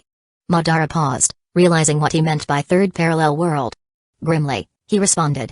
"I assume they told you everything when they came back. We tried to stop that woman who wants to reclaim all chakra and failed. Hashirama. He couldn't get out in time." He referred to the second Hashirama, who fell in the third parallel world. Link shut his eyes for a moment of thought, composing himself. "Tell me exactly what happened." Madara held back nothing. Kaguya, after seeing Minato cast the Funitsu to escape, had tried to copy it, draining so much chakra that she fell into a weakened state, giving Hashirama and Madara a fleeting edge. Her combat experience was pitiful, like a child who'd never been in real war. But that child might as well have been a Saiyan or Ultraman, unstoppable on raw stats alone. She shrugged off being sliced in half by the second Hashirama, while her all-killing ash bones blow annihilated Madara's complete Susanoo with one hit. In short bursts, they gained the upper hand, but Kaguya's chakra kept refilling rapidly, her powers soared, and after multiple dimensional shifts and clashes, her raw strength was simply overwhelming. They both ended up killed. It was pure stat crushing. Something Madara and Hashirama usually did to others. Now they'd gotten a taste of being on the wrong side. From Link's point of view, lasting over an hour against the Six Paths tier monster was already impressive for two Super Kage-level fighters. Part of it was Kaguya's own mistakes, part of it was the duo's battle expertise. But no matter how long they dragged it out, the outcome was the same. No victory possible. If they'd had Six Paths' great abilities from the Sage, would they have won? Link doubted it. In the manga, sealing Kaguya was only possible thanks to double Kamui Kakashi. Naruto and Sasuke alone might have failed. Kaguya's casual dimensional control was far too broken, her attacks unstoppable. Without Kakashi's intangible counters, she would have just hopped dimensions at will. And the biggest issue, the Funitsu technique had been exposed. Chapter 302, Farewell for Now. 3 hours later, second parallel world. Kanabi Bridge Base, Hokage's office. Are we certain she needs Link's chakra to come here? Senjutobirama frowned. Previously, even filling the Funitsu technique with Hashirama's chakra was like adding a drop in the ocean, not enough to activate the jutsu. Could that woman called Kaguya, as Black Zetsu said, really do it? Not sure, but her chakra is very, very, very huge, said the first Madara, repeating the adjective 3 times. I never imagined anyone could hold so much chakra. She tried it once in front of us and failed. Whether she can succeed later is anyone's guess. We can't just gamble on luck, Obirama said, rapping his knuckles on the desk. We'll assume for now that she can't come over quickly. Anyway. Suddenly, the second Madara, reincarnated as a kid, spoke from the side. I left the scroll containing Link's chakra in that world. Everyone in the room fell silent, looking rather speechless. Showing no trace of guilt, the second Madara swept his gaze over them. I stashed it in an underground lair in the Land of Wind. If they realize they can't cross over with their own chakra, they'll probably start looking for traces of where I used to be. Could take a while. No one knows. But if you're all going to waste time yelling at me, brother, Obirama shouted. The first Hashirama reflexively used wood style to bind the second Madara head to toe. Thump. He clasped his fists and started vigorously grinding them into his old rival's skull. You bastard. Thump. He muttered a low snarl, then gave a hard knock and recovered his usual calm, saying in a breezy tone. He's right, though. We shouldn't be wasting time. Everyone else stood there gaping, including the first Madara. Obirama paced a couple of steps. Link, you need to leave this world immediately and go hide in. Have something I want to tell you all. Link cut in. After a moment's hesitation, he added. About Kaguya, I think I may know something. He refused to meet anyone's eyes and, in a single breath, laid out everything he knew about the Otsutsuki clan, Black Zetsu's plot, the Moon's Eye effect, the Ten Tails and the Divine Tree, and so on. By now, he was divulging all intel he could. In a matter of life and death, there was no point in holding back. Better to speak plainly, even if people might later question how he knew all this, or become suspicious or distant. Anyway, I never considered you all that important, Link thought with an eerie calm. I see. Obirama was the first to break the silence, nodding thoughtfully. You said just now, if someone fuses the Ten Tails and becomes its Jinchuriki, they can reach the Six Paths Sage level, correct? That's right. Link replied frankly. But even someone at Six Paths level would probably find it too hard to beat Kaguya. They'd likely need the actual Sage of Six Paths to grant them power. That is, the reincarnations of Indra and Azura. The first Madara and first Hashirama exchanged glances. Neither had realized that the chakra dwelling in them had originated from a pair of brothers. Naruto and Sasuke in the manga sensed the chakra with them, so had they, just never knowing the reason it clung to them. Otsutsuki, Ten Tails, Six Paths. Obirama mulled it all over. Got it. We'll handle things here. You head off to another world and amass enough power. With your talent, one day you'll be able to defeat Kaguya Otsutsuki. If we fail, we'll at least confine her to these two worlds, buying you time. We can't cling to optimistic illusions. Whether she can or can't show up doesn't matter. We must prepare for the worst. He opened a large scroll from a nearby cabinet. Since we don't know how much chakra those two Black Zetsus recorded or whether they might reunite with Kaguya to track us, it's best if you go alone. This scroll records all the ninjutsu I've compiled recently, including some new jutsu I developed. I tried my best on the names. You get the idea. He said, letting slip a small grin. In a more relaxed tone, he added. Then, we leave it in your hands. Indeed. The first Hashirama gave a jovial laugh. Asking a child to shoulder so much. We're a bit ashamed, actually. Once again, we're counting on you, Link. Said the child form of the third Hokage in a strangely grown-up voice, bowing slightly. Thank you for everything. Come on. Tsunade said, pulling out a scroll warmed by her body heat and tossing it over. Kid, if you end up in a world like ours and run into another me, or some other medical ninja, try using the approaches written here to develop new drugs. Sorry we never managed to finish the medicine we promised you. She sighed. She was far too busy with a million responsibilities as Hokage, not even finding free time for her boyfriend. No chance to focus on new drug research. The baby-faced fourth Hokage scratched his head, seeming uncertain what to say or give. Link gripped the big scroll in one hand and Tsunade's medical scroll in the other, looking rather overwhelmed at his allies. Sasuke Uchiha offered a gentle smile. I'll protect all that's precious to you with my power. Best of luck. Added Utakata with a small bow. This plan. Link began softly. Of course we know. Obirama said, rolling his eyes. In child form, he actually looked pretty cute, even doing an eye roll. We all decided this together. If. Well. He sighed. If it really doesn't work out, then don't ever come back. Partings are troublesome indeed. The first Hashirama said, resting his hand gently on his brother's small head. In a gentle tone. Thank you, Link, for everything you've done. Even if it was like a dream, it was a wonderful one. They had to protect the treasure. The precious gem that gave them that dream. Turning his face aside, Link avoided meeting anyone's gaze. His voice revealed no emotion. Since I'm temporarily leaving, I'll use up the rest of the summoning, Impure World Reincarnation Black Sludge I've got and reincarnate every possible ally. Strength in numbers if Kaguya invades. Oh, right. Sasuke, about Denzo. It's fine. Sasuke said calmly. Let him contribute to defending this world as well. Link smiled, though who knew if it was genuine. He activated the Funitsu with Utakata, heading back to the main world's lab to reincarnate those who needed it. Denzo, the first Madara, all the past Kage in the Pure Land. Shadows bustled, packing supplies into scrolls. Soon dusk came, and it was time for him to depart. Under everyone's watchful eyes, Link closed his own. His clenched fist slowly loosened. At length, he placed a hand on the Funitsu scroll, channeling chakra to activate the jutsu. A bunch of self-righteous fools. Do they really think I'll come back after hoarding all these resources? In some other world, I can thrive just fine, and gather as many Sasukes, Utakatas, Third Hokages, Tobiramas, Hashiramas as I please. Chapter 303, Not here, try again. But seriously. Leaving in such a sorry, Rushed manner felt absolutely awful. Tap. Link landed on solid ground, accompanied only by a single shadow carrying his luggage. The rest of his shadows immediately scattered beneath him. Right before departing, he had painstakingly gathered every last one to ensure that, just in case, Kaguya couldn't track him through them.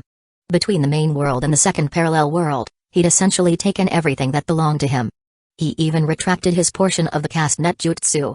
In other words, now nobody could contact or locate him. This place is, Link glanced at a bizarre building off to the side that looked a bit like a highway rest stop. It even smelled faintly of toilets. While wondering where in the world he was, waiting for his shadow to pass on some intel, an all-too-familiar figure in a black cloak with red clouds stepped out of the restroom. Damn it, I intended to teleport to a time after the Fourth War ended, yet here we have Hidan still alive? So this means we're still in Shippuden's earlier arcs. At least a year or so before the war starts. Oi, brat. What's with that look? You're pissing me off. Snorted this fourth parallel world Hidan, hefting his scythe with a malicious grin. Hanging around a place that stinks of crap, only to run into. Thud. An 8-gates empowered shadow slugged him mid-sentence, cutting him off. Ugh. One tiny fist pounded him in the gut, so hard that his eyes nearly bulged out of their sockets. Spittle sprayed from his mouth as he sank to his knees in agony. No matter the world, Mr. D always has a foul mouth. Link stood there calmly, ignoring the 4 shadow clones with 8 gates flaring, who formed a tight blockade around this world's Hidan. Instead, his gaze went upward, to the top of the structure. Whoosh! Times 4 Asuma, Kamizuki Izumo, Kotetsu Higane, and a somewhat older Nara Shikimaru appeared, surrounding the kneeling Akatsuki member and this mysterious kid. Hey, Shikimaru, that shadow jutsu. Some kind of relative of yours? Asuma held his special chakra trench knives at the ready, eyeing the boy with caution. They already been here, planning to ambush these Akatsuki members. According to their plan, Asuma would draw attention, Izumo and Kotetsu would attack, and Shikimaru would coordinate with shadow possession.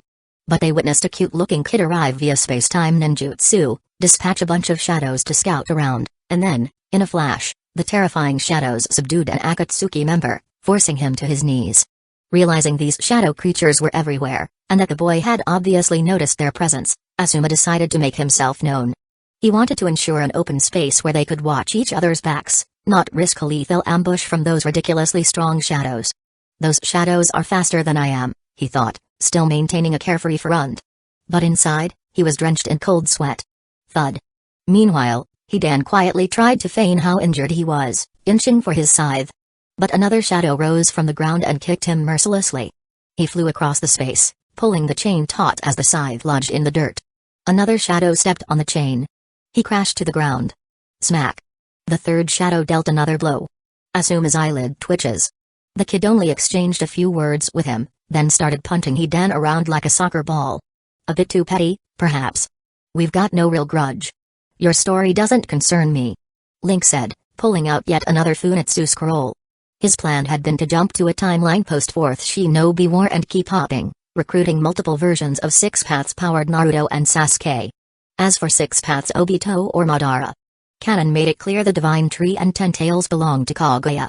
If Madara became its Jinchuriki, Kaguya's influence might turn him insane. Who knows what would happen if he met the fully revived Kaguya? Possibly she'd just absorb his chakra, given their shared lineage. Hence, Six Paths mode Naruto and Sasuke were the most reliable. With the actual Sage of Six Paths granted powers, plus double Mangekyo Kakashi, they could replicate that final fight, maybe persuade Six Paths Obito to join them, etc. Then, a team of good guys could crush Kaguya. But apparently, Link had ended up in the timeline of Asuma's death scene. Since Hidan was still alive. Wait, is this a tad too coincidental? The second parallel world was the Kakashi Chronicles, the third was Deidara and Sasori capturing Dara, and this fourth world is Asuma's death arc? He pondered while everyone stared at him.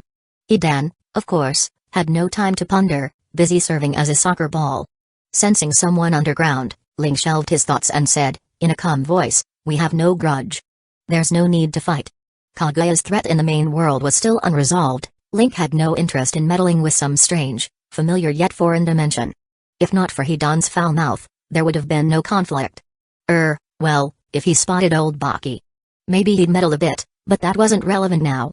The point, Hidan would inevitably say something vile, leading to soccer ball duty. Boom.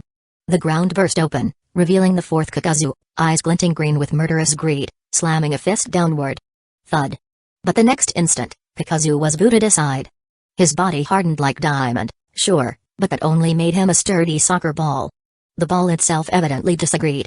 His clothes tore, exposing 4 masked monsters joined by black threads. One mask opened its mouth without hesitation. Crack. In a burst of speed, 1/8 Gates empowered Shadow, channeling the velocity of a 6-gate smite guy, punched through the monster's mouth just as it was about to spew flames hot enough to heat the air. One after another, those masked creatures were destroyed. Even though Link hadn't done any real fighting lately, he'd been developing his shadows quietly. With them all combined, he was on the cusp of Super Kage level. Facing ordinary Kage level shinobi? A guaranteed one-hit KO. His fighting style was all or nothing. If an opponent was even slightly weaker, they'd be wiped out in seconds.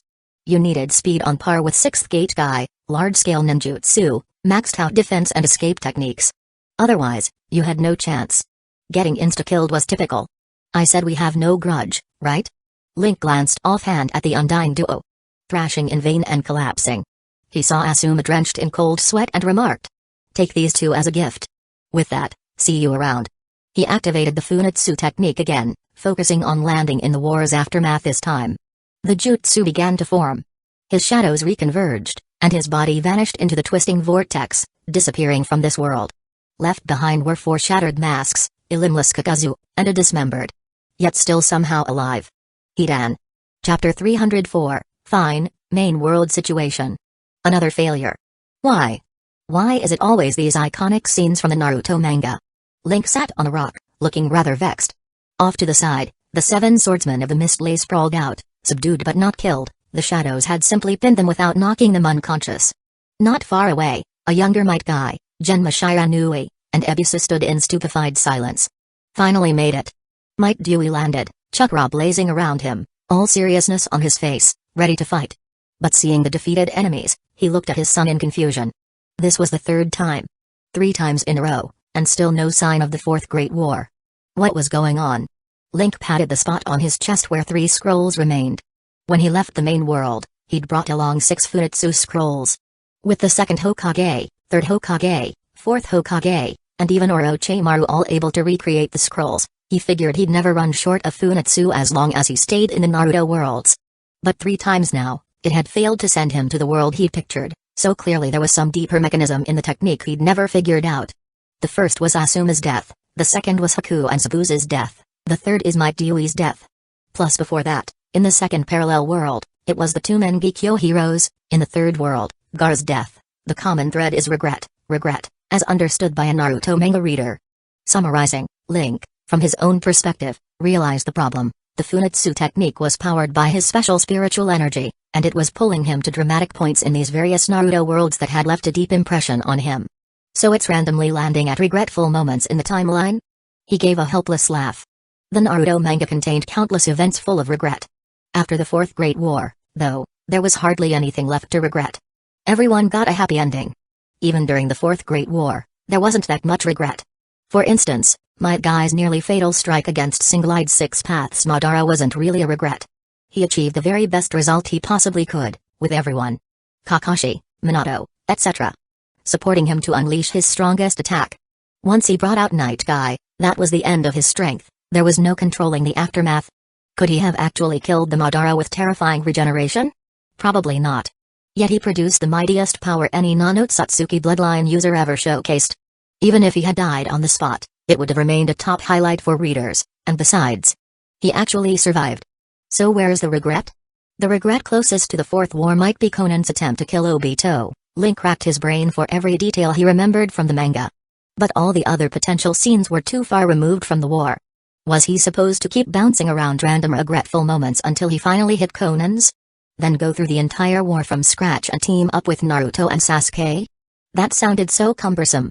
And both Naruto and Sasuke's growth paths were quite fixed. They had to level up stage by stage until the war. Moving it forward early wouldn't help at all. Excuse me, sir. Or, well, young fellow. Might Dewey carefully tried to choose his words. Who in the world are you? He'd just finished talking to his son, learning that someone had abruptly shown up and instantly crushed the Mist's famous 7 swordsmen using only shadows. Shadows. Could he be from the Nara clan? But where's his forehead protector? Watching carefully, Dewey studied the person's every detail. What's this young fellow nonsense? Link felt a flicker of annoyance, then forced it down. They're yours now. If we meet again sometime, so be it. He decided to spin the wheel once more. Whatever it landed on next, he'd stay put and work on developing himself. If he couldn't assemble a team of 6 paths Naruto and Sasuke from various worlds, he'd have to go it alone. Just thinking about it made him uncomfortable. He'd spent so long acting like a Pokemon master, sending others to do the big fighting. Suddenly he had to take up the fight himself? And with no time to find suitable allies, the threat to his main world intensified by the day. He was petty enough that he'd never let Kaguya succeed and then come hunt him down. I should crush her first and seize the world in front of everyone's terrified eyes, ascending the heavenly throne.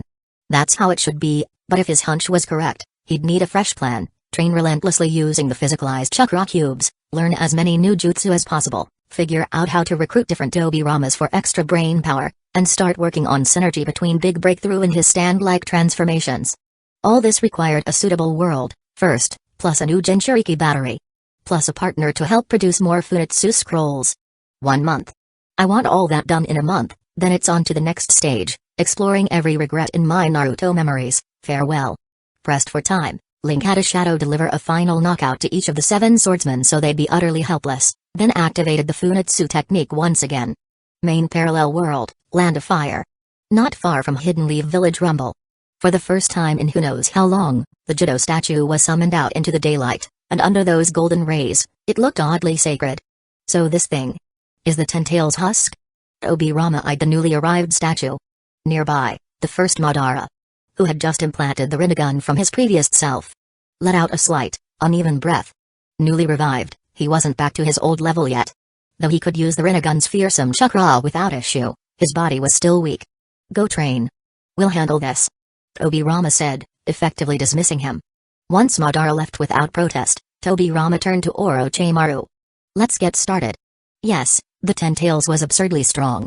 A 6 paths level fighter. By the second Madara's and Link's accounts. Was insanely powerful. But Tobirama refused to accept that if ninjutsu failed at that tier, there was no hope. So they'd look to senjutsu. Ninja weren't limited to just ninjutsu.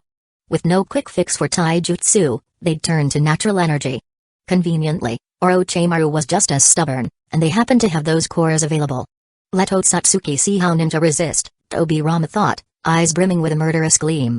Though the second Hashirama wasn't technically his brother, nobody could kill a perfect copy of his big brother without paying a price. Absolutely not. Chapter 305, Hinata Kidnapping World, Seeking Orochimaru Out. Third Parallel World, Kaguya Dimension. Another failure, Mother. Black Zetsu poked its head out from Kaguya's sleeve. With its beady little eyes full of puzzlement, it said, we've tried again and again, but it keeps failing. It couldn't comprehend how all these far inferior humans could use such a technique. Even the very thought of other worlds was scary. Floating in midair with her arms hanging slack, Kaguya was busy mentally dissecting the technique she'd managed to replicate perfectly, and yet its logic remained indecipherable. The way the chakra was manipulated was far too strange, she couldn't imitate it. By now, most of the chakra lost over the ages had returned to her. The divine tree continued drawing energy from people, slowly restoring her to true peak form. Over the time, the 9-tailed beasts, so agitated before, finally calmed down. She was returning to her strongest self, yet she still couldn't fully replicate that world-hopping technique. Thinking back carefully, they're using the wrong sort of chakra, she said at length. From her recollection, she'd observed tiny traces of a subtle difference in the chakra whenever the travel technique was cast, even just for an instant. That one moment was enough for her to see clearly. Mother. Black Zetsu ventured, its canine-like face squirming at the sleeve's edge. If that's chakra from someone in a parallel world, do you think there might be a version of that person in our own? Kaguya closed her eyes. The divine tree was siphoning chakra from all humans, and that chakra was being transferred here to the starting orb dimension, where she hovered in the air. 1 day passed. Then 2, 3, a week, a month. With her endless life and immortal body, time mattered little to them. Eventually, she finished sorting through all the humans' chakra. Not a single one matched. Mother, let's return to that planet. We can send White Zetsu to scour for any possible survivors. Black Zetsu suggested again. And that older Madara Uchiha who stayed in our world for so long, rummaging through where he once resided might turn up something. Kaguya kept silent, then quietly shifted the dimension back to the planet she knew so well, her nursery. All her bitterness and rage from being betrayed by her sons had gradually settled with time. feeling how human chakra continued to stream into her as nourishment left her oddly calm, almost pleased. "Go forth, my soldiers," she silently commanded. Countless white zetsu rose from the ground at her call, fanning out in every direction to re-evaluate the entire world, wipe out any survivors, and find a way to reach other nurseries. Otsutsuki Kaguya, the rabbit goddess, hovered in midair, gazing down at the earth and the sweet dreams of countless humans, awaiting patiently. Some world's hidden leaf village, Hyuga compound, nighttime tap. Link landed and immediately realized he wasn't outdoors but indoors, in a familiar Japanese-style tatami room with shoji doors. In the silence and darkness, the sound of him touching down was conspicuously loud. Before long, someone approached. Hidden in the dark, they attacked without hesitation. Boom. One of Link's shadows clashed with the intruder, a dull thud echoing. The enemy was knocked flying, crashing through a shoji door and smashing through the wooden wall behind it. Gone. So weak. Link silently judged the attacker's strength, nowhere near Kage level. Maybe they got lucky not to be one-shotted, only because he'd pulled his punch. Knocked out? Link wondered. Outside, footsteps gathered thickly. Growing cautious, he formed hand seals to cast hiding like a mole technique and slid away beneath the floor, planning to escape and assess the situation from somewhere safe. About to leave, he caught sight of a masked figure in the darkness. That masked figure lunged wordlessly with a kunai, but a shadow rose from beneath them, swiftly jabbing up a wooden splinter for a well-placed 1,000 years of death. Meanwhile, another shadow clamped a hand over the assailant's mouth. MMPH. A muffled groan, and the masked ninja fainted from sheer agony. Click, rustle. Lights switched on in the corridor, a nearby shoji slid open to reveal a timid little girl with pale eyes blinking at him. A Hyuga. That's Hinata, no wonder the architecture seemed so familiar. Judging by her age, Link had a shadow remove the intruder's face covering, revealing a hidden Clouds Village forehead protector.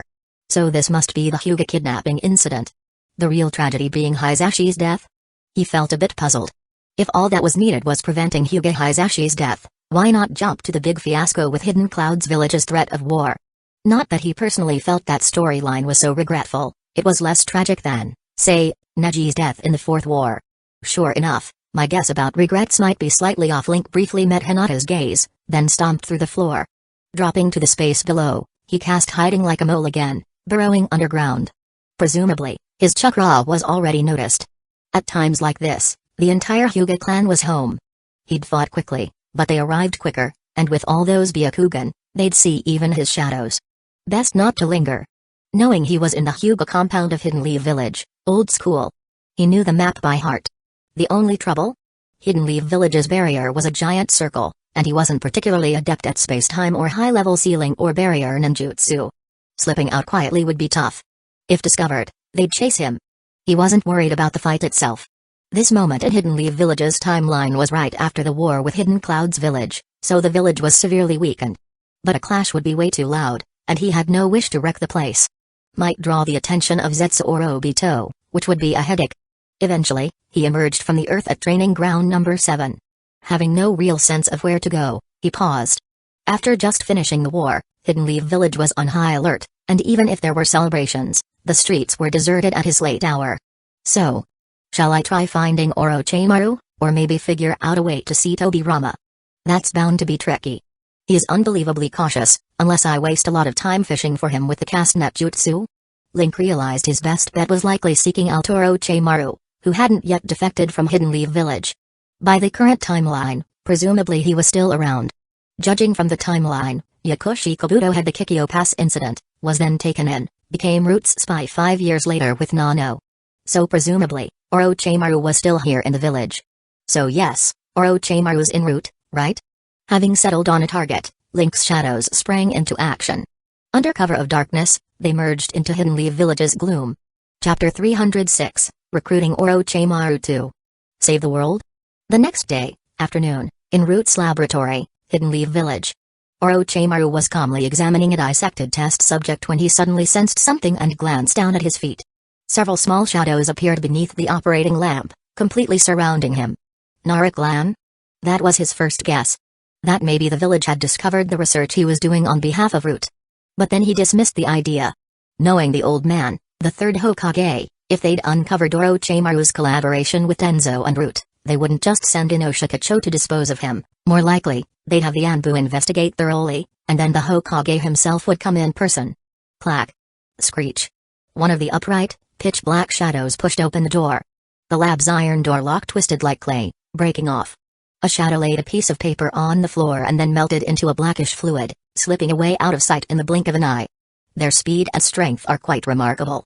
Some kind of experimental subject? Or maybe a conjured technique?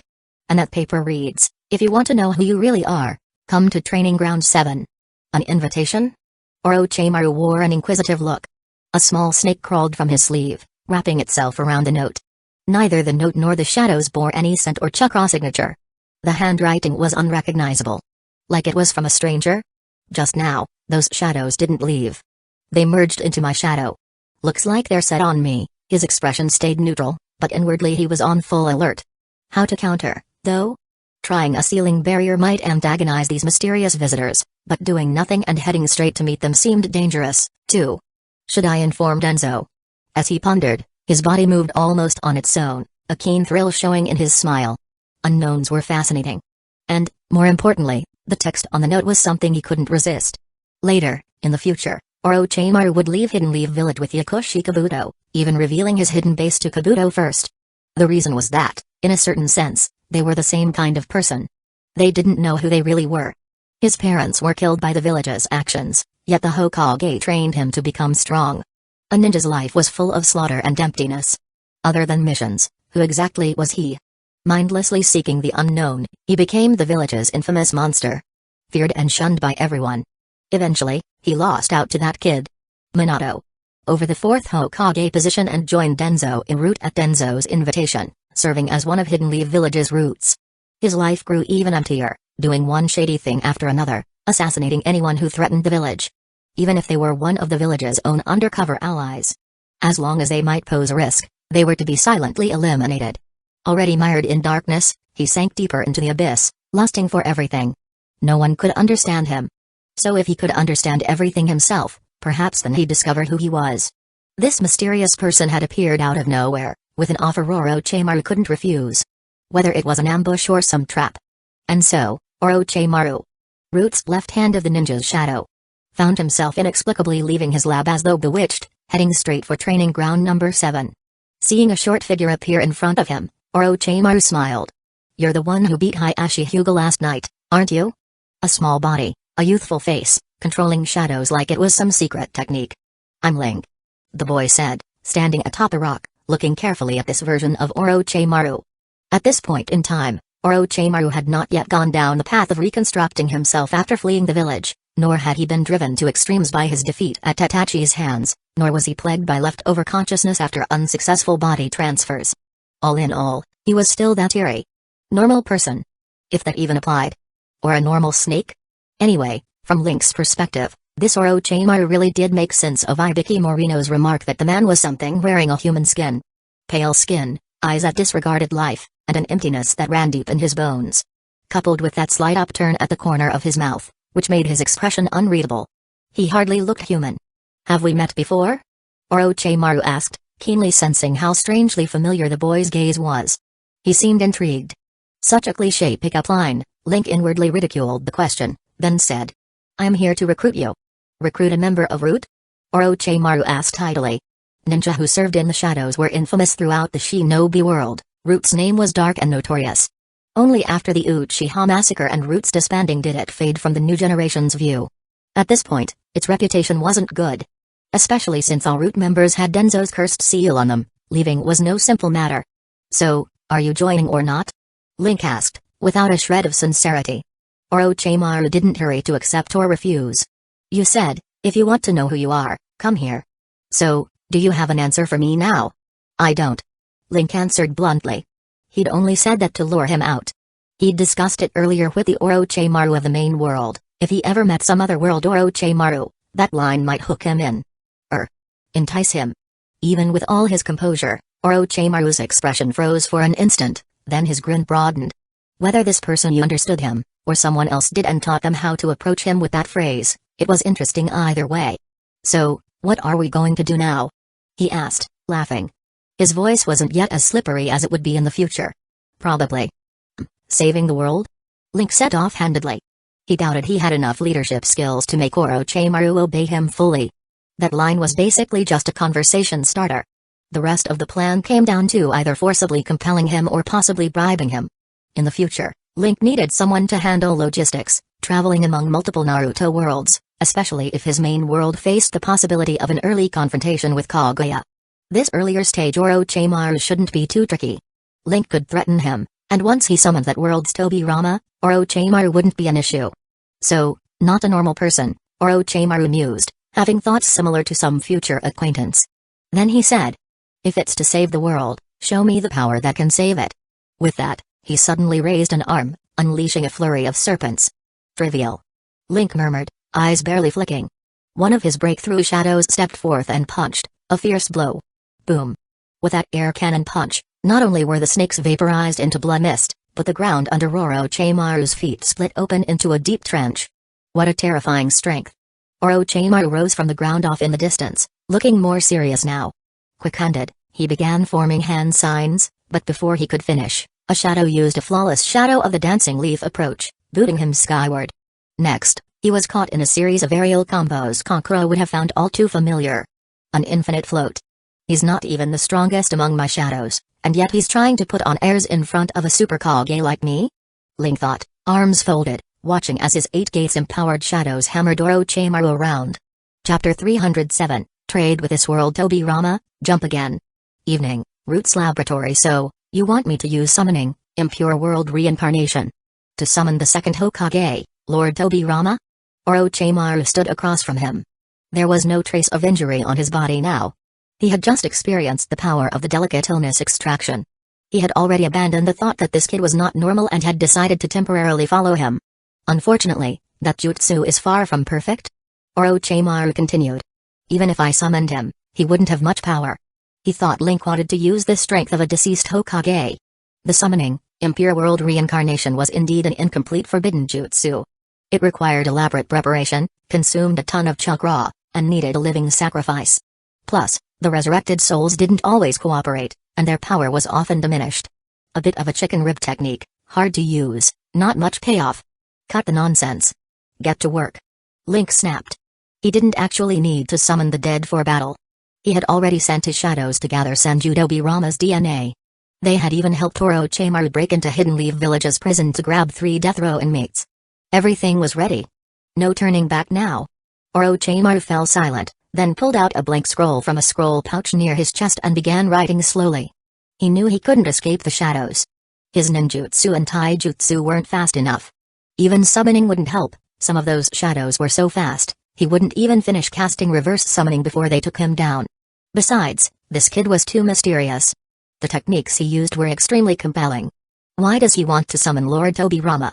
The curiosity gnawed at his brain like a cat paw scratching at his heart. Before long, the most ancient version of the summoning, impure world reincarnation, was ready. As Orochimaru slammed his hand down, particles of dust began forming around the death row inmate who was kneeling under Ganjutsu. Arg! The pain snapped him out of the Ganjutsu, and he screamed in agony as dust particles reshaped his body. The condemned man became the armored form of the second Hokage, Senju Tobirama, kneeling on the floor. Need me to use talismans to bind him? Orochimaru offered. Tobirama quickly regained his awareness, stood up, and looked at the man in the lab coat. Summoning, impure world reincarnation. Young man, were you the one who summoned me? Pardon the offense. Orochimaru said with a slight bow. Lord Tobirama, I was forced to use your forbidden jutsu under special circumstances. Oh. Link tossed him a scroll from his waist. This is from you. To you. The Tobirama from the main world had long since prepared everything, including how to earn the trust of other versions of himself. Just talking to the Pure Land via summoning wouldn't work. But if you used summoning, impure world reincarnation to bring him back and handed him a scroll he wrote himself, that would almost certainly open up a communication channel. Most importantly, under similar circumstances, no Tobirama from any parallel world could resist the temptation of variant jutsu. Orochimaru's eyes gleamed with interest. Tobirama accepted the scroll, a little puzzled. But he couldn't detect anything strange about it. As a soul, he didn't have to worry about traps, so he unrolled it without hesitation. After reading it quickly, he paused in silence, then said, "Prove it to me. Summon another dead person. Right now." Link ordered without flinching. Under Tobirama's cold gaze, Orochimaru completed another summoning, impure world reincarnation. At the same time, Link performed a low chakra version of Swamp of the Underworld, dragging the final condemned prisoner into the pit. When the jutsu ended, all that remained was a pool of black sludge. What is this place? You. It stinks. The newly revived soul, wearing an Anbu uniform, stumbled back a few steps while clutching his nose. The stench of the black sludge was especially unbearable for summoning impure world reincarnation bodies made of dust particles. And even worse for pure souls summoned in chakra bodies. Obirama wrinkled his brow slightly and stepped back half a step. Holding your breath was pointless. The stench was so deep. Orochimaru, on the other hand, looked extremely interested in the sludge. Link was surprised at just how much of it there was. Enough for 5 full summons. The last guy must have been seriously evil. Regular murderers only yielded enough for 3 summons. But Link had no use for leftover sludge. He couldn't take it with him, so he might as well use it all now. He drafted the summoning, impure world reincarnation formula on site, surprising both Orochimaru and Obirama with a jutsu variation. The Edo Anbu, thrown over by a shadow, crumbled as his soul was drawn into the sludge, forming a cocoon. The host's body, formed from dust, dissolved. The host's eyes went blank, and he died instantly. The scene was horrifying. But none of the 3 in the lab even flinched. They weren't Naruto or Hashirama. The kind to get sentimental over random criminals. Click. A dazed, naked boy emerged from the mud cocoon. Lord Orochimaru, is this? A reincarnation technique?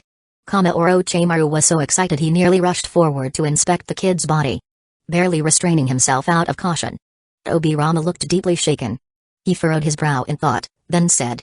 I understand. Let's proceed as per the scroll. You can undo the summoning, impure world reincarnation now. Link commanded coldly. All according to plan. Half a month later, outside Hidden Leaf Village. Well then, that's the end of this transaction. Link said, looking at the translucent figure of Obirama across from him. Unfortunately, the man refused to teach him the Flying Thunder God technique. Technically, it was easy to teach jutsu through summoning if the soul cooperated. But there just wasn't enough time to earn his full trust. Fortunately, the replication of Funetsu was a complete success. Even without knowing how it worked, Obirama found it relatively simple to mimic and reproduce. Link glanced at the shadow carrying a sack full of freshly made Funetsu scrolls. In exchange for reincarnating 50 deceased Hidden Leaf Village Jonin and Anbu, Obirama had produced an equal number of scrolls. Unfortunately, the plan to find a new Jinchuriki battery failed. Half a month wasn't enough. Without Utakata, he couldn't keep farming his substitute technique. To stay hidden in unfamiliar Hidden Leaf Village timelines, he needed a constant, high level of chakra. If he slipped up even a little, Shimura Denzo or Orochimaru might pounce. Thud. Some Root and Anbu agents who'd been tailing him were tossed unconscious into the open by his shadows. Link glanced at Orochimaru, who was lurking in the forest. Farewell, second Hokage. Now it was time to set off again. Either burn through these scrolls and figure out how to make more, or keep jumping until he landed in the post-Fourth War timeline. Will we meet again? Obirama had a strong feeling that it might be a long, long time before they crossed paths again. Just as he was thinking that, the summoning ended. Obirama's body of faint chakra shattered. Before his soul faded back into the Pure Land, he caught one last glimpse of Link. Holding the scroll he had made, body twisting into a spatial vortex. And with that thought, his awareness faded into the void. Chapter 308, Finally, Boruto. I get it now. The Funetsu doesn't lock onto events. It locks onto people. Standing atop a rock, Link finally realized the flaw in his previous thinking. After traveling through more than 10 worlds, he finally understood how the Funetsu technique's fuzzy search actually worked. Post-Fourth Great Ninja War contained far too many variables. Anyone who participated in the war, anyone who lived or died because of it. When he thought of the war, too many people and moments came to mind. Naturally, this caused deviations in the teleportation. Especially since the Funetsu technique seemed deeply linked to his spiritual energy, tapping into his memories of the entire Naruto manga. As a result, he always ended up in times that were emotionally resonant to him. Second World Madara had been thinking of Nagato, someone who could use Rin Rebirth, so he ended up at the start of Shippuden. That seemed to check out. But why had the mistakenly summoned Obirama ended up at the Kanabi Bridge incident? Was it because space-time ninjutsu made him think of Obito? But did he really know that the masked man was Obito at that point? Link wasn't sure. He pulled out a scroll and sealed away the dismembered Ninetales like pieces of meat. Looking off to the side, he noticed the masked man, Obito, hesitating in the distance. Instantly, his shadows moved. Obito was fuming. He'd just helped the Ninetales break free, And now this mysterious brat came out of nowhere. One of the kid's shadows wielded a massive scalpel and, in just a few slashes, carved up the howling nine tails into segments. It happened so fast it was terrifying. Swoosh. Link landed beside the collapsed Kushina Uzumaki and pressed a hand to her abdomen, casting delicate illness extraction. Without his battery, Utakata, Link couldn't fully save a Jinchuriki who'd lost their tailed beast. Still, the Uzumaki clan's vitality was freakishly strong. He used up only about a fifth of his chakra to stabilize her condition. Though honestly, she'd probably still die. You don't have to feel bad about this. Kushina looked at the child's slightly downcast eyes and offered a faint, grateful smile. Thank you. In the distance, Obito rushed over. But halfway through, a shadow rose to stop him. Only to miss as he phased through with Kamui. Apologies. Link said, directing a shadow to carry Kushina aside. He simply stood in place, not resisting at all. Obito felt a twinge of doubt but still trusted Kamui's superiority. He reached for Link's arm, intending to warp him into the Kamui dimension. I win. Suddenly, Link's arm dropped, dodging Obito's grasp. Simultaneously, Link's other hand landed squarely on Obito's chest. This chakra. 8 gates? Before Obito could even think, the moment he was touched, his body lost control and slammed straight downward. Thud. He had butted the rock so hard it shattered. Along with his mask. Link tried to gouge Obito's eye out. But missed. The moment of physical contact caused only brief materialization. Even disrupted by body pathway derangement, Obito's body still managed to warp away using Kamui. Too bad. If he'd succeeded, he'd have left with a pair of Kamui eyes. Well worth the trip. An 8 gates shadow leapt over, carrying a bundle of scrolls. Link dismissed his clone, grabbed a new Funitsu scroll, and didn't even acknowledge Minato, who just yanked Kushina out of a shadow's hands. Instead, he recalled all his shadows, activated the technique, and said softly, "Goodbye, Aunt Kushina. If we're targeting people, then why not aim for Naruto from the manga's final chapter? The one with the prosthetic arm?" The technique finished. He vanished into the swirling vortex. Tap. Landing lightly, Link looked around at the hidden leaf village streets beneath his feet. And smiled for the first time in over a month. It looked like he'd finally made it. The Hokage rock had 7 faces. Came a childish voice nearby.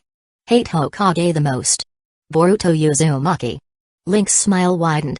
Perfect? This was the ending scene from the original manga. Thud. A grown-up, 7th Hokage Naruto, holding a child in one arm, landed beside him, eyes serious. Who are you? He side-eyed the shadows stretching beneath Link and spreading across the ground atop the Hokage rock. As he gathered chakra, he said sternly, I don't know what you're doing, but I need you to stop. Naruto, I need your help. Link cut straight to the point and retracted all the shadows. This was the full-fledged, adult 6 Paths Naruto. Since Link had never read Boruto, he could only teleport to the timeline of the original manga. But still, this grown Naruto had far more power than he did during the Kaguya seal, even if the Sage of 6 Paths blessing had faded. Among 6 Paths level fighters, he was top tier. Naruto looked stunned. The name and tone, paired with Link's childish appearance, made his seriousness crack. He smiled. Which village are you from, kid? He'd sensed chakra. And that strange jutsu. Definitely a ninja. I'm from another world. We're facing a threat from Kaguya Otsutsuki, so I came here to ask you and Sasuke for help. Link spoke earnestly. Naruto initially thought it was a joke. But that name, Kaguya Otsutsuki, was known only to Team 7. And Naruto could tell Link wasn't lying. His face grew solemn. Boruto. TCH. Boruto scowled, shook off his dad's hand, and ran off, hopping up to a nearby rooftop. Boruto. You're still on cleanup duty for the Hokage Rock. Shut up. The boy shouted back and vanished. Naruto sighed helplessly, then turned to Link. Sorry, I can't believe something like that right away. And this alternate world stuff. He scratched his head. That's just too much to take in all of a sudden. Even as an adult, he was still a bit slow on the uptake. That's fine. I can prove it. Link was calm. He even took the chance to apply another dose of delicate illness extraction on himself. After all, he'd just used 8 gates to fight Obito, opening up to the 5th gate. Even with all his training and shadow jutsu shielding him from full damage, the residual pain caused lingering strain across his body. The extraction jutsu helped ease that immensely. This post-manga Hidden Leaf Village, or rather, the entire ninja world, was in true peacetime. So peaceful they couldn't even sell ninja tools. Wasting a little chakra didn't matter at all. Chapter 309, Adult Naruto. 1 hour later, in the Hokage's office.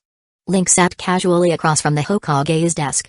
The 7th Hokage had gone off to attend a 5-Kage summit, leaving him to wait alone in the office. In any other world, letting some unknown ninja wander into the Hokage building, let alone sit alone in the Hokage's office, would be unthinkable.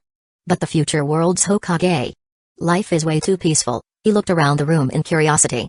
On the familiar Hokage desk was a thin laptop with a spiral pattern sticker, a stack of empty tonkatsu ramen cups, a water cup, and even a bottle of what looked like, well, alcohol? An adult Naruto drinks? Hey. Guess he really is Jiraiya's student. Wonder what adult Sasuke is doing? Suddenly, click. The window slid open, and Boruto Uzumaki stuck his head in.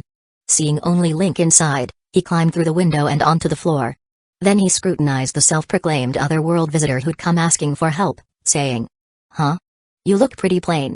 He didn't see anything that resembled some fancy ability to cross worlds. Well, maybe not completely plain. Link was indeed handsome, just shy of rivaling Boruto himself, in his own opinion. Oh? Link, taking no offense, smiled placidly. After all, this was the son of a good friend. If events ever aligned in his main world, Naruto would marry and have children, and Link would be uncle to them anyway. No sense getting mad at a kid. Boruto, however, scowled. Getting treated like a child was infuriating for any kid. With a grunt, he demanded, "Hey, short stuff.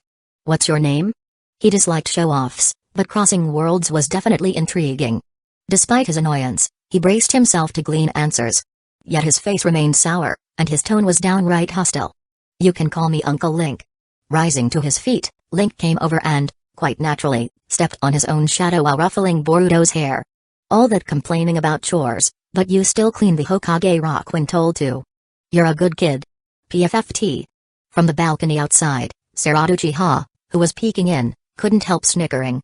A boy who looked only slightly older than Boruto, acting all benevolent.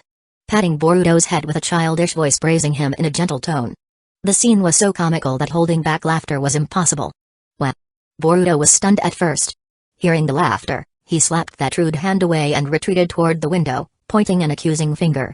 "What the heck do you think you're doing?" He got goosebumps, being patted and praised by some kid not much older than himself. Super awkward. Link realized the gesture and his words might be over the line. He tried to soothe things. "I'm a friend of your dad in another world, so I don't care who you are. Don't just pat my head." Boruto barked. "You're a total fraud, right? All this crossing world stuff. Who'd buy that?" Kids often lashed out, rejecting anything that annoyed them. Naruto appeared in the office in a blur, gently placing his hand on his son's head with a warm grin. Sorry. Hope you didn't wait too long." Boruto, thinking he was being manhandled by that weird kid again, struggled at first before realizing it was his dad. "It's fine," Link said with relief. He felt uncertain dealing with kids. How would he manage once he truly became Uncle Link? "Baruto," Naruto said, signaling that he could leave. Even as a father, Naruto still had that hint of cluelessness, unaware that his son's flustered reaction had anything to do with the new visitor. After the two children left, Naruto took his seat behind the desk. His tone turned serious. "You mentioned facing Kaguya Otsutsuki in your world, right?" "Yes. In one world, Kaguya has already been revived, and there's a good chance she'll attempt to invade our world." Link answered plainly. "So I've come here to seek your and Sasuke's help." So you know me and Sasuke?" Naruto was still a bit lost. Kaguya Otsutsuki. Plus the mention of traveling from another world. Definitely weird.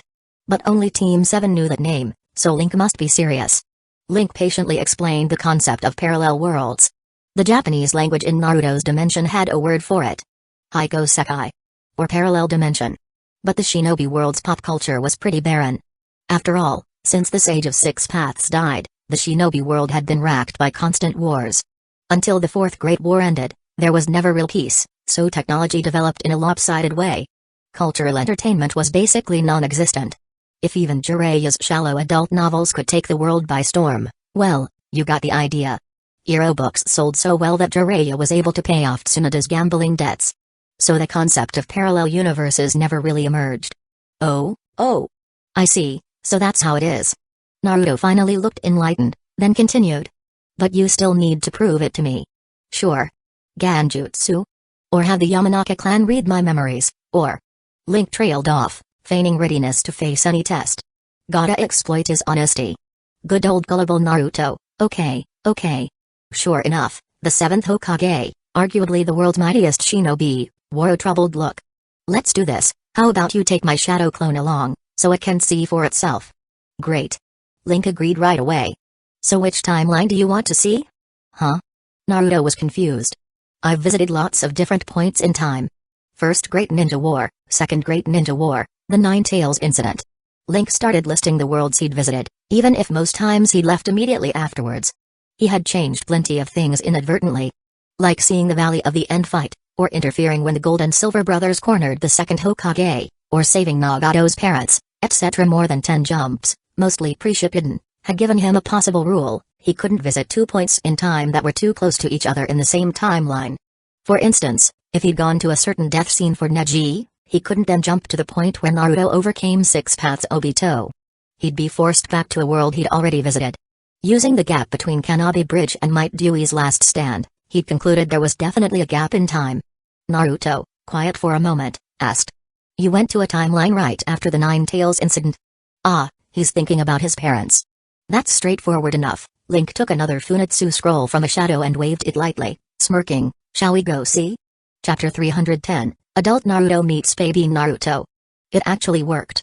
The 7th Hokage Naruto's shadow clone landed, reflexively entering Sage Mode the moment his feet touched down. After all, it was an unknown space-time ninjutsu, and even though he wasn't really suspecting Link of lying, he was prepared for a fight. But a second later, he sensed many familiar yet unfamiliar chakras and, somewhat dazed, murmured to himself. Swoosh! Right away, the 4th Hokage, Minato Namikaze, appeared before the two of them. His sensory skill needed no explanation. Moments earlier, he'd casually planted a flying Raijin seal in the vicinity. Once he felt that familiar chakra mingled with another powerful one, he rushed over at once. They're father and son, but they don't look all that similar. Link glanced back and forth. Minato was the more classically handsome type. If not for his gentle, masculine aura, he could almost pass for someone like Haku. Meanwhile, adult Naruto gave off a more hardy vibe, exuding confidence and spirit. Biggest difference lay in their sense of style. Naruto, even as an adult, still liked his orange jacket. Not exactly ugly, but pretty plain, especially compared to Minato's style. And funnily enough, the son here was actually older than his dad. Naruto nearly shouted father. The most painful regret he carried, besides losing his mentor Jiraiya, was never having his parents at his wedding. Another arrival? Minato pulled his wandering thoughts back. You too. You're back again for what? Basically, I just dropped by, I guess. Link pulled out a Funetsu scroll and glanced aside. Now can you believe me, Naruto? Naruto, the shadow clone, studied his swirling emotions and nodded. Alright. Take me home. After all, he was only a shadow clone. For something this important, his real self needed to be the one making decisions. As Link was activating the technique, he abruptly recalled something and spoke directly. Oh, by the way, in this world, Aunt Kushina just had the 9 tails extracted. I was only able to do a simple bit of healing, so I'm guessing she's not dead yet, but I doubt she'll last till morning. He paused. I'd need more chakra to save Aunt Kushina. Immediately, Minato's eyes grew sharp. Naruto put a hand on Link's shoulder. Though he was clearly worried, he said. Bring my real body here first. And with that, the Funetsu activated. They disappeared in a swirling vortex. He really does look so much like Kushina. He's using Sage Mode, and he's called Naruto. There's that familiar cloak. Minato stared after the spot in a slight daze. It sounded like the two strangers had let slip quite a bit of intel in their conversation, and while he couldn't piece it all together, he sensed it was something strange indeed. So instead of immediately returning to his severely injured wife, who was now with their newborn baby, he stayed put, silently waiting for a short while. Sure enough, the familiar spiral reappeared, and the pair dropped back in. 4th Hokage, said the now-arrived real Naruto in a somewhat awkward tone. Please, take us to see, the injured woman. He evidently didn't know how to refer to these unknown versions of his parents. Minato said nothing, just gave a silent nod. Follow me. He refrained from using Flying Raijin. Possibly wanting to slow down and accommodate these strangers, he even reduced his usual running speed. Only to realize the adult Naruto still kept pace with him effortlessly. Even when Minato stealthily sped up more and more, until he was going full speed. Naruto never fell behind. Incredible, shortly, they reached Hidden Leaf Village Hospital. Under the watchful eyes of the Anbu, They entered a private ward. Click. The pale-faced Kushina lay in bed, looking down at the dozing infant beside her. At the sound of footsteps, she raised her head, placed a finger to her lips in a soft hush, and beckoned them quietly. She seemed just like a bedridden mother at a glance, but in reality she was critically close to death. Losing her tailed beast would normally kill a Jinchuriki on the spot, and only the Uzumaki clan's resilience kept her barely alive. "Naruto, lend me your chakra," Link said after the adult Naruto set him down, speaking in a low voice. Then Link began to glow. Unlike with his old battery Utakata, Naruto in his final form could supply enough chakra to energize an entire shinobi alliance. Powering one person was child's play. Given it was so quiet in the ward, even small sounds were magnified. The baby cracked open his eyes, glimpsed that shining little figure, and... Wah! Both Kushina and Minato were first-time parents, momentarily confused by the crying. They froze for a second before rushing to pick him up. But the adult Naruto was already cradling the baby gently, face soft with a comforting smile, humming a lullaby. Within moments, the baby fell back asleep. After all, final chapter Naruto is a father of two, so much chakra. There's no way I'll use it all up, Link felt deeply moved. Finally, after more than a month on the run, here was an almost limitless supply of energy. Watching Naruto soothe the baby, Link stepped forward and poured all that newly gained chakra into a fine malady extraction technique. As the wave of enormous chakra was unleashed, the originally slow-acting healing technique underwent a qualitative change. Instead of gradually alleviating symptoms, it healed everything in an instant. The near-dead Kushina, battered from childbirth and tailed beast extraction, was suddenly perfectly well. What? She let out a startled exclamation. Gone was the organ failure from losing the beast, the childbirth pains vanished, too. She felt ready to get out of bed right now. Visibly, her face turned rosy, her weak breathing switched to strong and steady. Remarkable, even this final chapter Naruto was impressed. Usually someone who lost their tailed beast would be impossible to heal so quickly, no matter how advanced your yin-yang style. This was insane. Letting go of her hand, Link quietly left the ward, giving her space to reunite with her family. Surprisingly, the final chapter Naruto came out not long after, seating himself next to Link in the corridor and saying softly, "Thank you. Seeing you so calm and collected is kind of strange." Link teased with a smile. The young Naruto Link remembered had always been a bit brash. Even Naruto in Link's main world, who trained under Jiraiya for ages, remained somewhat stubborn. Such calm maturity. It was almost hard to believe he was Naruto at all. "So, in another world, you and I are friends?" The adult Naruto chuckled mildly, acknowledging his own growth. Link hesitated a moment, and after a month of running around aimlessly, he finally felt ready to speak openly. "Yeah. We." He paused, then quietly concluded, "We're friends." Chapter 311, Adult Team 7 in the main world. Flap. Flap. Flap. A messenger hawk circled in the sky before making a diving descent.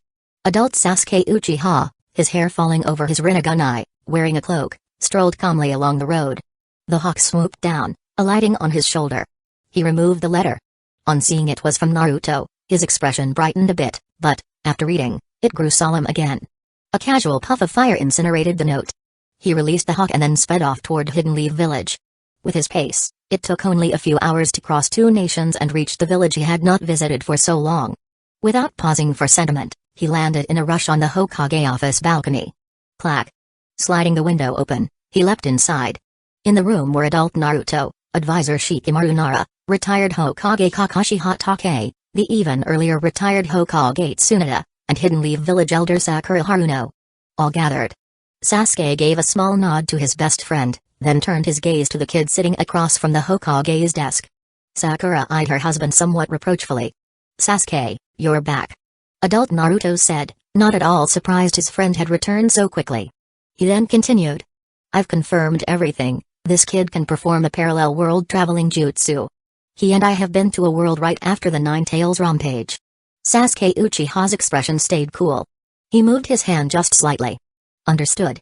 If other people still had doubts about Naruto's statement, Sasuke was someone who would believe whatever his friend said. "Because my world faces a threat from Kaguya Otsutsuki, I came seeking help from your Hidden Leaf Village." Link spoke formally. Kaguya Otsutsuki. Sasuke's brow furrowed. Even now, they weren't absolutely sure they could defeat Kaguya if she ever returned. Without the Sage of Six Paths bestowed powers or any space-time jutsu on the level of Kami, fighting that troublesome woman was beyond difficult. At best, you could drive her off. Being the progenitor of chakra, She was effectively immortal. She could only be sealed. A major headache. Sasuke? Adult Naruto simply called Sasuke's name. At that, adult Sasuke understood and quietly asked Link. When do we leave? Though it wasn't his own world, and the enemy was an Otsutsuki, there was no reason to refuse. Most importantly, Naruto clearly wanted to help. The sooner the better. Link answered. He caught Sasuke's cold gaze and felt a bit awkward but had mentally prepared himself in advance. Hey, Naruto, you're not seriously going to abandon the village and jump to some other world, are you? Shikamaru sighed. Naruto smiled, scratching the back of his head. Ha ha ha, if I do go, then all the village affairs are in your and Kakashi-sensei's hands for a while. Man, even a retiree like me has to be called back to work. Kakashi, who looked older now, spoke lazily. Tsunade folded her arms, studying the visitor from another world. She had just received a scroll from the other Tsunade and found it quite intriguing that there was someone identical to herself. Even in terms of outlook. Naruto scratched his head in embarrassment. He formed a single shadow clone, which approached Link and said, "Let me send a shadow clone with him first to get an idea of what's happening. If we really do run into Kaguya, at least it can stall her." On the side, adult Sasuke likewise produced a shadow clone, stepping forward. Their efficiency was mind-blowing. If they said they were heading out, they would head out right away. No hesitation or indecision. Although for now it was just their shadow clones going to scout the situation. In that case, let me come too. Adult Sakura likewise created a shadow clone. After all, it's been ages since Team 7 did anything together.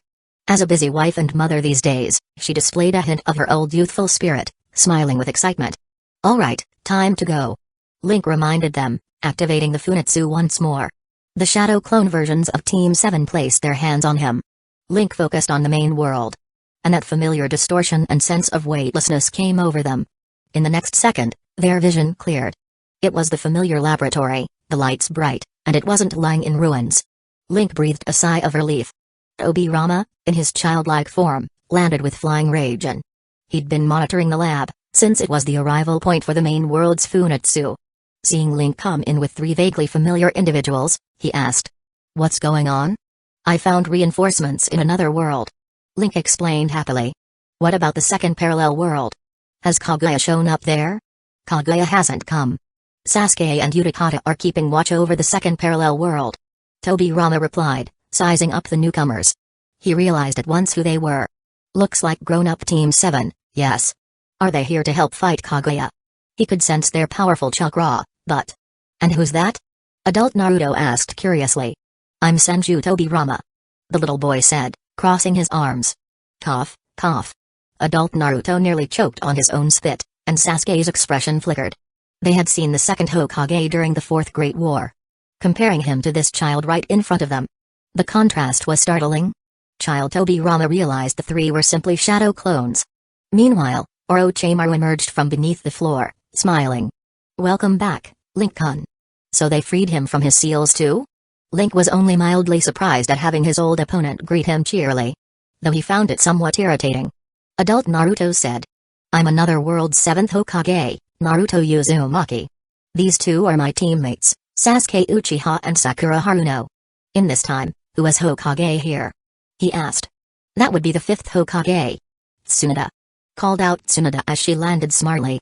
Since the lab was rigged with a special barrier that detected unknown chakra, any arrival instantly alerted everyone. "Tsunade. Bachan." Adult Naruto blurted. So this meant the 3rd Hokage. Well, perhaps not. Then, to his astonishment, he saw a string of little children, both familiar and strange, came running up. 3-year-old Saratobe Hiruzen, 3-year-old Kushina Uzumaki, 5-year-old Minato Namikaze, who could use Sage Mode, but only awkwardly, a young Hashirama Senju. Although Naruto couldn't understand it, the shock was overwhelming. Following them were Kakashi Hatake and other high-level Jonin, including this world's older Haruno Sakura, promoted to Jonin via Ganjutsu. Tsunade's brow twitched at the Bachan remark, but she quickly noticed that the adult Sakura in front of her had a yin seal on her forehead. Chapter 312, Divert the Problem. Inner Sakura felt a little thrill. Even if it was another world grown-up Sasuke, she couldn't help but imagine how her Sasuke might look in the future. Now it was fantasy time. Then, someone blocked her view. A person with the same hair color, features, and outfit. Her. Or rather. Final chapter. Sakura was staring her down with a less than friendly look. She obviously knew exactly what her younger self was thinking, especially since she was literally her at that age. TSK. Younger Sakura curled her lip, shifting her gaze back to the group in the middle of their conversation. Despite daydreaming about grown-up Sasuke just now, she'd still heard every word. Naruto becoming the 7th Hokage. Wow, who'd have thought that scatterbrain could actually make his dream come true? She smiled, gratified, and quietly opened the cast-net jutsu. She flipped through the many snapshots of grown-up Sasuke she'd just taken, choosing one of adult Naruto to send to her own world's Naruto. The future you from another world showed up.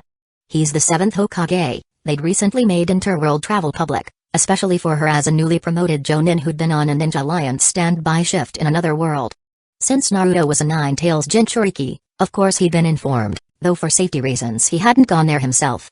He'd just barely fulfilled some vow with Link, gleaning a bit of free Nine-Tails chakra usage under Minato's guidance before the promised time.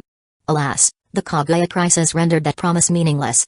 To protect the world, the village, and everyone important to him, that guy had apparently gone to Mount Myabaku for sage training, so he wasn't even in Hidden Leaf Village right now. Naruto texted back an emoji of shock, then asked, "Has Link returned?" "Yes, and he brought us 3 from another world as reinforcements, haha." Younger Sakura thought of their trio, brimming with excitement. An older Sasuke at her side, even if they never actually got together or married, it was fine. She fired off a string of handsome pictures of adult Sasuke. "Sakura." Tsunada's voice broke her happy daydream about sharing the news with Naruto. "You take them on a tour of the village?" "Ah. Yes, ma'am." Younger Sakura blinked out momentarily, then hastened to respond. Tsunada rolled her eyes. Under these circumstances, with so many people present, so crucial a moment, Sakura had been secretly gathering chakra and playing with the cast-net jutsu? Maybe some Jonin hadn't noticed, but Kage-level ninja sure had. Don't think you can stand off to the side and go unseen. Kakashi could have led them, but if a student could handle it, the teacher didn't need to. The adult Team 7 trio were all mature enough to grasp that this was a signal for them to leave, letting the others speak in private. They naturally followed Sakura out. Once they left, Tobirama was first to speak. "So what made you suddenly come back with people?" "I hopped around over a dozen different points in time before finally finding them," Link said with a grin. "It's a future version of Team 7. They once sealed Kaguya Otsutsuki." Having heard from the 2 Madaras about how formidable Kaguya was, Tobirama looked startled, though he realized it wasn't impossible. After all, from Link's earlier intel, Naruto and Sasuke were reincarnations of Asura and Indra, like Hashirama and Madara, so their potential was huge. Tobirama mulled it over. "Then let's bring everyone to their world in a bit." He had to consider the possibility that the other side might refuse to help. Better to push the danger onto them, especially since they might not fully understand the boat passage's mechanics yet. Going there might drag them all in together. Link was speechless. This version of Tobirama, the Hokage of his world, was just as cunning. First thought was to gain an advantage for himself at the expense of others. Kakashi said nothing, though he seemed like he wanted to. That's not acceptable. Final chapter. Hashirama cut in. "Tobirama, don't drag other people's worlds into chaos." "But that's exactly the plan," Tsunada thought inwardly, then voiced, "If we're sure they can handle Kaguya, why not rally our own forces and strike first?" She was never the type to sit passively at home waiting for an attack. Even from a military standpoint, relocating the battlefield to someone else's world was better. Tobirama glanced at his big brother. Disinclined to argue. What if they refuse to help? Then our people must risk their lives? One miscalculation could mean world destruction. He couldn't afford leniency, so he'd planned to do something in secret.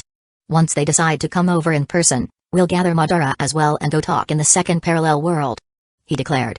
He had to consider the possibility of butting heads with these unknown strong allies. They certainly didn't want to fight them inside their own village. In the second world, he could fight freely if needed. Both Madaras, newly reincarnated, were regaining their old powers remarkably fast.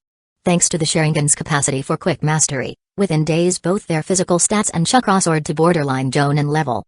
Then equipping the Rinnegan catapulted them further. According to the first Hashirama, they're gradually regaining the strength of their past lives. They were both in the second parallel world, scouring the globe for Black Zetsu, with little success so far. Tsunada nodded, signaling she approved this temporary plan. Third parallel world, under a round moon. As Kaguya infused Link's chakra into the boat passage technique, a swirling vortex flickered, then promptly shattered. Failure again. Suspended in midair, Otsutsuki Kaguya let her arms hang. A few days ago, White Zetsu had discovered the visitor's hidden scrolls from another world. She opened one, carefully sensing the chakra sealed inside.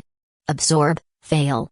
Even as the progenitor of chakra, there existed a kind of chakra she couldn't digest. It could only remain sealed in her body, clashing with everything else. Mimic, fail. White Zetsu could replicate others' chakra, so theoretically, it should be child's play for her. But though the newly forged chakra looked identical, it couldn't cast dimension-hopping ninjutsu.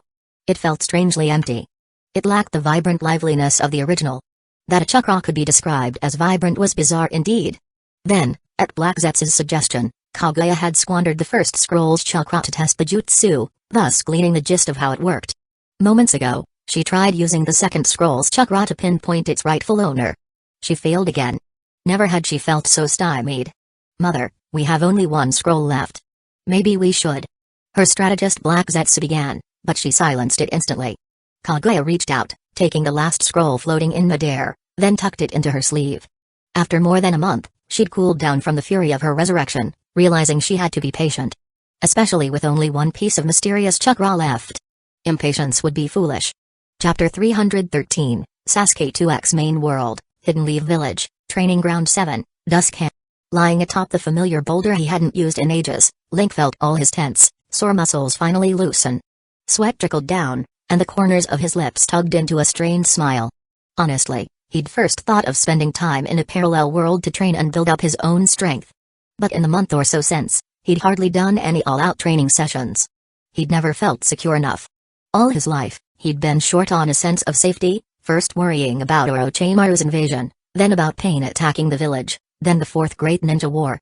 And to gain autonomy over his fate, he'd forced himself to become a ninja. But the parallel worlds were just too unsettling. Returning to Hidden Leaf Village felt like coming home, allowing him to train until both mind and body were completely spent. Until he lay on his old rock, drenched in sweat. After escorting the adult Team 7 trio around this main world, he sent them back home, then brought along final chapter Sasuke, who volunteered to stay on guard against Kaguya. But instead of going to the second parallel world to check on Utakata and Sasuke, or heading to the Nara or Saratobi residences for dinner, or even sitting down with Tobirama to discuss which worlds the Funetsu could link to, he'd chosen to return alone to the training field. As he used to, he pushed himself to the absolute limit, then collapsed on the rock, panting.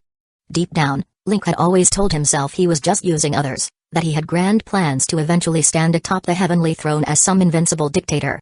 Everyone else was just a tool. Then he'd no longer have to feel sad if people dear to him left his life.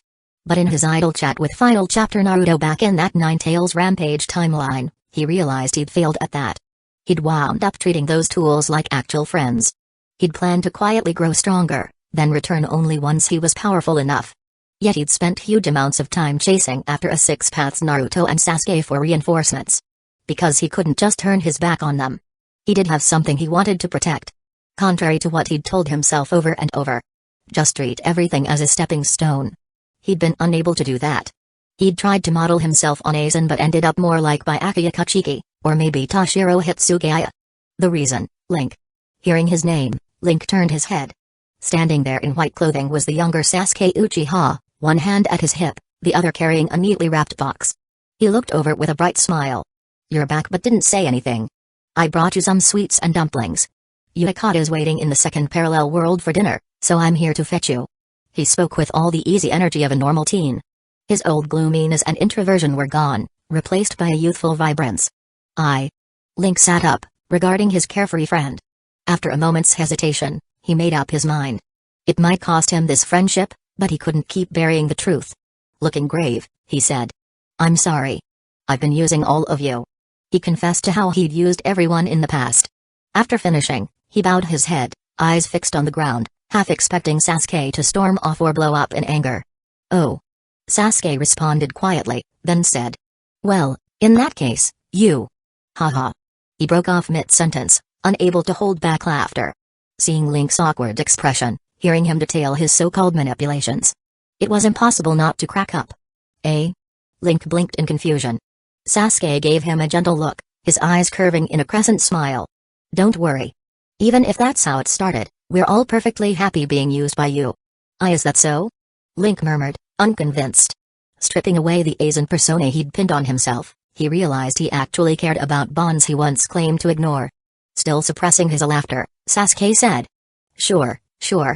Go take a shower, then let's head over to dinner. I've already got dessert ready. He waved the box in his hand and turned to leave, only to sense someone's stare. He turned to see a black-cloaked figure in the distance. Recalling the intel from earlier that day, young Sasuke's smile vanished, replaced by wariness toward this stranger. Final chapter. Sasuke glared coldly at himself. He'd picked up on a familiar yet powerful chakra and came rushing over. This world. Sasuke wore such a carefree grin. Where was his hatred? The burden of the world he was supposed to shoulder? Truthfully, upon discovering these parallel timelines, final chapter, Sasuke had wondered if he could somehow save the Uchiha clan, reshape his other self's life. Yet seeing another version of himself living so happily ignited strange emotions deep in his heart, gnawing at him. He thought he'd long since put that past behind him, but it all came rushing back. Emotions roiled, and the Sharingan snapped open, locking eyes with the other Sasuke. In the blink of an eye, they found themselves in a blank-white Genjutsu space. Young Sasuke stood with arms at his sides, glaring at the intruder, quietly warning. Stay away from Link. He loathed the older man's scrutinizing look. Didn't like this adult version of himself at all. Crack. The illusion space shattered. Young Sasuke staggered slightly, reeling from the backfire. Even his typically unstoppable Sharingan-based Genjutsu had been shattered in a single glance. Indeed, that was a dangerous foe. Final chapter. Sasuke said nothing further and quietly vanished from sight. Man, that guy. Link hadn't noticed the fleeting Genjutsu clash. But seeing the two Sasuke stare down, he sighed. His world doesn't have me in it. He's been cornered by Itachi and Obito all along, losing a lot, and only now ended up here. In the 5 Kage Summit arc, Sasuke had basically gone insane, discarding everything. Even after the 4th war, he'd fallen into total darkness, trying to take on everything alone. Naruto nearly gave his life, snapping him out of it. So in the end, Sasuke relented. He was a pure Uchiha, shaped by love, for his brother, into madness, and by love, for his friend, saved from it. They changed only when faced with love. No help for it. No Link, huh? Young Sasuke frowned, recalling his own nightmares. Waking up screaming in the early morning, curled on the bed with no tears left to cry, only a strangled, animal-like whimpering. A tiny pain tugged at him. I see. Though outwardly calm, inside he raised his guard to maximum. He forced a smile. Anyway, let's go. Yukata's probably waiting. Triggered emotions aside, he alone knew how radical or crazy an Uchiha shaped by that environment might be. Very possibly a madman. Chapter 314, What? I can be Hokage by tomorrow just like that? The next day, second parallel world, Kanabe Bridge Base, Hokage's office. No problem. We'll help. Final chapter. Naruto said with a hearty laugh, agreeing at once to lend assistance. Final chapter. Sekiro looked a little dissatisfied.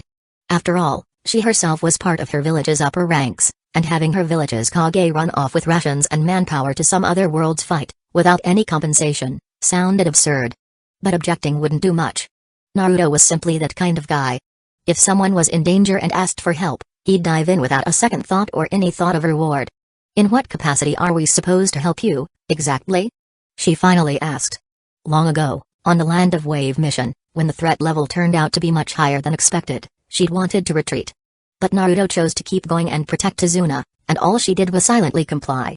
During the Chunin exams, when Kakashi-sensei recommended her, she'd felt too weak and wanted to bail.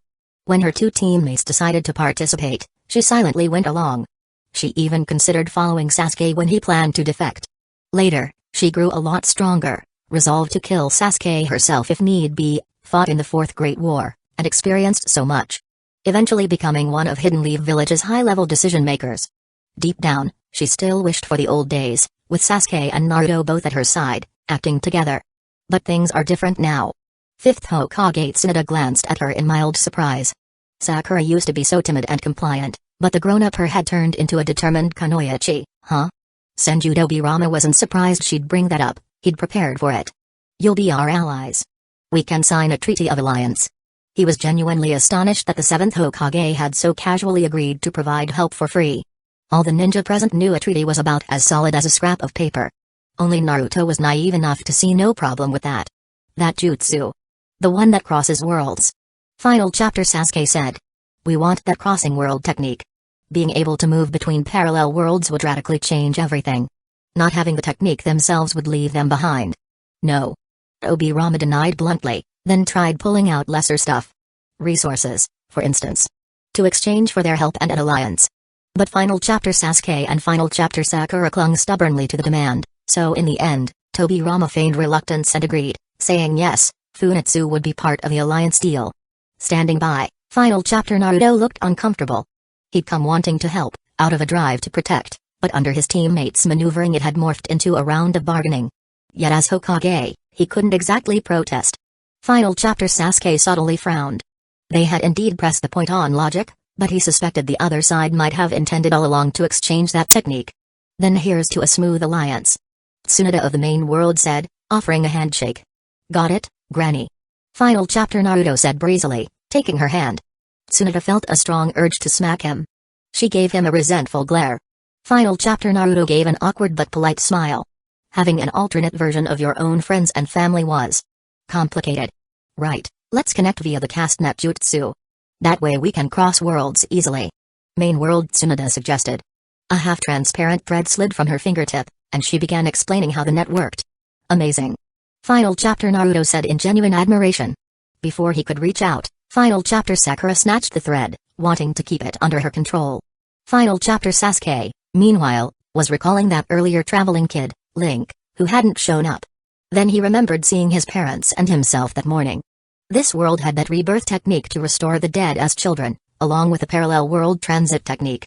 We must get hold of both. From his vantage, Naruto didn't grasp how huge this shift was. Worse yet, it hadn't begun in their own world. If they didn't change, if they didn't grab the initiative, maybe their world would end up shaped by someone else's plan. Wandering the ninja world for so long, Sasuke knew people could be cruel. He wouldn't trust them so easily. Main world, Hidden Leaf Village. So I can't meet with them for now. Link listened to the third Hokage's diplomatic explanation and realized it boiled down to, don't interact with the Final Chapter Team 7 folks, don't be in the same world with them. Let the grown-ups handle the Kaguya issue. Tobirama had that mischievous grin, as if to reassure him. They even assigned Link a mission. Like learning new ninjutsu, overseeing the Chunin exams, or going to the 5 Kage Summit. Because, indeed, the main world was about to hold its own 5 Kage Summit. Why? Simply put, Obito's mischief. After Obito vanished, he'd apparently come back at some point with a Rinnegan, kidnapping host after host. Except for Gaara, the One-Tails, Utakata, the Six-Tails, who fled to the second parallel world, the final Seven-Tails host, and the Nine-Tails Jinchuriki Naruto. Everyone else had been seized for the judo statue. In the end, the first Hashirama didn't kill or drag off the Seven-Tails Jinchuriki, while the first Madara just ignored them, so that host survived and reported someone is capturing tailed beasts. The disappearance of B and Yujito plus the fiasco with the Gold and Silver brothers enraged the Raikage, leading to the same plot as in the manga. A 5 Kage summit in the Land of Iron. It was also rushed. The tailed beast fiasco had the entire world on high alert. Envoys from the Hidden Cloud were still in the village, waiting for the busy 5th Hokage. Originally, Tobirama and Tsunade hadn't planned to bother with the Raikage's summons, but now they intended to offload it onto Link. But am I allowed to attend the 5 Kage summit if I'm not a Kage? He asked, eyeing the 3-year-old third Hokage across from him. Soul-searching question. Oh. Saratobi Hiruzen responded blandly. If you want the Hokage title, you can take it tomorrow. Huh? Link nearly choked. What the? Tsunade says she's so busy dealing with that ninja lions in the other world. Hiruzen explained. Anyway, the main world's future is in your hands, so you may as well be the 6th Hokage. He fiddled with his fingers, looking uncomfortable. Having been forcibly weaned off his pipe by his wife after reincarnation, Hiruzen was constantly on edge. Is that really okay? Link frowned. Shouldn't Kakashi be the next in line? At this rate, the shinobi system will keep advancing anyway. Who's Hokage now won't matter. Hiruzen said philosophically.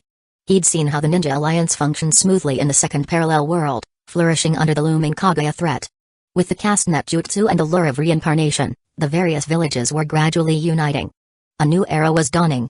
Just like how in the old warring states times, clans eventually gave way to the villages, so now villages would become part of multi-world alliances. And just as a Kage doesn't care which clan leads in the village, soon enough, the alliance might not care which Kage leads which world. Chapter 315, just like that, Link the 6th Hokage main world, Hidden Leaf Village, Hokage's office. The next day starting today, you're the 6th Hokage. Tsunade patted Link on the shoulder, casually tossing the Hokage hat onto the desk, then left with a broad grin on her face.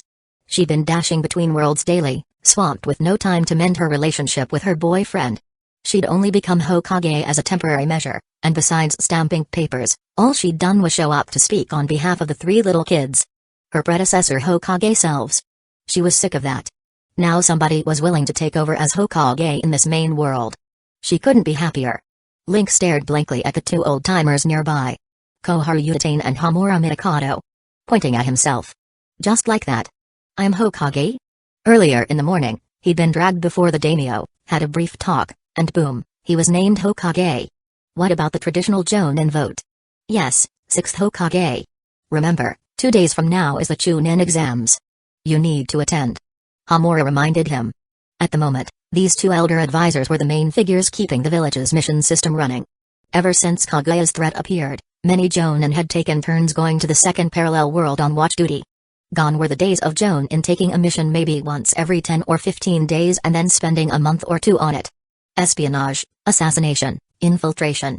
Root hardly bothered with those missions anymore, because with Hidden Lee Village's current power, there was no need for underhanded tactics. As for war and mercenary jobs,